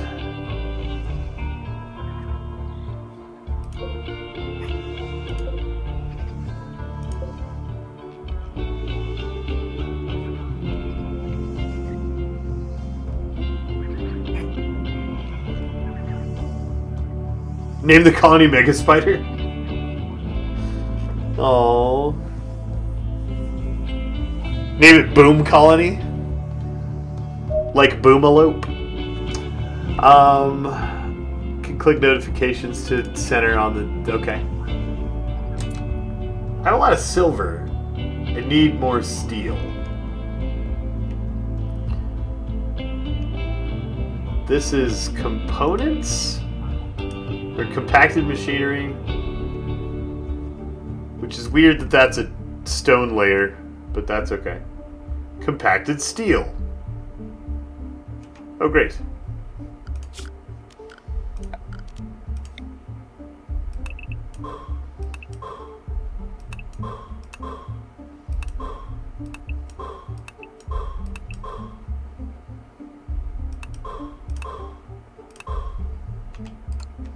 Alright, go get some steel.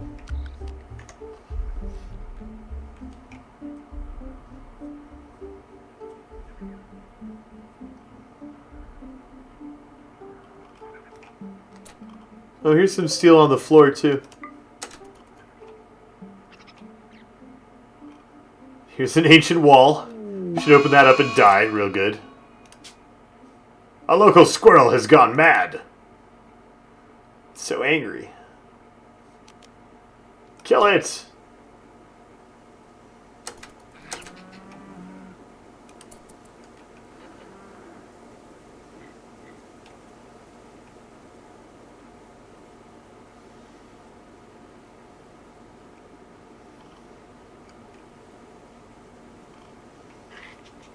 I wonder if our mighty dog can kill that squirrel.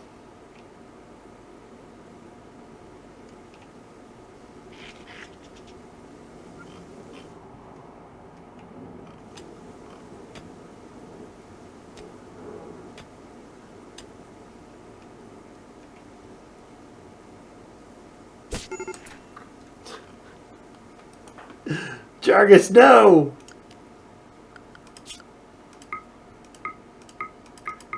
Get angry. Yeah! Yeah, take that, squirrel! Great. I scrolled past food. There's just food on the map. And I have to notice it. It makes me sad that this game requires perception checks. There is just food on the map. What if I zoom way out and double click this food? It's just those three.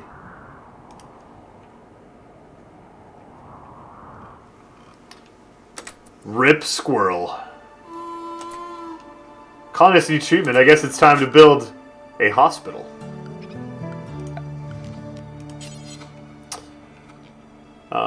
We're going to be super optimistic and build a tiny little hospital. Beds are 2 squares? If I leave a 3rd square.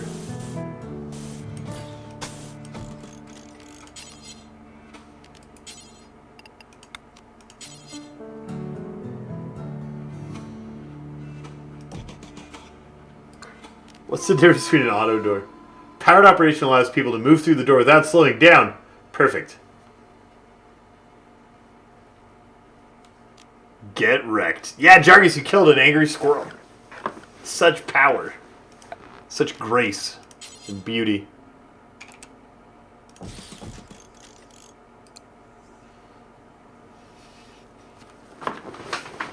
Yeah, just a tiny little hospital. Because I'm certain that we won't use all these beds. Hospital larger than the dorms, right? Can you read my level of optimism here? As the hospital's larger than the dorms? It's fine. No one's gonna get hurt.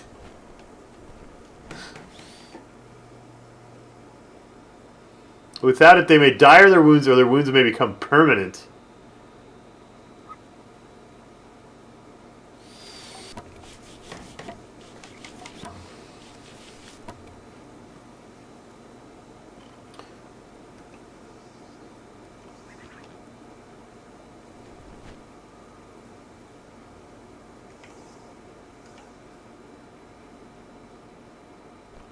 It's a very advanced waffle center. Yep. Advanced waffle center. Oh, did you just heal? Are you okay? Oh, he healed from his squirrel scratch all by himself. What a What a man of true constitution and power.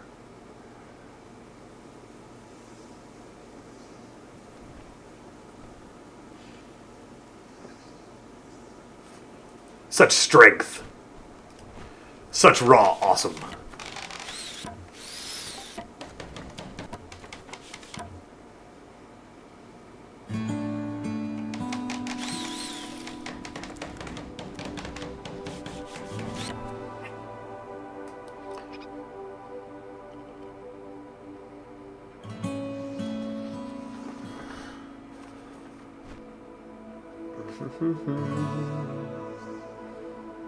Need defenses. We can build that. We have some steel now, right? No. We have 89. That's still not enough. The turret was like 100 and somebody... 175. Gross.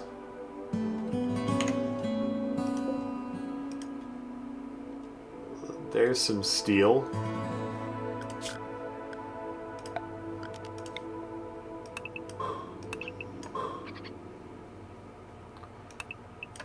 Might as well pick up the machinery while we're here.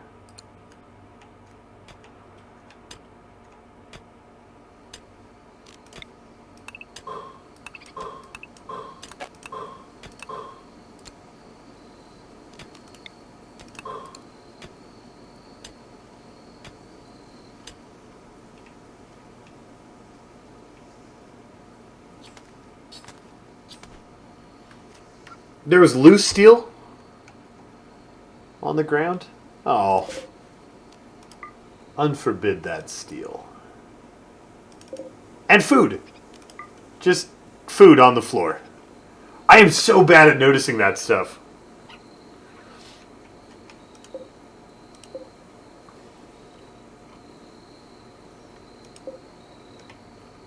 Squirrel meat. Delicious. Is nobody cooking?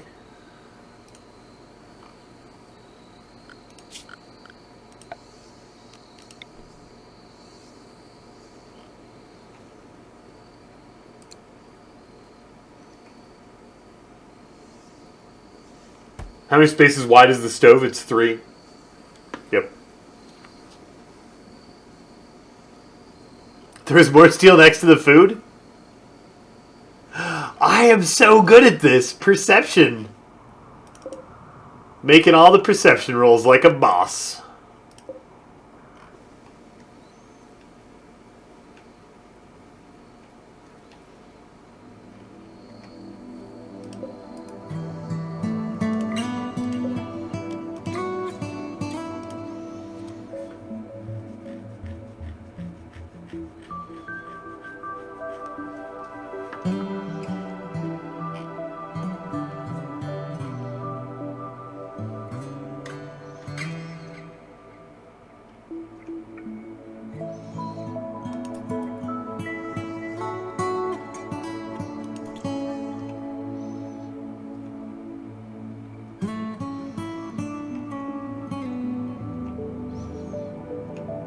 Good thing they wrap astronaut meals in a blader. Well, if you didn't, what would you eat when you crash land? It's definitely a worthwhile use of stringent weight requirements in spacecraft, for sure.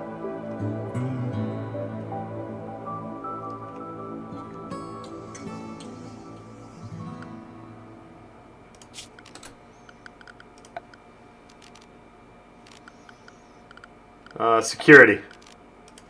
Steel turrets.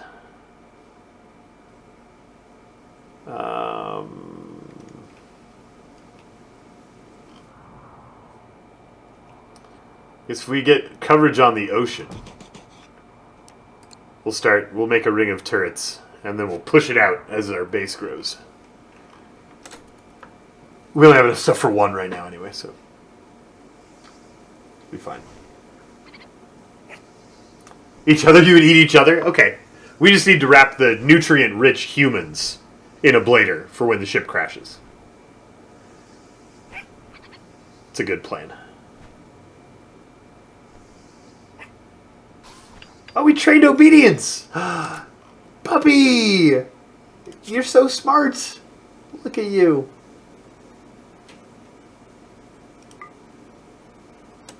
get trained on more things.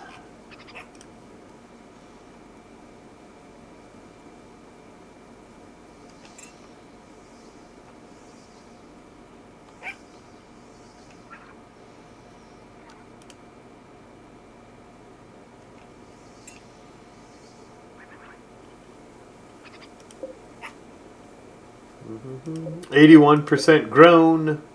I wonder if I have to tell this rice to get harvested.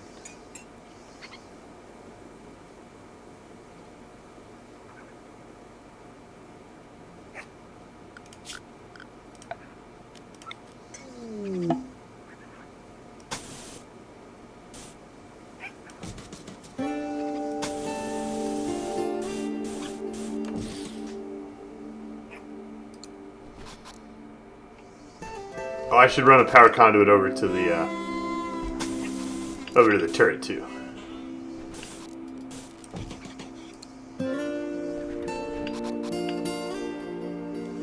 Yes, Thunderwitch. The other base died. I opened up a space full of hives and mega spiders, and we did not live very long after we found the mega spiders. They killed us all.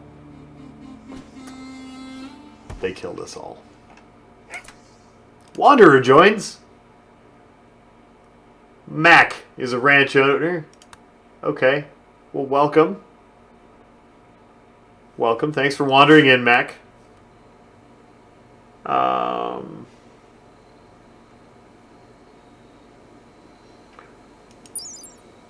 What's your deal? What do you do? You love animals and building things. Incapable of intellectual and dumb labor. That's nice. She's very, very middle. What's your name, Mac? It's not Mac. It's gotta be R-Fry.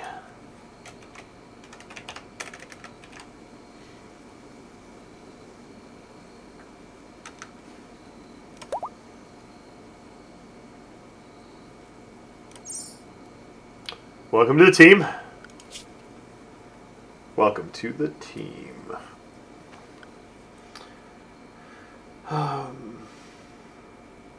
Can you sort by... No. Okay. R-Fry is going to be our new trainer.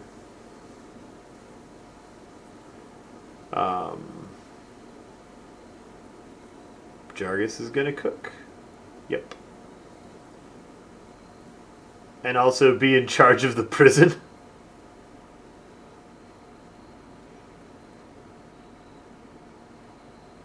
Okay.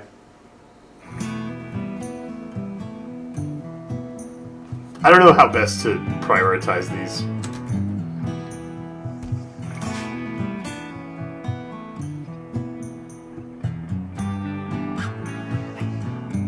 It's a Rimworld, Bardaga. It's not unpopulated.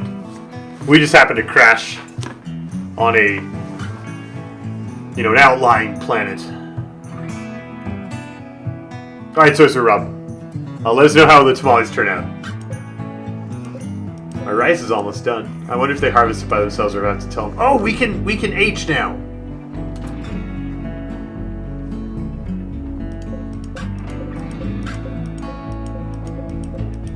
Yeah, I wonder if we wait till they're 100% grown or not.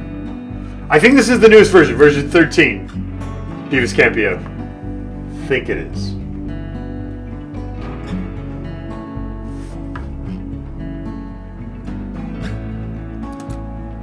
Low food.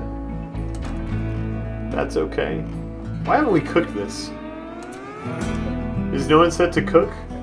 We have cooking set, right?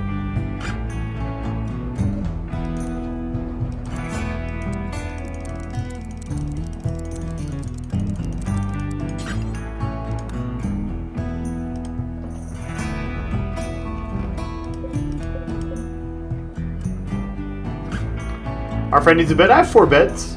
R-Fry can have a bed, yeah.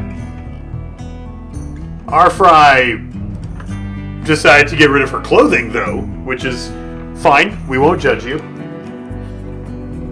Clothing is perfectly optional here in the nudist colony.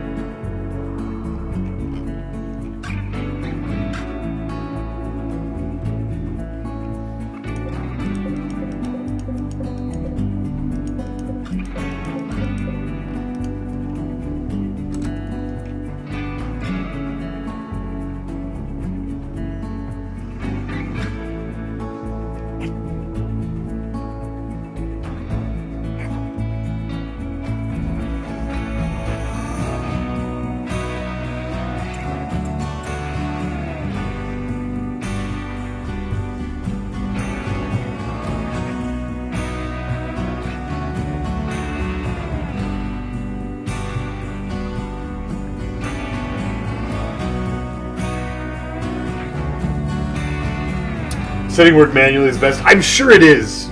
Oh, they are automatically harvesting the rice. That's good. Oh, harvest failed. Terrible.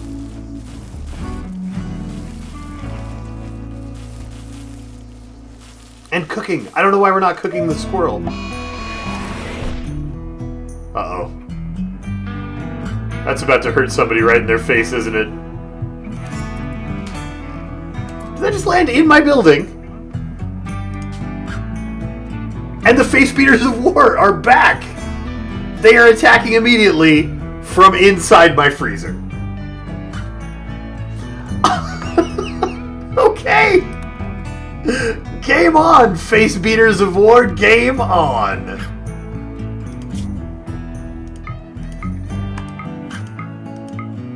You can't fight? Okay.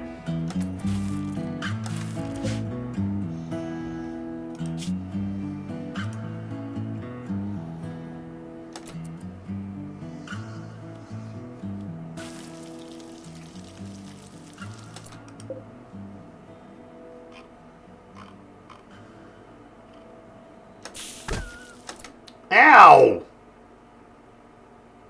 Naked battle. Are you punching my rice? What's wrong with you? He's punching me in the rice.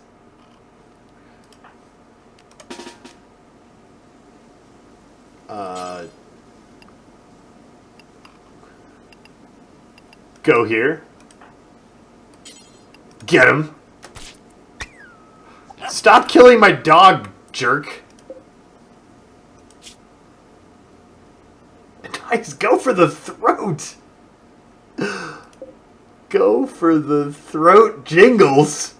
A new subscriber arrives. It fills you with determination. Deacon 68. Welcome back. Welcome back to the Bearded Council. Thank you for 6 months of support. Appreciate you, Deacon. Get a squeeze. Thank you, my friend. Mighty, mighty Jingles. I hope you can veterinarian the dog. Bleeding rate 100%. Jargus, save Jingles!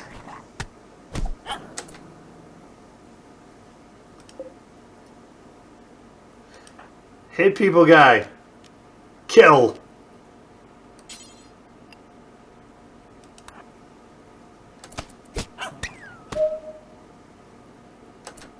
Boom.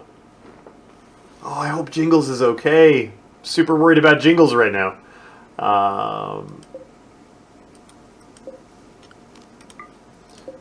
This is a prison. And capture. Wait. Capture. Undraft. Wait. Undraft. Strip. And capture. There we go. Get back to cooking. Unforbid the shiv. Jingles, buddy. Can I set medical dog bed? I can't set medical dog bed. Jingles, don't die, Jingles. A new subscriber So sad. arrives. It fills you with determination. Villy Nitch. Welcome back. Welcome back. Thank you for your support, Villy Nitch. Appreciate all 6 months. Get in here, you. Okay. We've got a captive. We've got a wounded pup. Oh, puppy. Oh, we are. Jargus, yes. Wait. Dr. Care, but no medicine. No, Jingles is a hero. Normal medicine, go.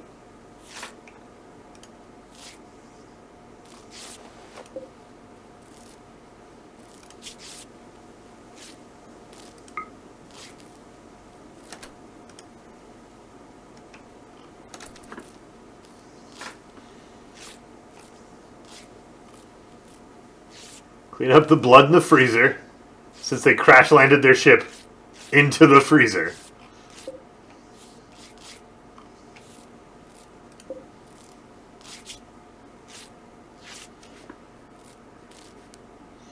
Yes, got so wrecked by Jingles. It's beautiful.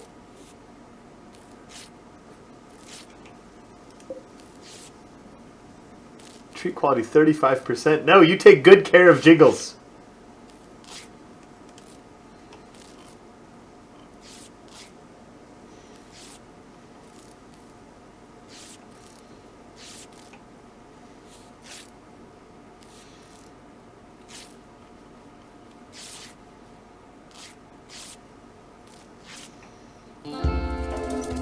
Alright. That's what you get for landing in my freezer, jerk.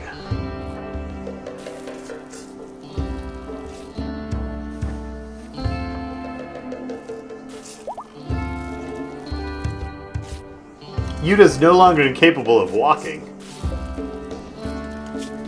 Yes, Jingles is healed! Jingles. Yuda's still in bad shape.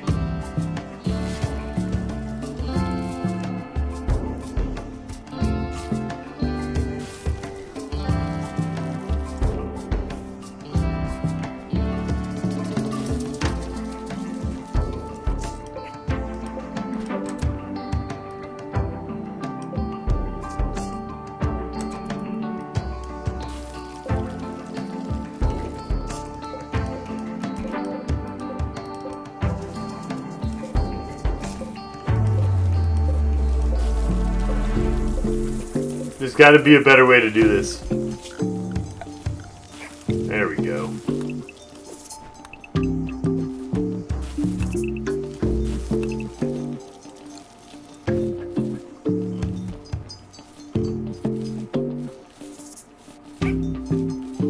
Jingles! Yay!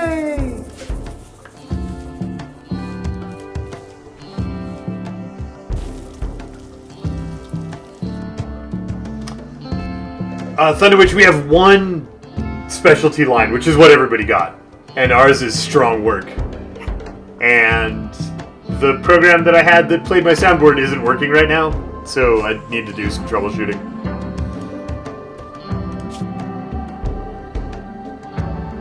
Yeah, poorly bandaged. That's what you get. You get shoddy work, prisoner.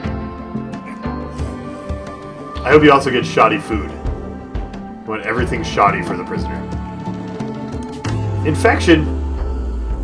Infection's in his right leg. Ensure you have a medical bed and a doctor. Do prison beds count as medical beds? I mean, they were medicating the prisoner in the prison bed. I'm sure it's fine.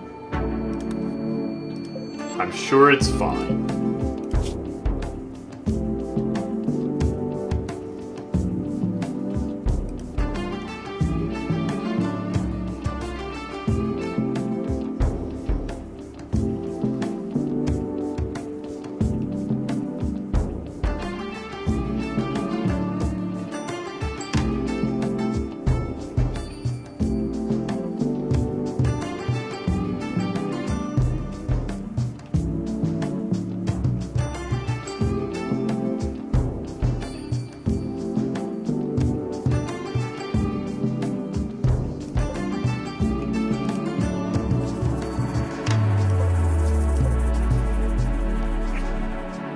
Oh. Oh, this is already medical. It's a Bothel bed.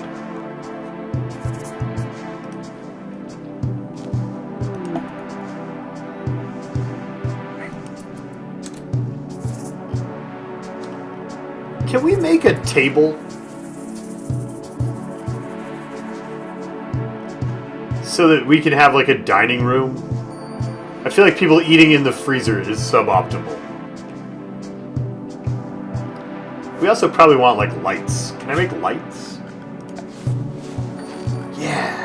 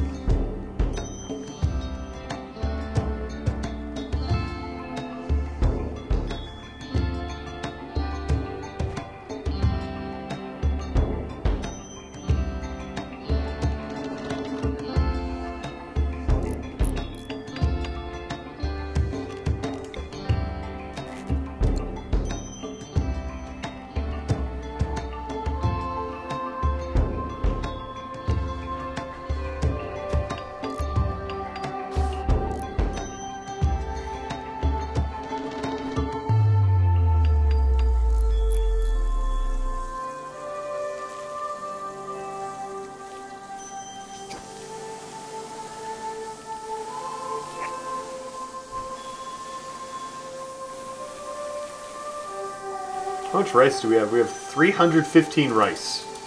Feels like a lot. Let's try switching this to corn? Strawberries?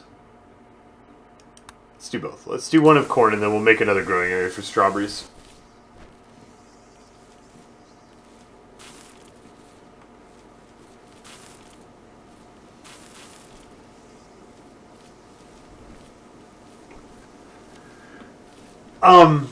Do we stand naked in the bed watching the bad guy sleep? I'm sure this guy's a prisoner. And I'm pretty sure that R-Fry is the only person who is wardening. Oh no, Jargus is the warden. Huh. Never mind. That is super creepy.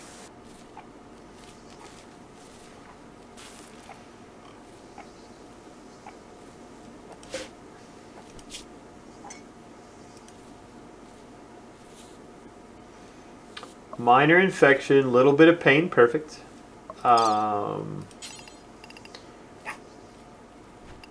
We can harvest their heart and kidneys? What? We just keep them around for spare body parts in case we get wounded? That seems really terrible.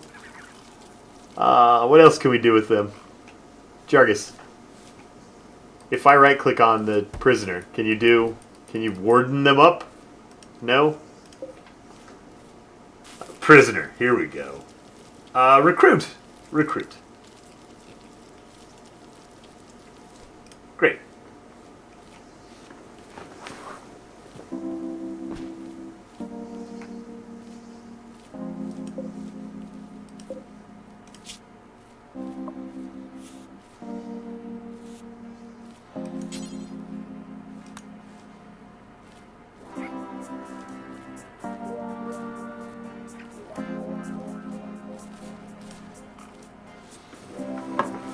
Getting recruited.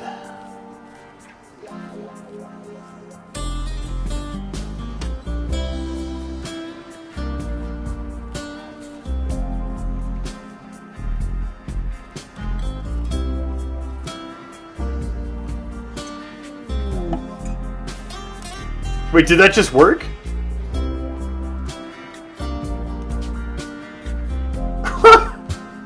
All right. Got a new guy.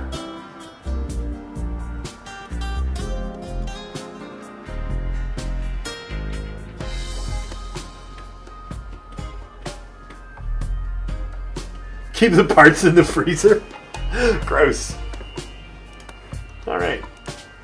One of my machines is broken down and won't work until a colonist with repair work type goes and fixes it. Repair. We have people with repair.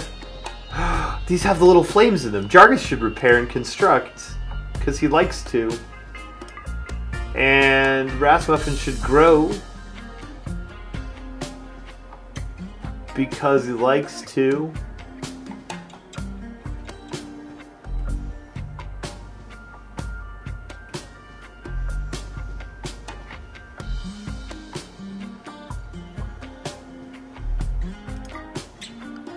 Oh no.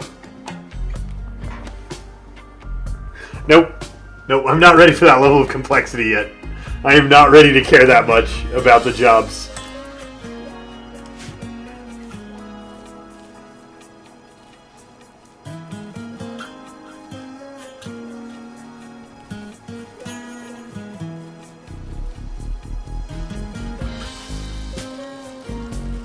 I guess Yuta needs a real name now. Since, oh good, Yuta's our cook. His childhood was on the illegal underground organ farm. Which makes him incapable of scary.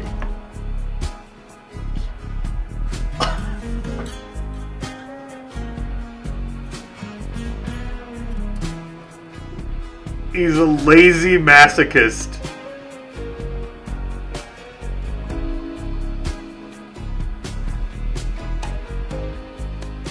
We were just talking about farming your organs. And then you joined the team. So we will no longer farm your organs, Satori. Welcome to the team. Okay.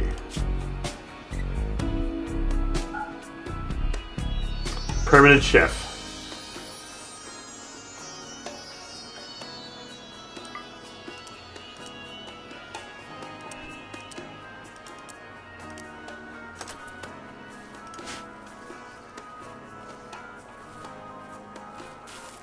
Why did you stop cooking?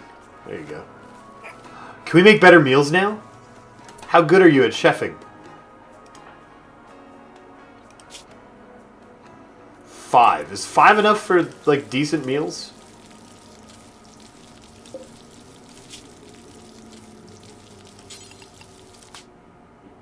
No, you need 6. Terrible.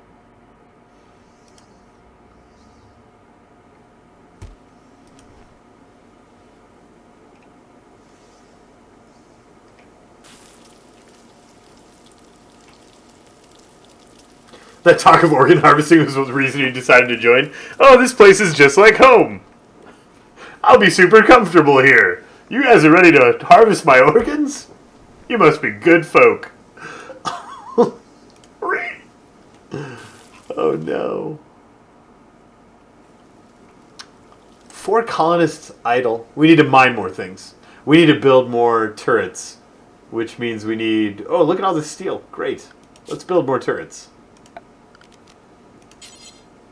Make their circles overlap.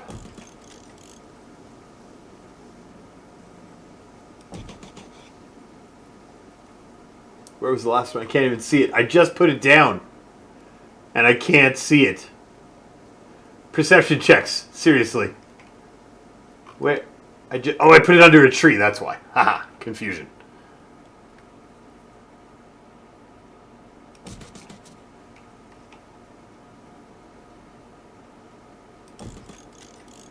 Alright, our base has perimeter turrets set up. We'll run power to them momentarily.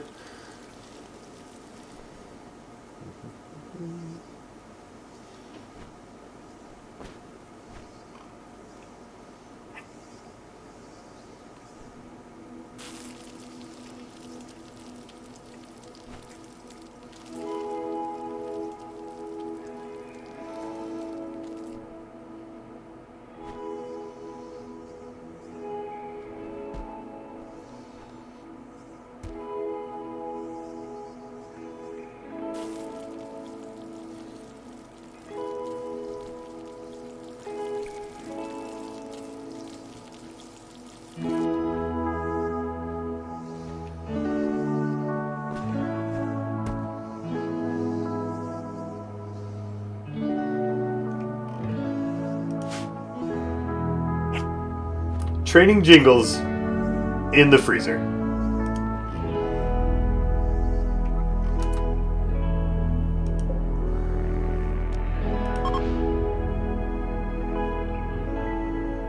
We're going to tame a wild boar and see what they can do for us. It's going to go great. Hey, Best Beer. We don't have enough beds! We need to build houses for people. I wonder how much they care about the location and fanciness of their houses. We're going to put them all on the beach.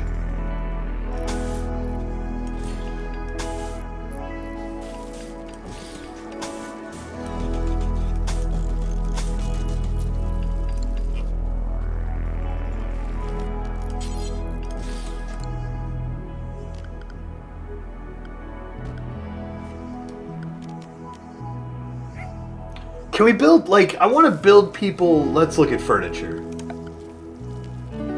Yeah, dining chair, table, armchair. I want to build people, like, real houses with hallways and rooms and things.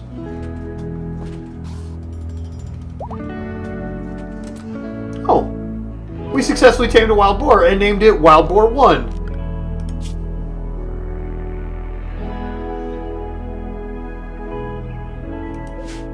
I feel like Wild Boar 1 is a terrible name. Training? Trainable intelligence advanced. You can haul items. Go! Yes! Yes! Wild Boar 1, the hauling boar.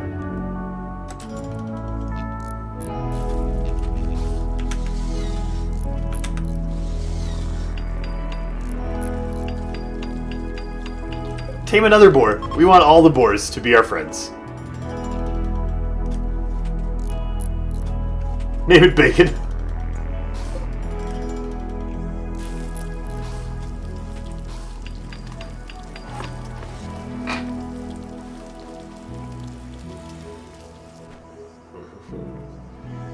Pumbaa. Pumbaa's a great name. Oh my gosh, that makes me so happy. Miniman, yeah, you should be able to link. I think you've been around long enough. If you haven't been in the channel for like 30 minutes, my bot will smash you for trying to link to avoid bot spam. But if you've been around for a while, you should be good. I do ask that you let us know what we're clicking on. So just tell us like what to expect when we click through your link.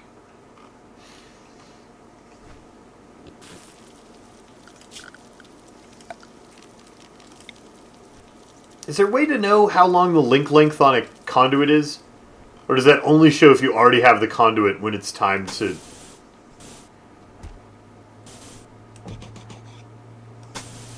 when it's time to power the item? I feel like I'm wasting conduit.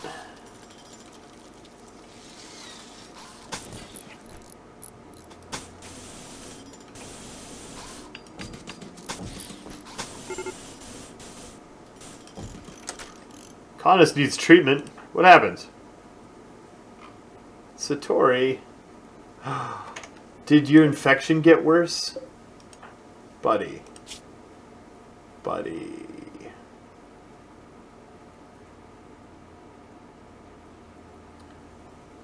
Immunity 53%. I don't know what that means.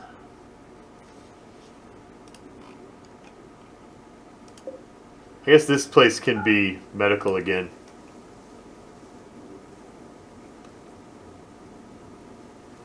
And then you can go get treated.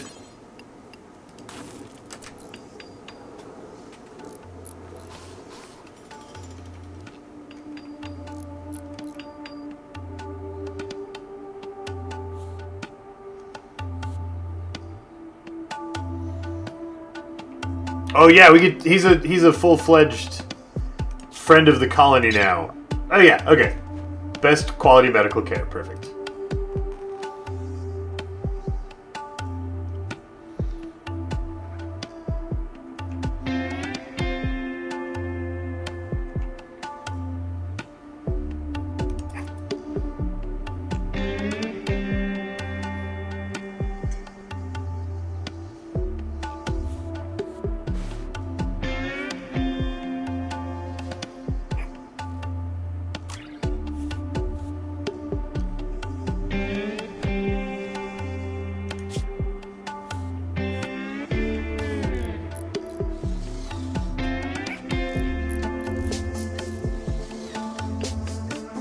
His immunity's ticking up. Is that when his body cures the infection?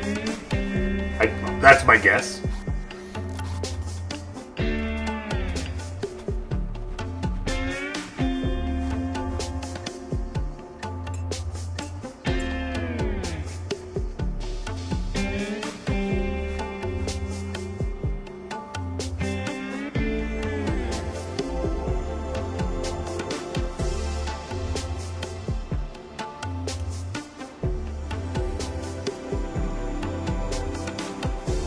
I should make a stable for all of our wonderful, wonderful bacon pets also.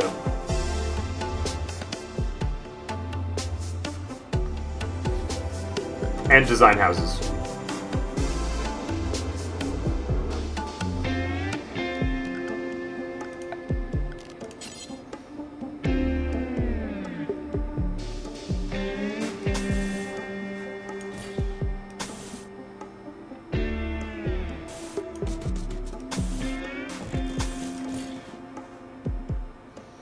What kind of rooms does a person want in their house? They want like a sitting room and a dining room.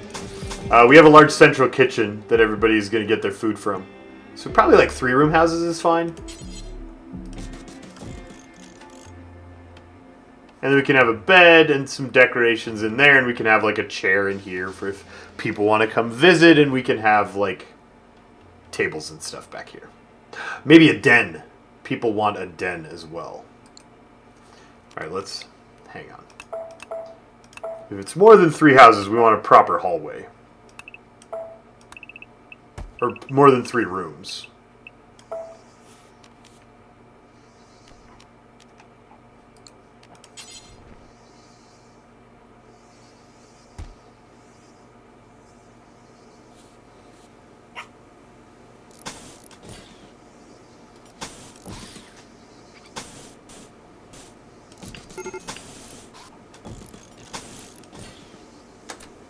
Severe illness!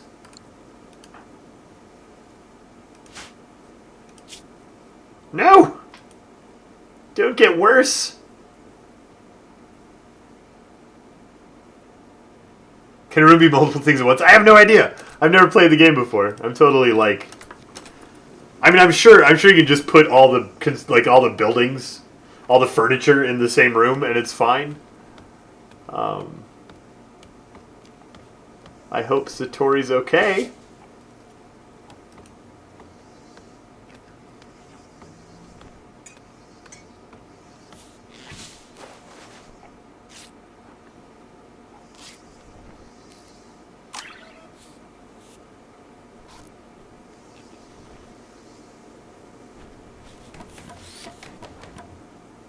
Immunity 100%. Developed immunity. So you should get better now.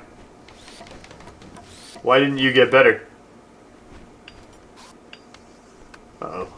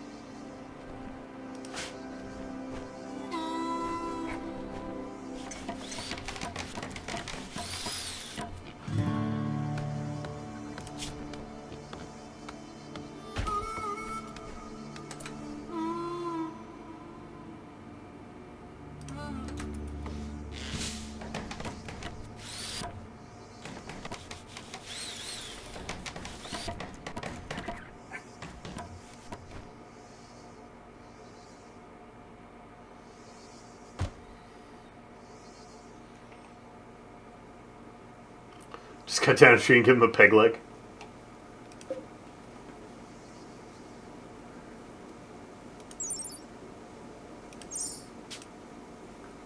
A joywire artist named Douglas Goodwin calls you from nearby. He's being chased by pirates from the arrow mosquitoes.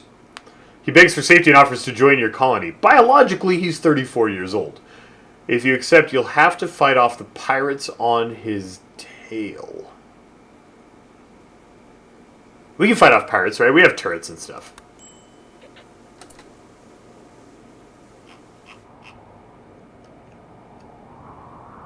Alright, run to the colony, Goodwin.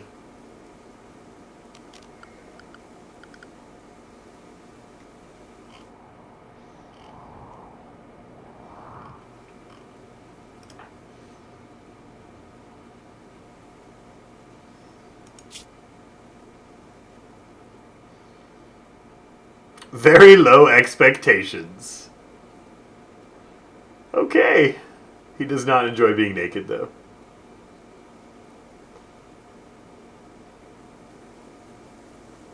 What are we... Yeah. You are the doctor.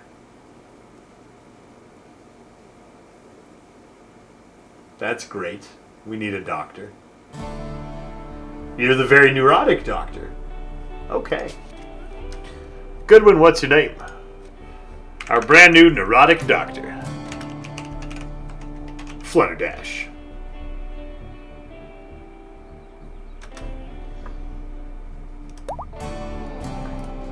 People ain't got time for clothes.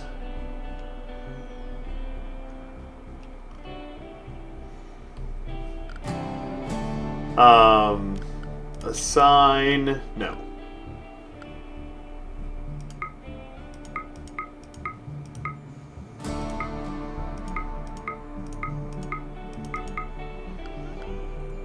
Actually, you should probably be run away until you get home. What was... Restrict. Oh, I can set their hours? Oh no. This game just got so complicated. It's fine. It's fine. Flutterdash is the doctor. Jargus can stop being the doctor.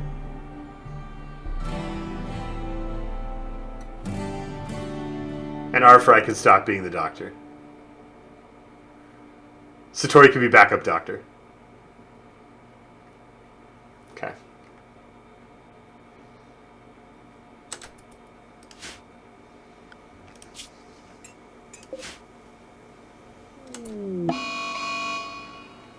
Here they come. Flutterdash, run! Oh, no. You did not run very well. You've been shot in the torso. I guess we ought to draft the people. Who's our hit people guy? Is our shoot people guy? Draft.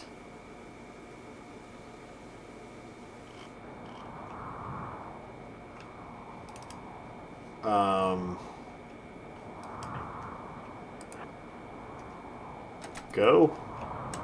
Who has the gun? Is it Jargus?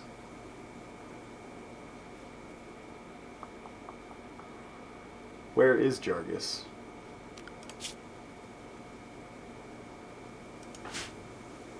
You have the gun, right? No, you have the knife. Rasmussen have the gun then? Rasmussen has the gun. Draft. Go.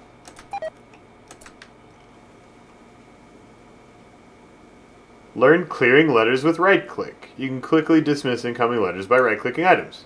Okay. Flutterdash has been shot to death! Why did I name you? You didn't even live long enough. How? What was the point of...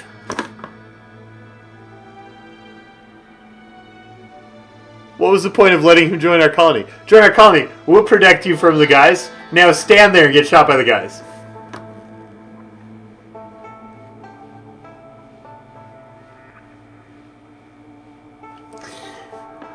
Ah, such failure.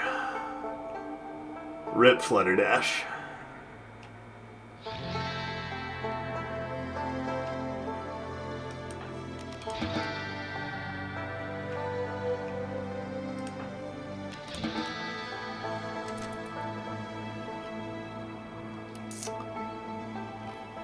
Rip.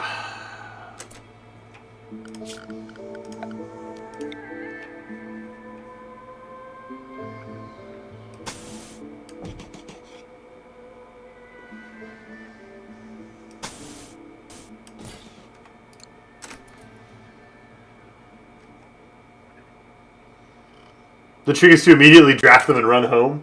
Yeah, well, lesson learned.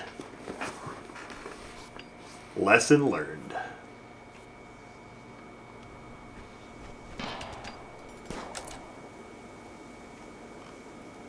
Headshot. Right eye shot out. Wrecked. Oh, destroyed. I guess we're not drafting that guy. Since his whole face is dead.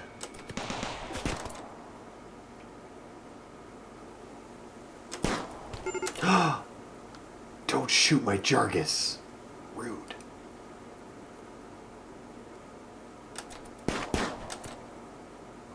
Turrets, kill them.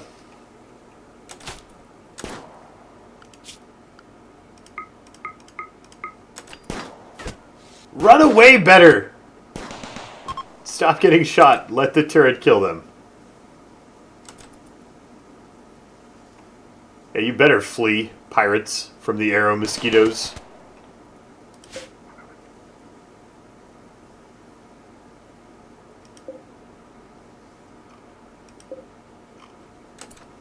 It's nice of this guy to bring us some food.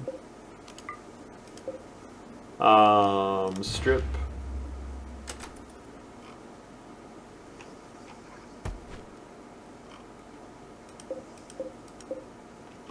Yeah. Yeah, how do you like me now?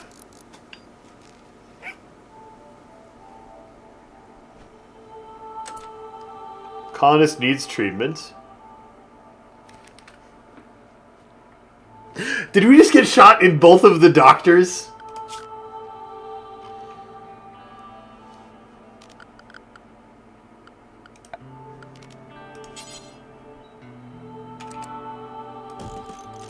Just got shot right in the doctor, didn't we? Oh, terrible. Oh no! We only have the one doctor because the other doctor didn't survive joining the colony. Right. How you doing there? Gunshot pistol.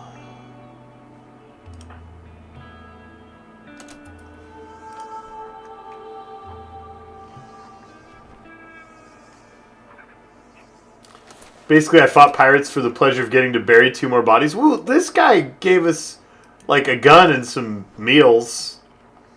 I mean, a terrible gun, but a gun.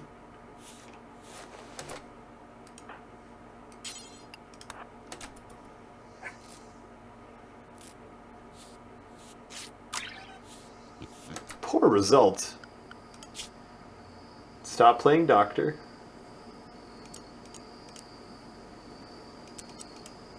It's okay. Satori's back on the job. We should probably doctor at a little bit higher priority than we cook dinner, though.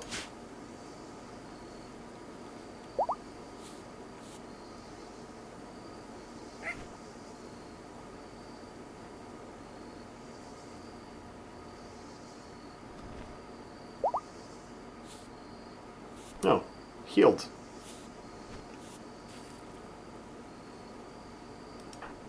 Gonna go stargazing.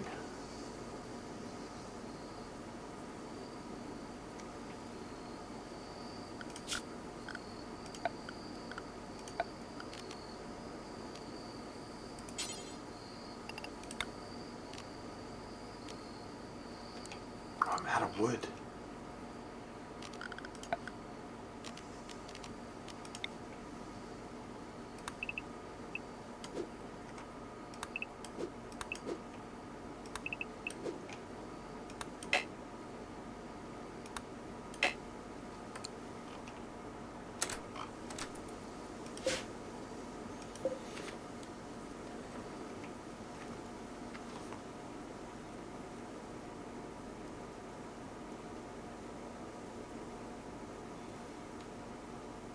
Poor Satori has to sleep out here in the nothing because somebody hasn't built enough houses. Let's get to work on building more beds.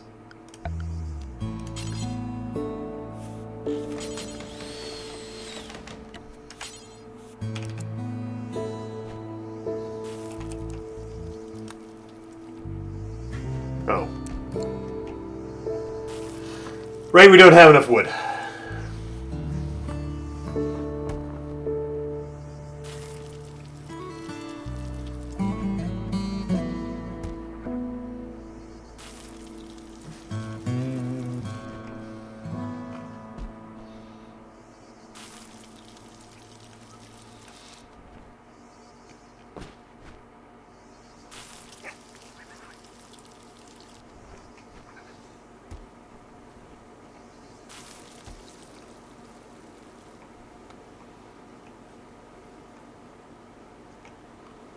Oh, you're taming the boar. Yeah, get him.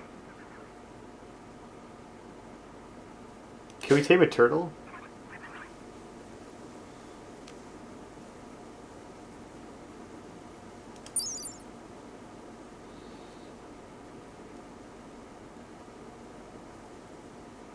Intermediate intelligence.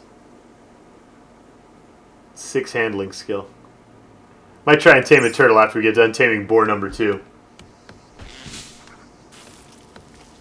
Hey, Baylor Lord. Yeah, we're taking a break from XCOM 2. It might be a really long, protracted break.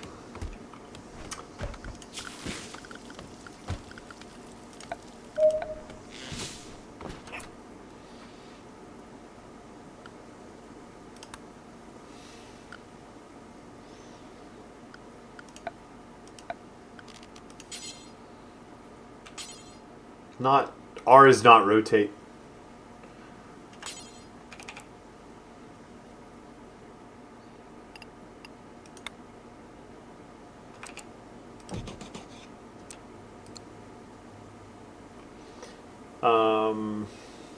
What else do you want? What other kind of furniture do you want in your house? Plant pot next to the bed, adorable. Lamp.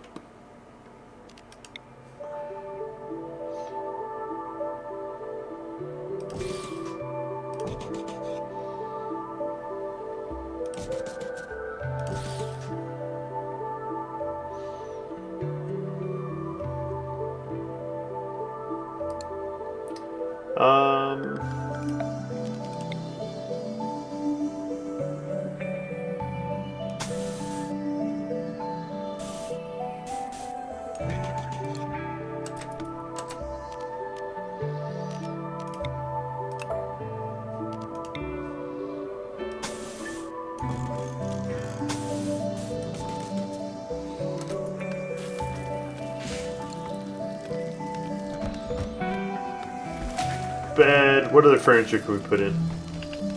Cloth armchair. Squirrel skin. We don't have enough squirrel skin.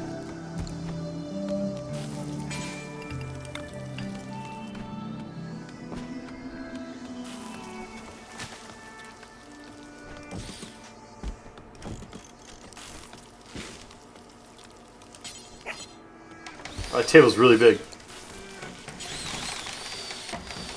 That table is pretty big also. Hang on. Wait. Alright, we'll build the chairs and then we'll take them apart.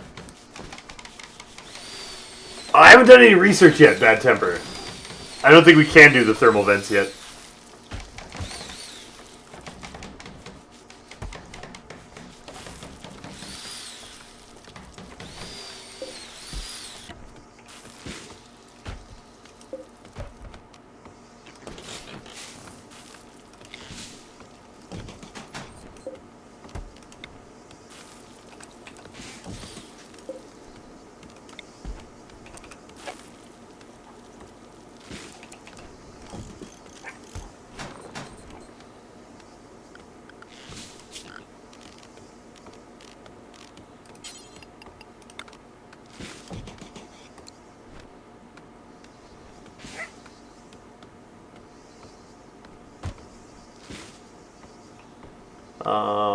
And speaking of which, how do we do? Simple research bench.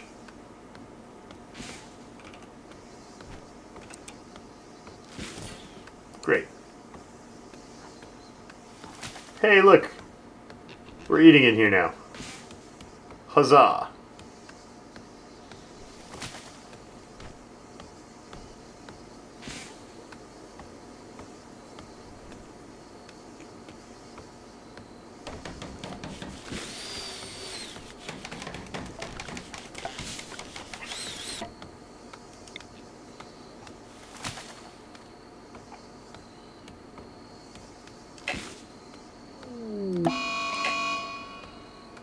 Uh-oh. Learn about clearing letters with right-click. Boom! Learned! So good. Now how do I find the raiders? I probably should have read that message. I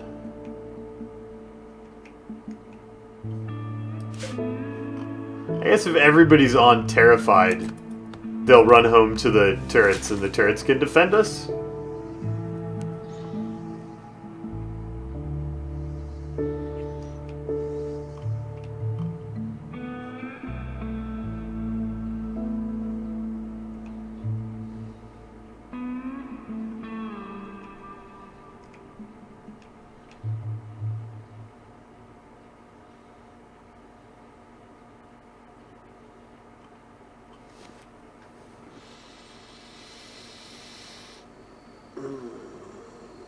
So I don't think the game supports assigning freestanding structures to people.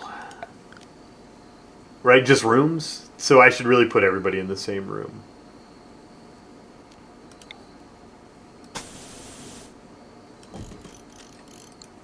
Or everybody in the same building, but make that building have multiple bedrooms.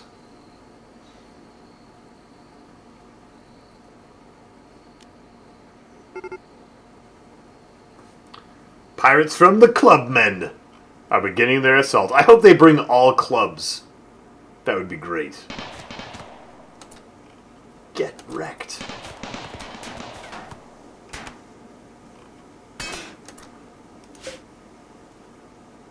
Steel knife, that's not a club.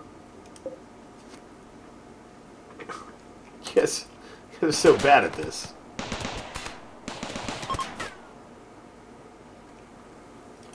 Did you die? You're dead. Sad day.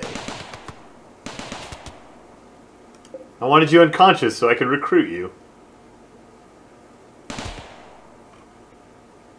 But instead you are dead. Thanks for the medicine, though. And the shoddy knife.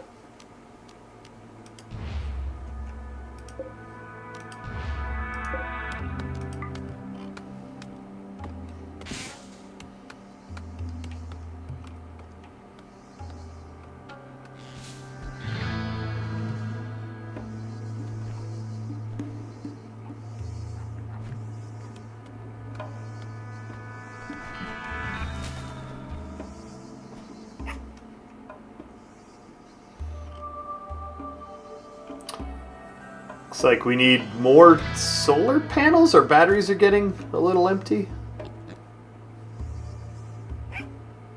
Let's see if they get topped up during the day. I'm glad I planted my solar panels right in the shadow of this building. That's probably really effective.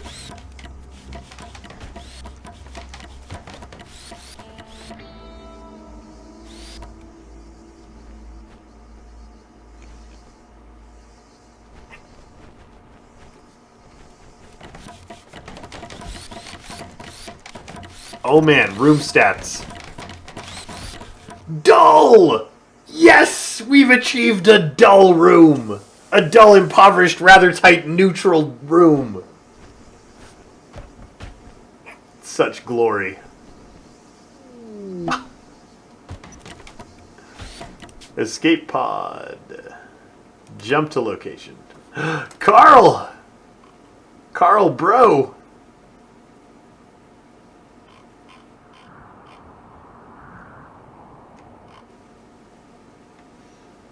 Who's going to save him? Satori, go save Carl.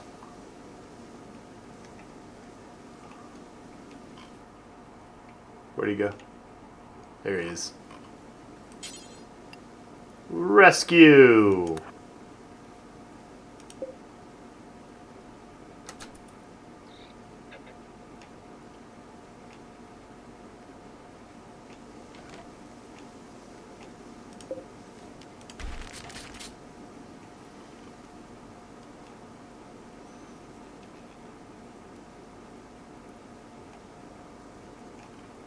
So rescued. I wonder how old Carl's doing.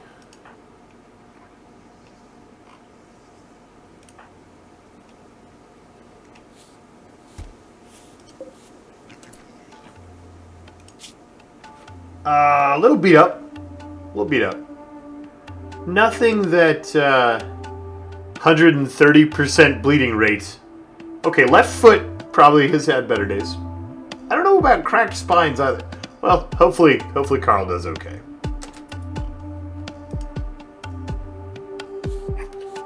Dr. Satori's on the job.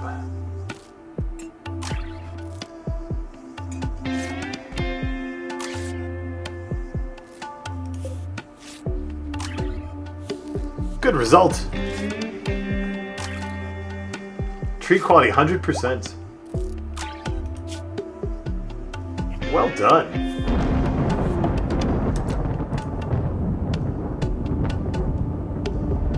Extreme amounts of lighting are hitting small areas. This can cause massive fires. It's pretty far away. I'm not worried about it.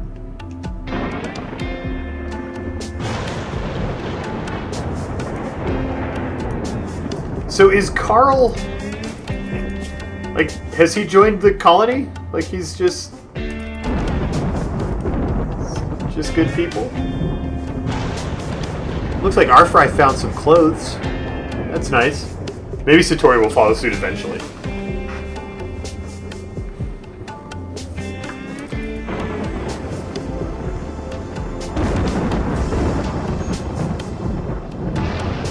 Yeah, those batteries aren't filling up very much at all. I mean, the solar power is already going down.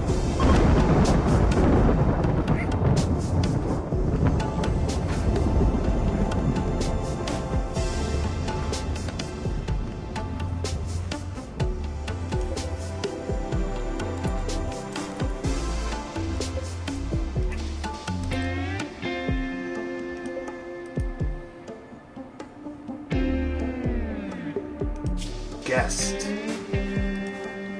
Social? Like Satori for rescuing.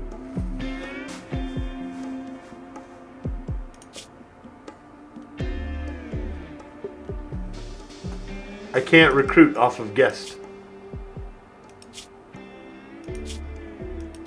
Huh.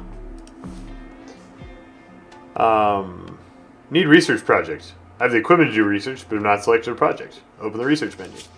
Select a project. Colored lights? Brewing? Oh man.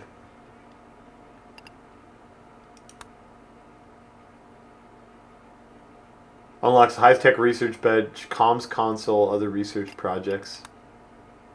Build stone cutting tables that let you turn stone into construction. Craft weapons and tools.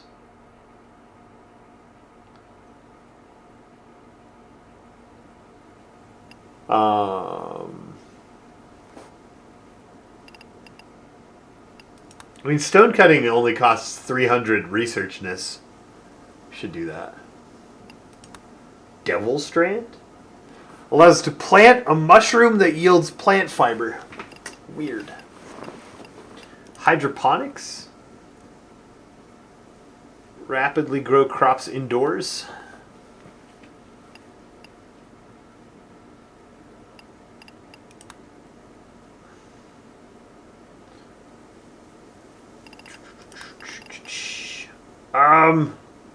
Let's do stone cutting.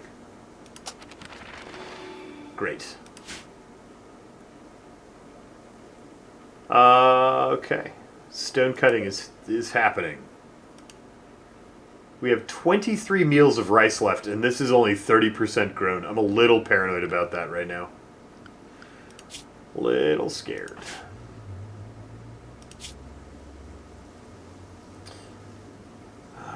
Nuzzled? Yes.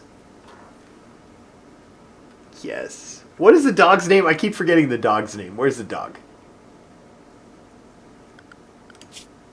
Jingles! Right, Jingles doing work. Good old Jingles. Shared bedroom, cramped environment. Colonists left unburied. Oh, how do we bury people?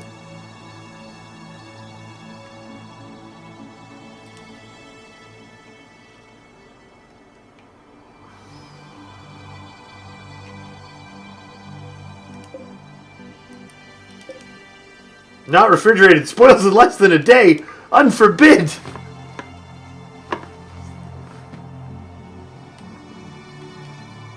Ew, spoils. Ew, that's the wrong word for corpses. How do we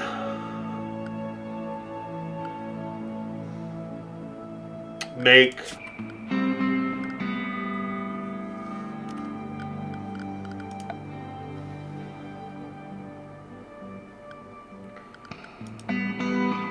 joy areas? Chess tables? Sun lamp.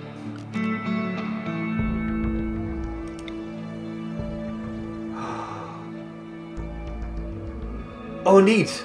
I need to redesign my cropping areas to fit around sun lamps. I want all of these. Sounds great.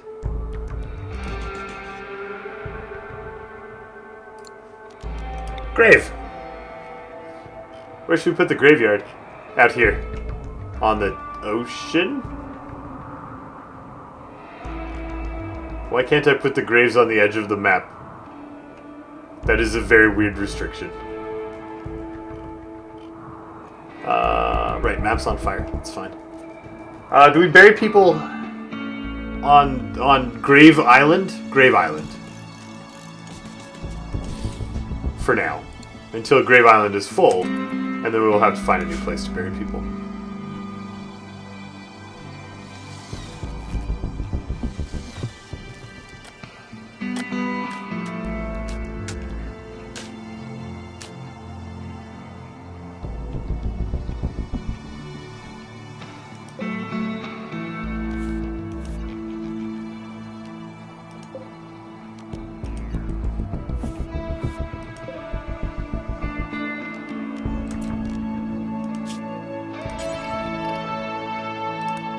Strawberries!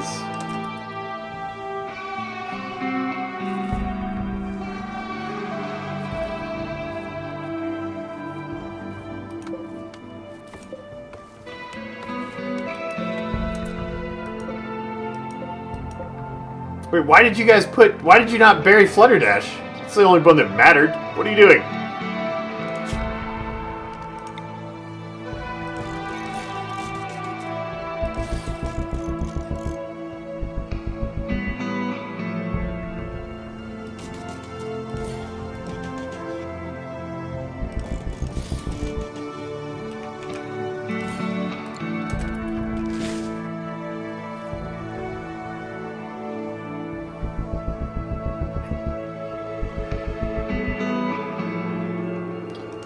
How you doing, Carl? You doing okay? Spine's all healed up.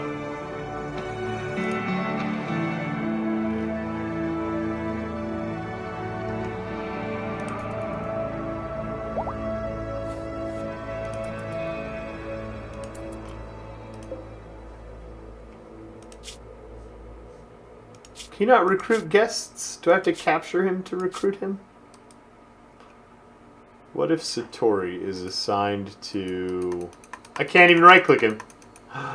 Sad. I should have captured him so we could Stockholm Syndrome him to join us and be our friend.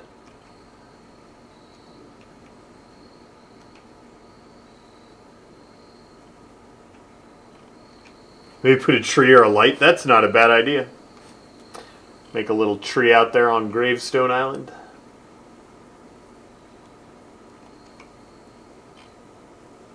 All these lights are draining our batteries. Can I turn them off?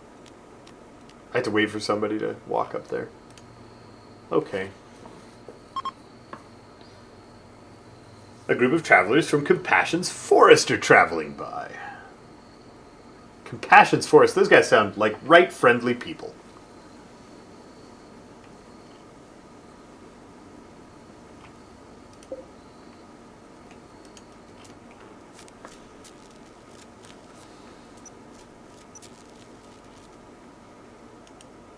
Oh, definitely display animal names. Yes.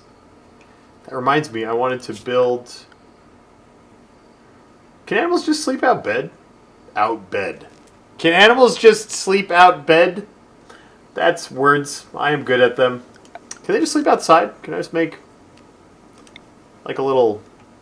Hey animals, you all sleep here. They don't care, right? I mean, except for Jingles, obviously. Jingles has to sleep inside.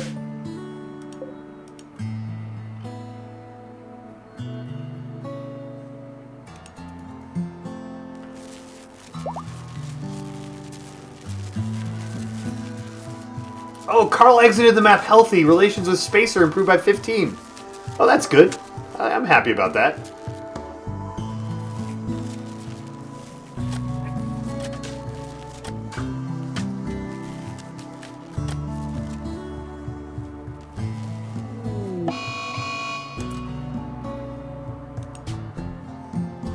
A local boom rat has gone mad. That's a disaster. Oh. Never mind. It's fine. Don't kill it, guys. Careful with that mad boom rat.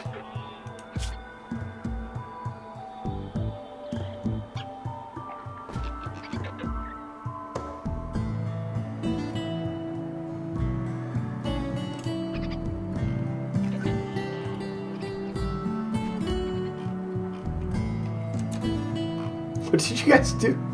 You just gonna take a bunch of stuff? I'm glad the boom rat didn't explode while they were running down there.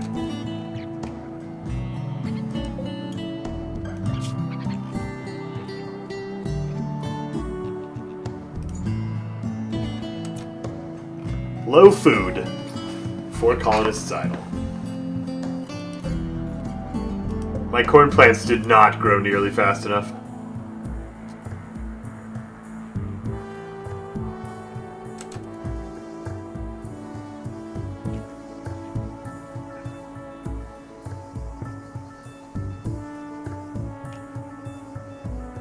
Alright, let's look at moods again. Let's see what else we need to do for people.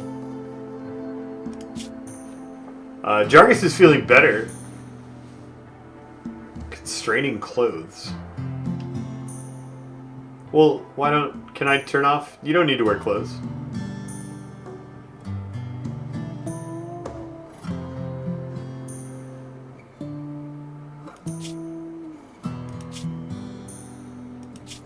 Can I set... Really likes Rasmussen. Where do I set your clothing?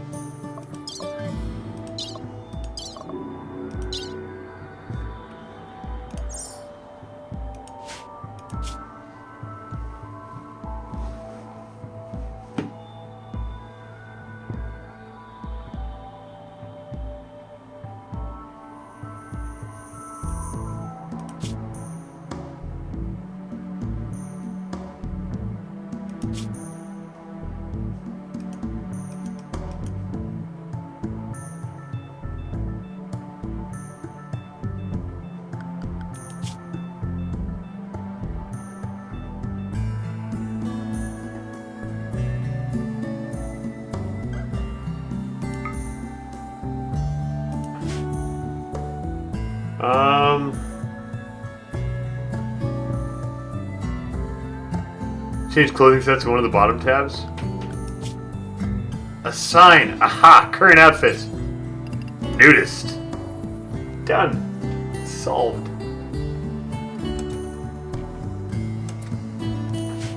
Good. Managing this mood so well. Constraining clothes solved. You're a nudist now. Engage nudism mode. So basically what I need to do is I need to build everybody a house. Or build a house with lots of bedrooms for everyone.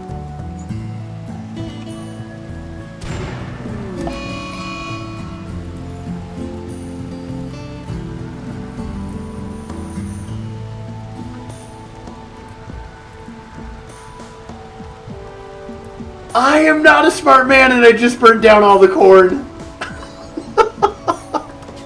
Oh no.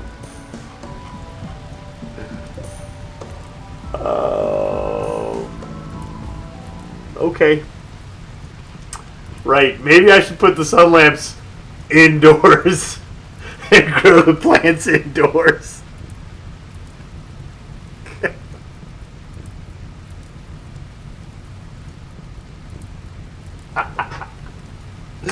I am so smart. Oh man. Turn the sun lamps off. Save the corn.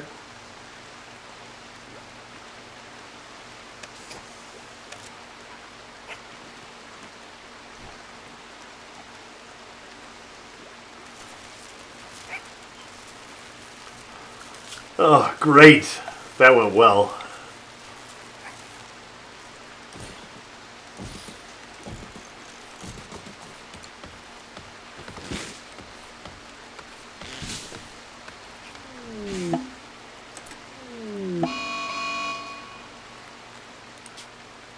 A group from Grey Elephant Seal Trunca are visiting the colony. Great. A group of pirates from the Arrow Mosquitoes have arrived nearby. They're attacking immediately. Where are they? Okay. Well, come get wrecked by my turrets. Like you do.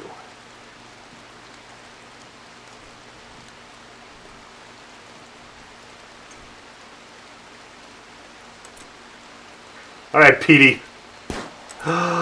It's nighttime and I don't have enough solar panels and my batteries are empty and he's going to kill Wild Boar 1. Can't have that. Hit people, guy. Your job is to hit people. Time to get to work. Jargus, you... Nope. Rasmussen, you happen to have a rifle. Time to get to work.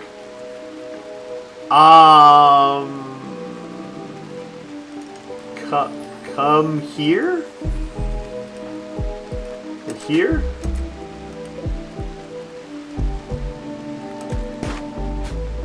Good thing they can't shoot.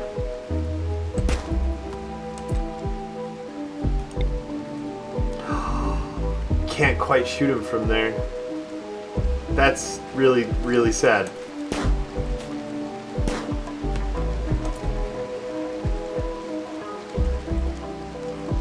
How long until daytime? At least they are terrible shots. Boom. No! No Wild Boar 1!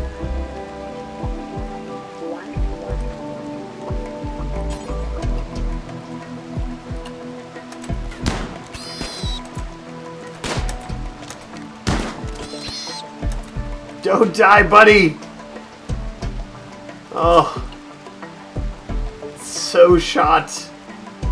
I don't know how to go save you.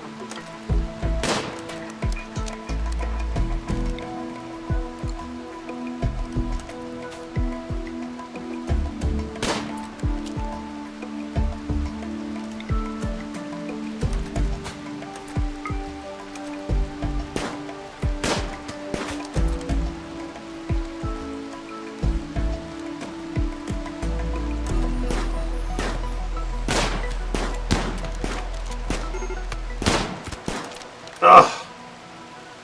Why are they winning?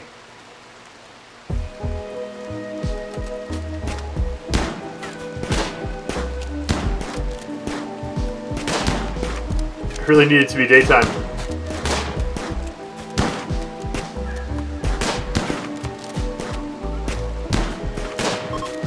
Nice. Alright, well shot. Now kill Petey.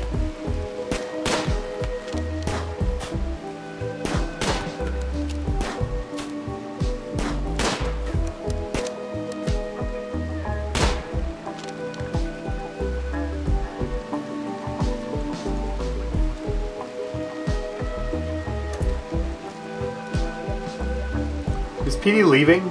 Did he flee?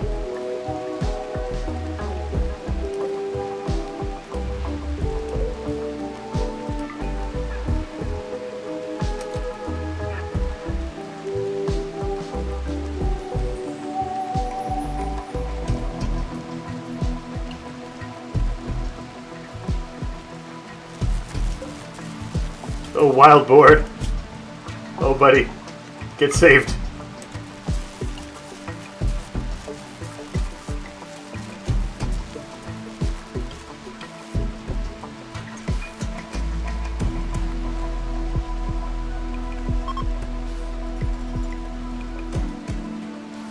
Yes.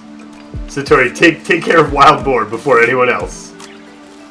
That's a good doctor. Correct priorities.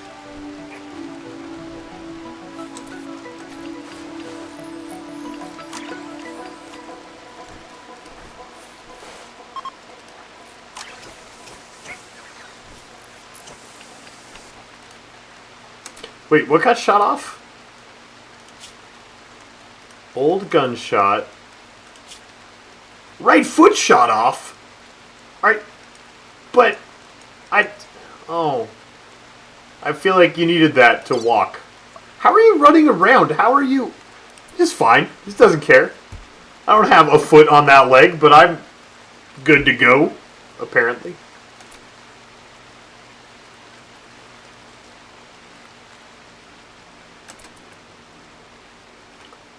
Maybe I should restrict medicine on my animals? No! They're so important!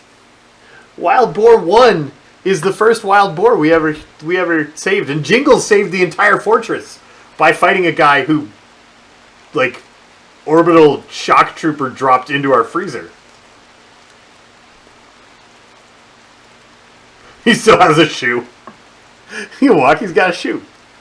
It's fine.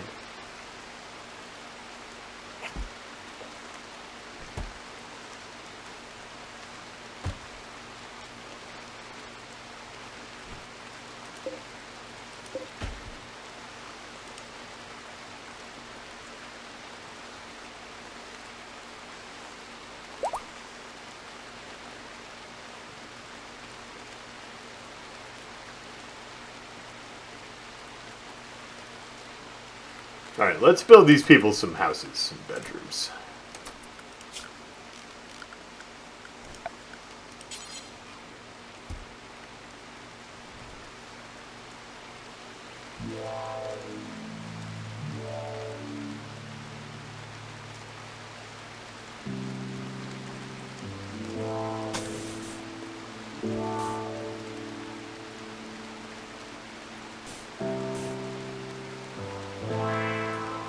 How big do they want their bedroom to be? Let's do walls 7 by 7. By which I, of course, mean 7 by 7.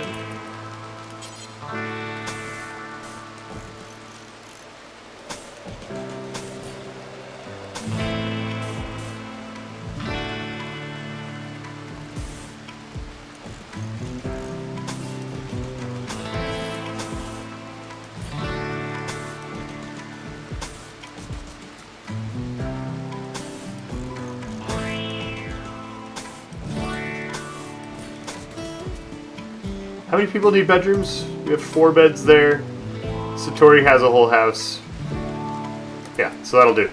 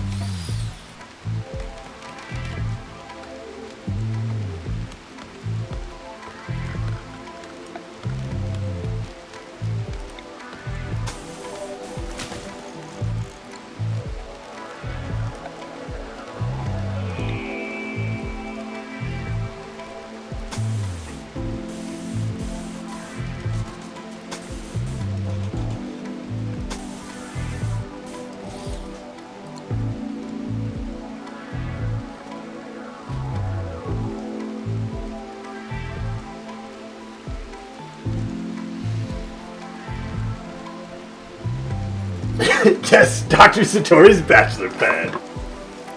Yeah, it's okay. Everybody eats dinner in Satori's house because he's the only one with the dining room.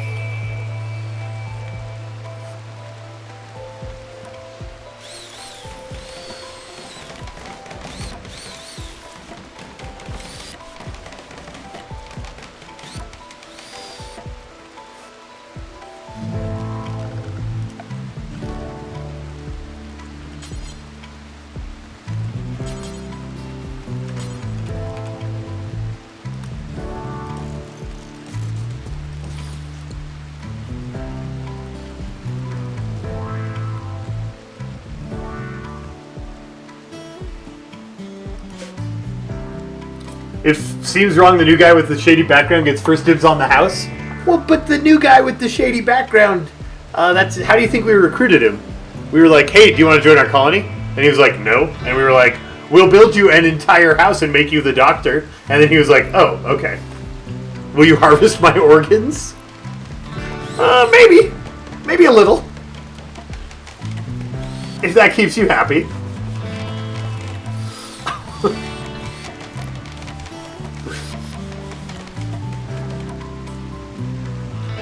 If that's what you like, we might harvest them for you a little.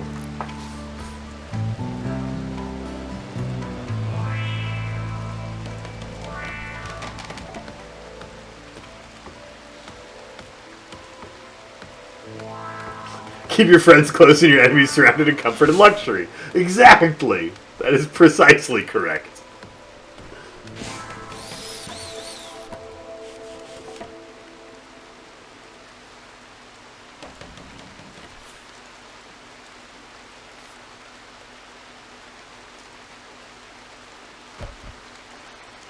Oh, cleaning up the blood in the hospital. That makes sense. It's like, what is Rasmussen doing? Should we put a floor in the freezer? Let's put a floor in the freezer. Let's put floors everywhere. So much floor.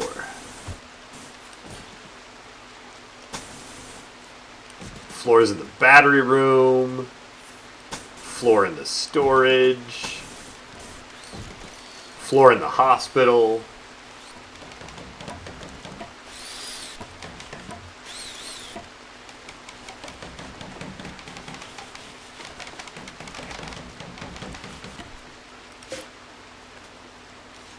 Set owner.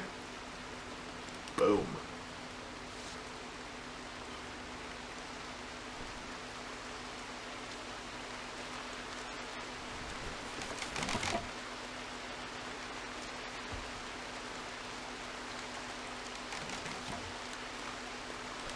How you doing, Wild Boar 1?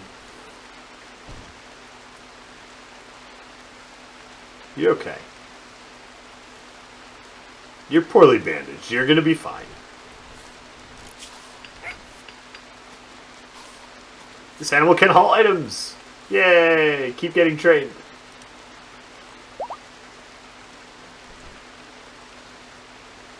What beeped? Wild Boar 1 is fully healed! Woo! Back to his hauling training.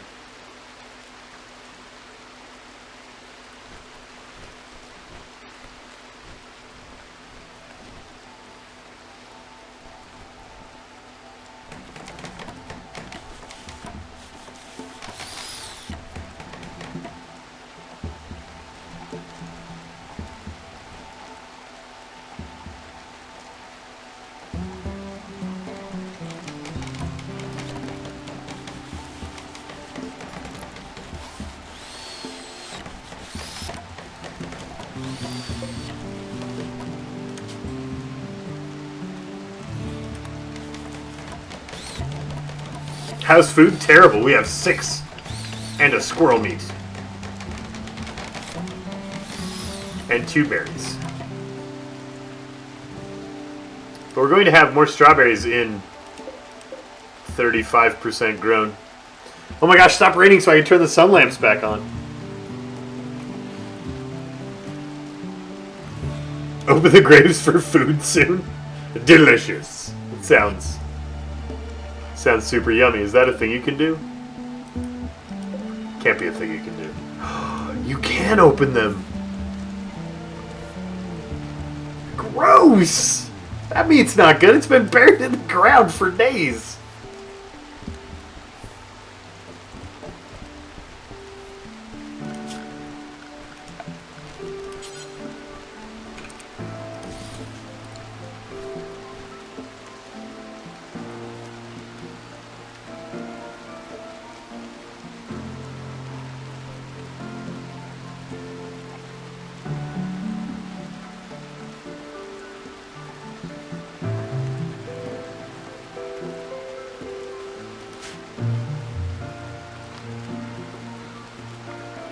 Grave/meat ripeners. I don't think ripe is the word that you want when it's meat. I don't know that that's the appropriate, like, desired meat quality.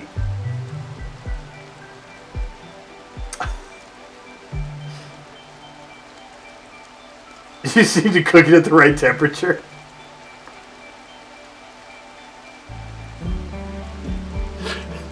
The maggots add texture. It's fine. It's totally fine. So gross. Oh. So gross.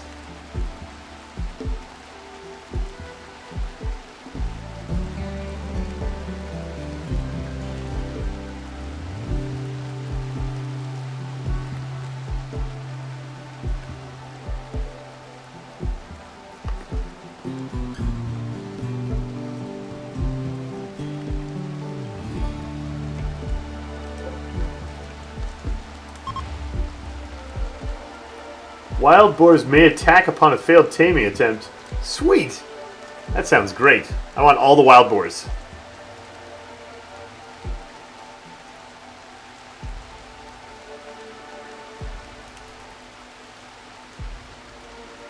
This rainstorm is a tragedy for our power.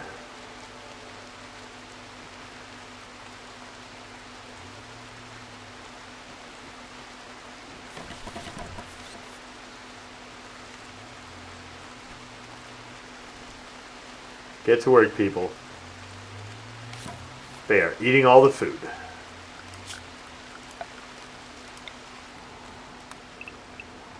Hey, there's a few things to harvest out there. Let's do that.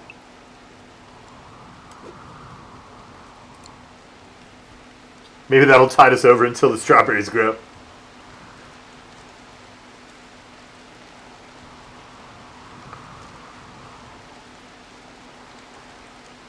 Just put sun lamps by the solar panels to increase the solar panel efficiency?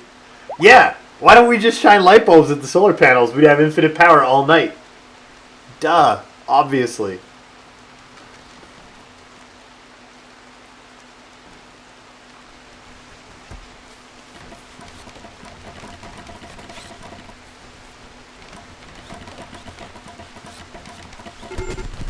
Whoa! Whoa! Whoa, what's the deal? I thought you guys were friends. You're not friends.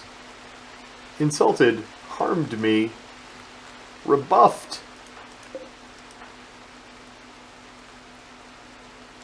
Failed romance attempt.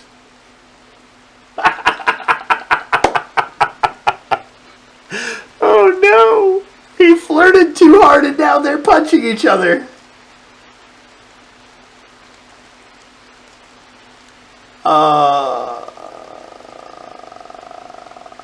Well, how do I make them stop punching each other? There's got to be like a set someone as a sheriff thing, right?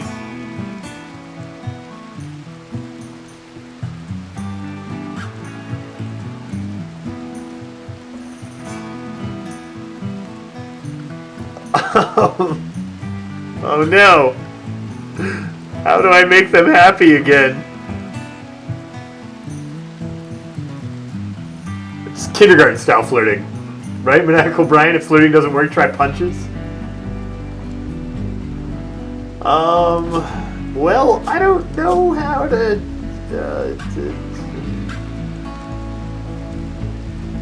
I don't know how to fix this.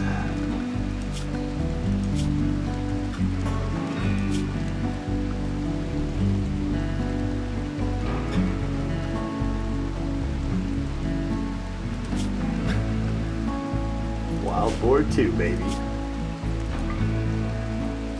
Begin your training.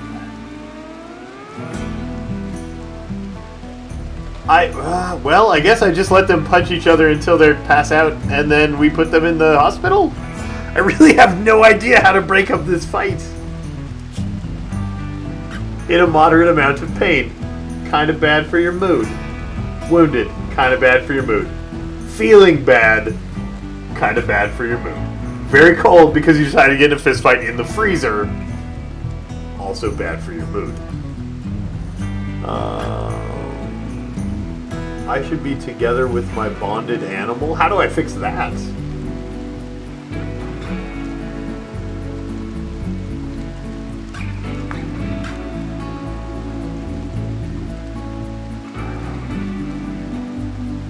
I don't know how to make them stop fighting. I guess we'll just let them fight. Wait, are you full of knife holes? No, you're just punching. Even though you're carrying a weapon, you're still just punching each other. Well, alright, punch each other.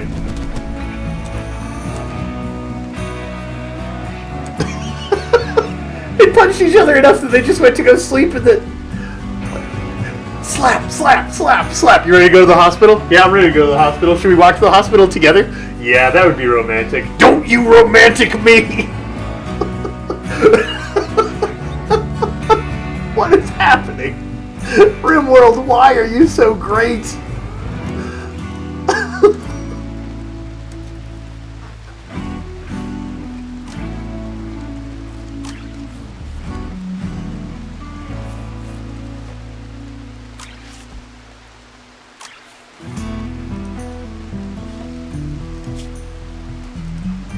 okay. It's okay because Satori wanted to have some doctor practice.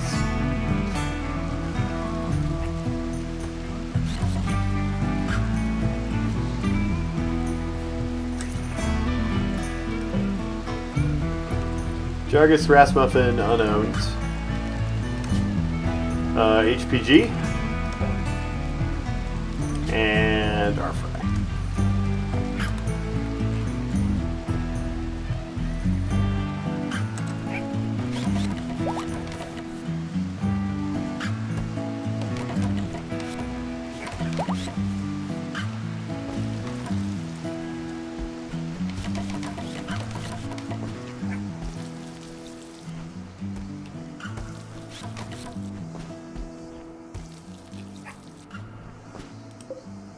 %56 strawberries. They've passed the corn, the strawberries. Have passed up the corn now. You can click the animal and set the master. Do we know which one? Can I figure out which one it is? Alright. Needs. I want to cycle through the people. Like, I just want a page for all the colonists, so I don't have to go here and grab them from here. Social.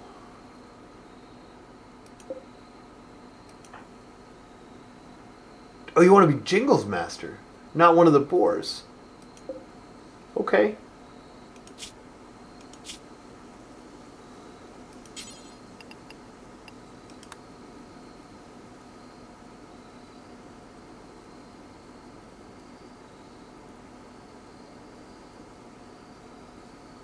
Okay. Press period to cycle. Oh, great! Great! That is a thing I want. Beautiful.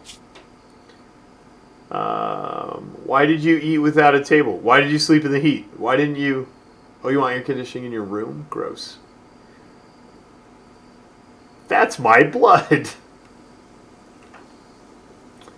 Hungry? Well, you can deal with that. Go eat. We just fixed that. We need to unpause it.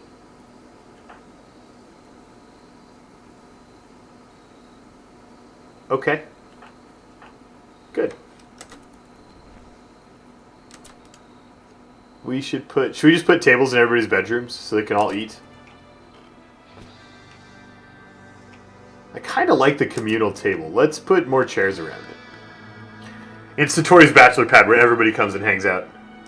Let's put lots of chairs around that table.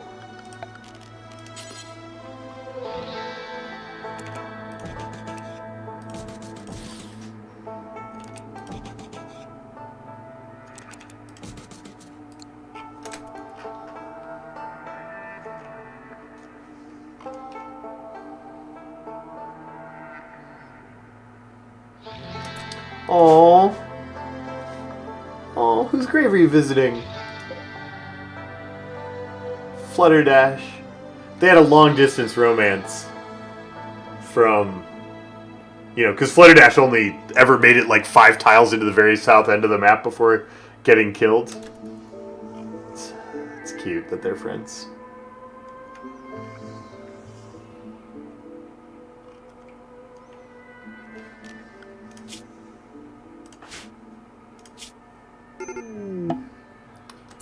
Feeling terrible just for no reason. Who needs treatment? What? What's the matter? Sick. Plague? Okay.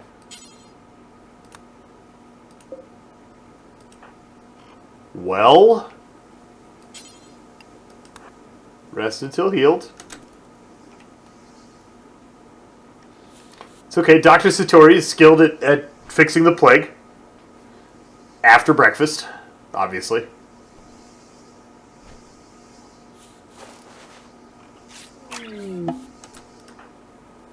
Treatment quality 105.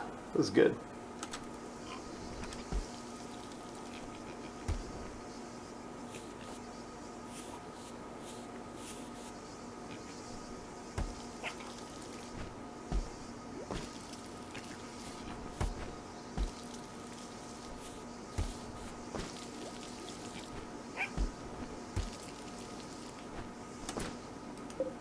being trained?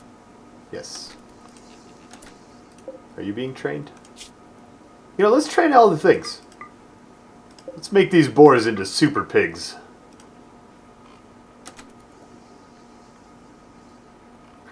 Is the Factorio addiction broken? It is, Kalmari. Factorio was very addictive because I wanted to complete the tech tree. And as soon as I launched the rocket, kind of done. Like, it's fine. Just kind of over it. How soon? We can start emergency harvesting strawberries right now because we are low on food. Oh, low medicine. I should make a growing area for medicine.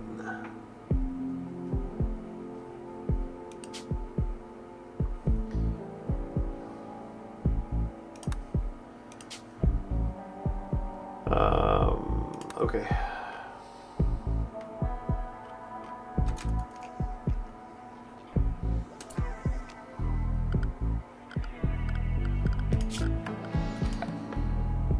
Oh, you know what the worst thing is about what's happening right now?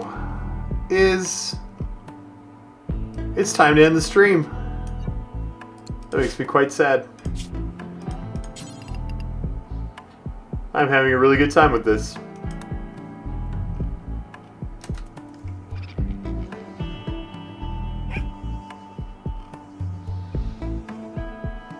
What's the thing in my freezer? A chunk of steel slag? This is where our first raid crashed in through the freezer and landed right here and left a chunk of steel slag and stabbed poor Jingles with a shiv 8 times. It was super unfortunate. I don't even know how to trade with the visitors. No idea how to initiate trading.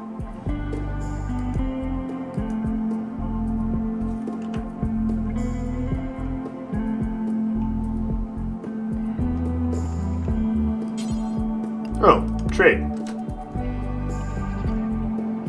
Wait, don't leave. Don't leave, we're coming to trade with you. What are these? Buffaloes? Those like beefaloes? They're like beefaloes. They like to eat kibble.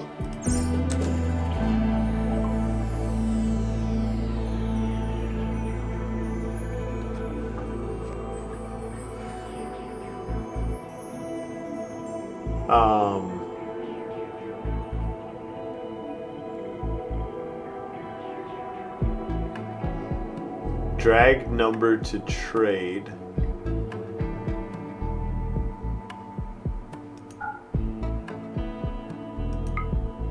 Wait, the only thing he has... Oh, he has some silver. He has a PDW in awful condition. He has a survival rifle. And he has medicine. Let's buy his medicine. And a survival rifle. And we pay for it all with silver. I guess we could pay for it with this awful pistol and some silver. And this poor pump shotgun. Yeah. Okay. Medicine acquired.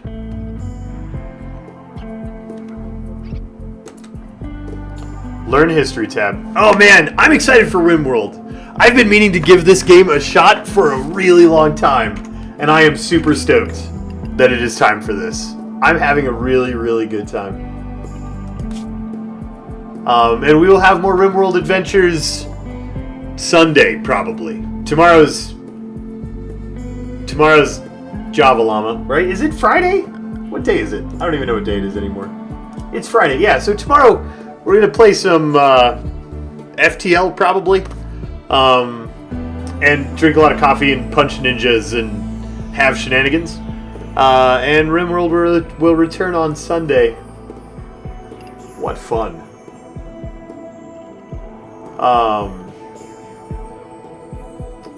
Yeah, I'm excited about Rimworld. We're gonna play a lot of this, I imagine, over the next little while.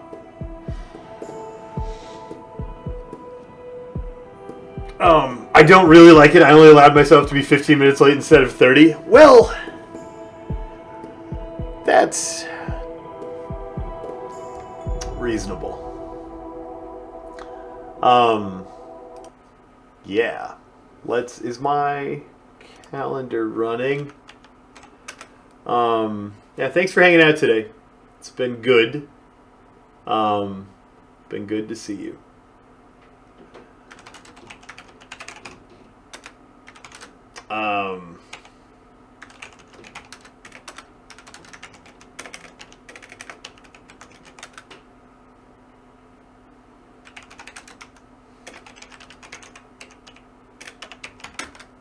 Good. Gotta get my calendar running so we can do this.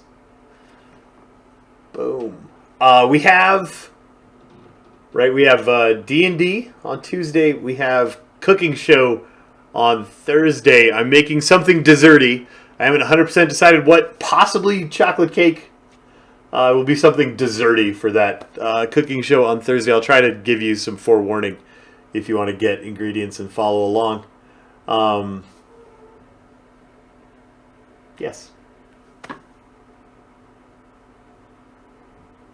gotten really bad at the end of the stream thing.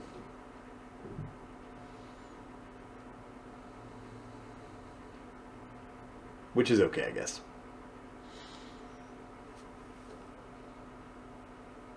Why aren't my nails painted? I have been really busy and I haven't had time to paint them. I kind of blame Factorio, honestly. That game absconded with many of my internal brain cycles. So, yeah. What's planned for Sunday? Probably just Rimworld, Shylock, I would guess. Right, so I need to do... We have 100 days left on the challenge. Let's talk about that for a minute. Since I can't actually leave early, that would be out of character. And I did finish and save and exit Rimworld bizarrely early today. I'm only 15 minutes late to go get my kids. So, there's that.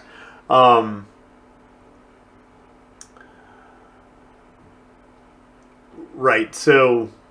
100 days left on the challenge. We're about to have a 2-digit number of days left, which feels like a smaller number because it is less long than the rest of it. And we're making some transitions in the content on the channel, specifically a transition away from XCOM, which has been a really long time staple. There will still be some XCOM because I do love the game, and I won't stop playing it because we're going to do Firaxis O'Clock forever. Well, for as long as they will keep hosting me.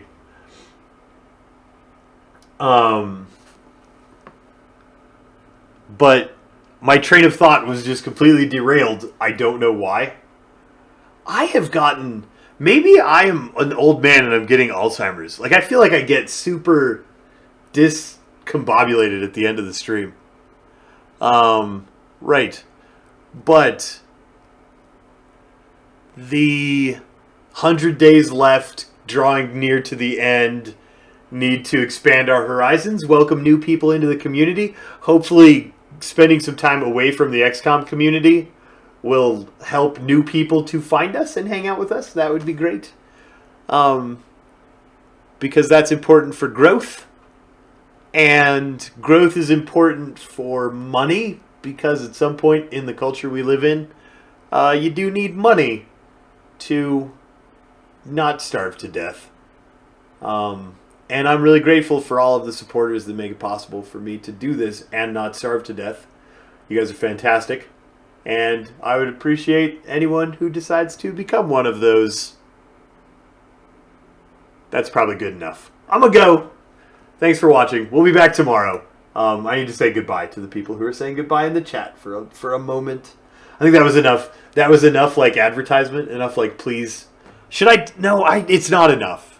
I need to say where the things are, so people who are right, you're saying that, but how do I do that? If you go to the Twitch page, I don't know if you're watching on, mobile or Xbox or whatever, there are links below the stream to Patreon and StreamTip and There's a subscribe button, and there are like advertisers. I have advertising affiliates, and you can buy stuff from them, and that's how you do. Check out the Patreon page, read the rewards. If you have good ideas for rewards, we want to do some changing of what those are soon. We will probably only add things, not take things away that people already want. Yeah, that's good. Good night, Kalmar. Good night, Meep. Thank you, Joaquin. See ya. Love you too, Astrostorm. Bye, GB. No, you hang up, said Licken. No, you hang up. Bye, eyes. See you around, Roran.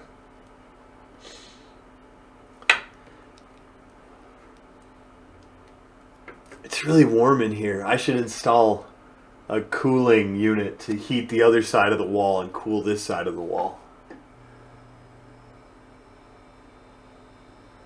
You like to imagine that 80% of your contributions go toward purchasing aspirin. So I can tolerate you in the chat. White Fluid, I will make sure to purchase an amount of aspirin each month equal to 80% of your contributions, so that your imagination can be as close to reality as possible. I would like to make that dream a reality for you, because I like you. We'll do that. Alright, I'm going to actually go! I just heard a noise. I don't actually have to go today. Friday, my wife got home from work early, and she already went and got the kids. Which I shouldn't have told you, because now when I leave, it'll be that much more depressing, because I could have stayed. But I do have, like, adult responsibility things that I should go do. It makes me sad.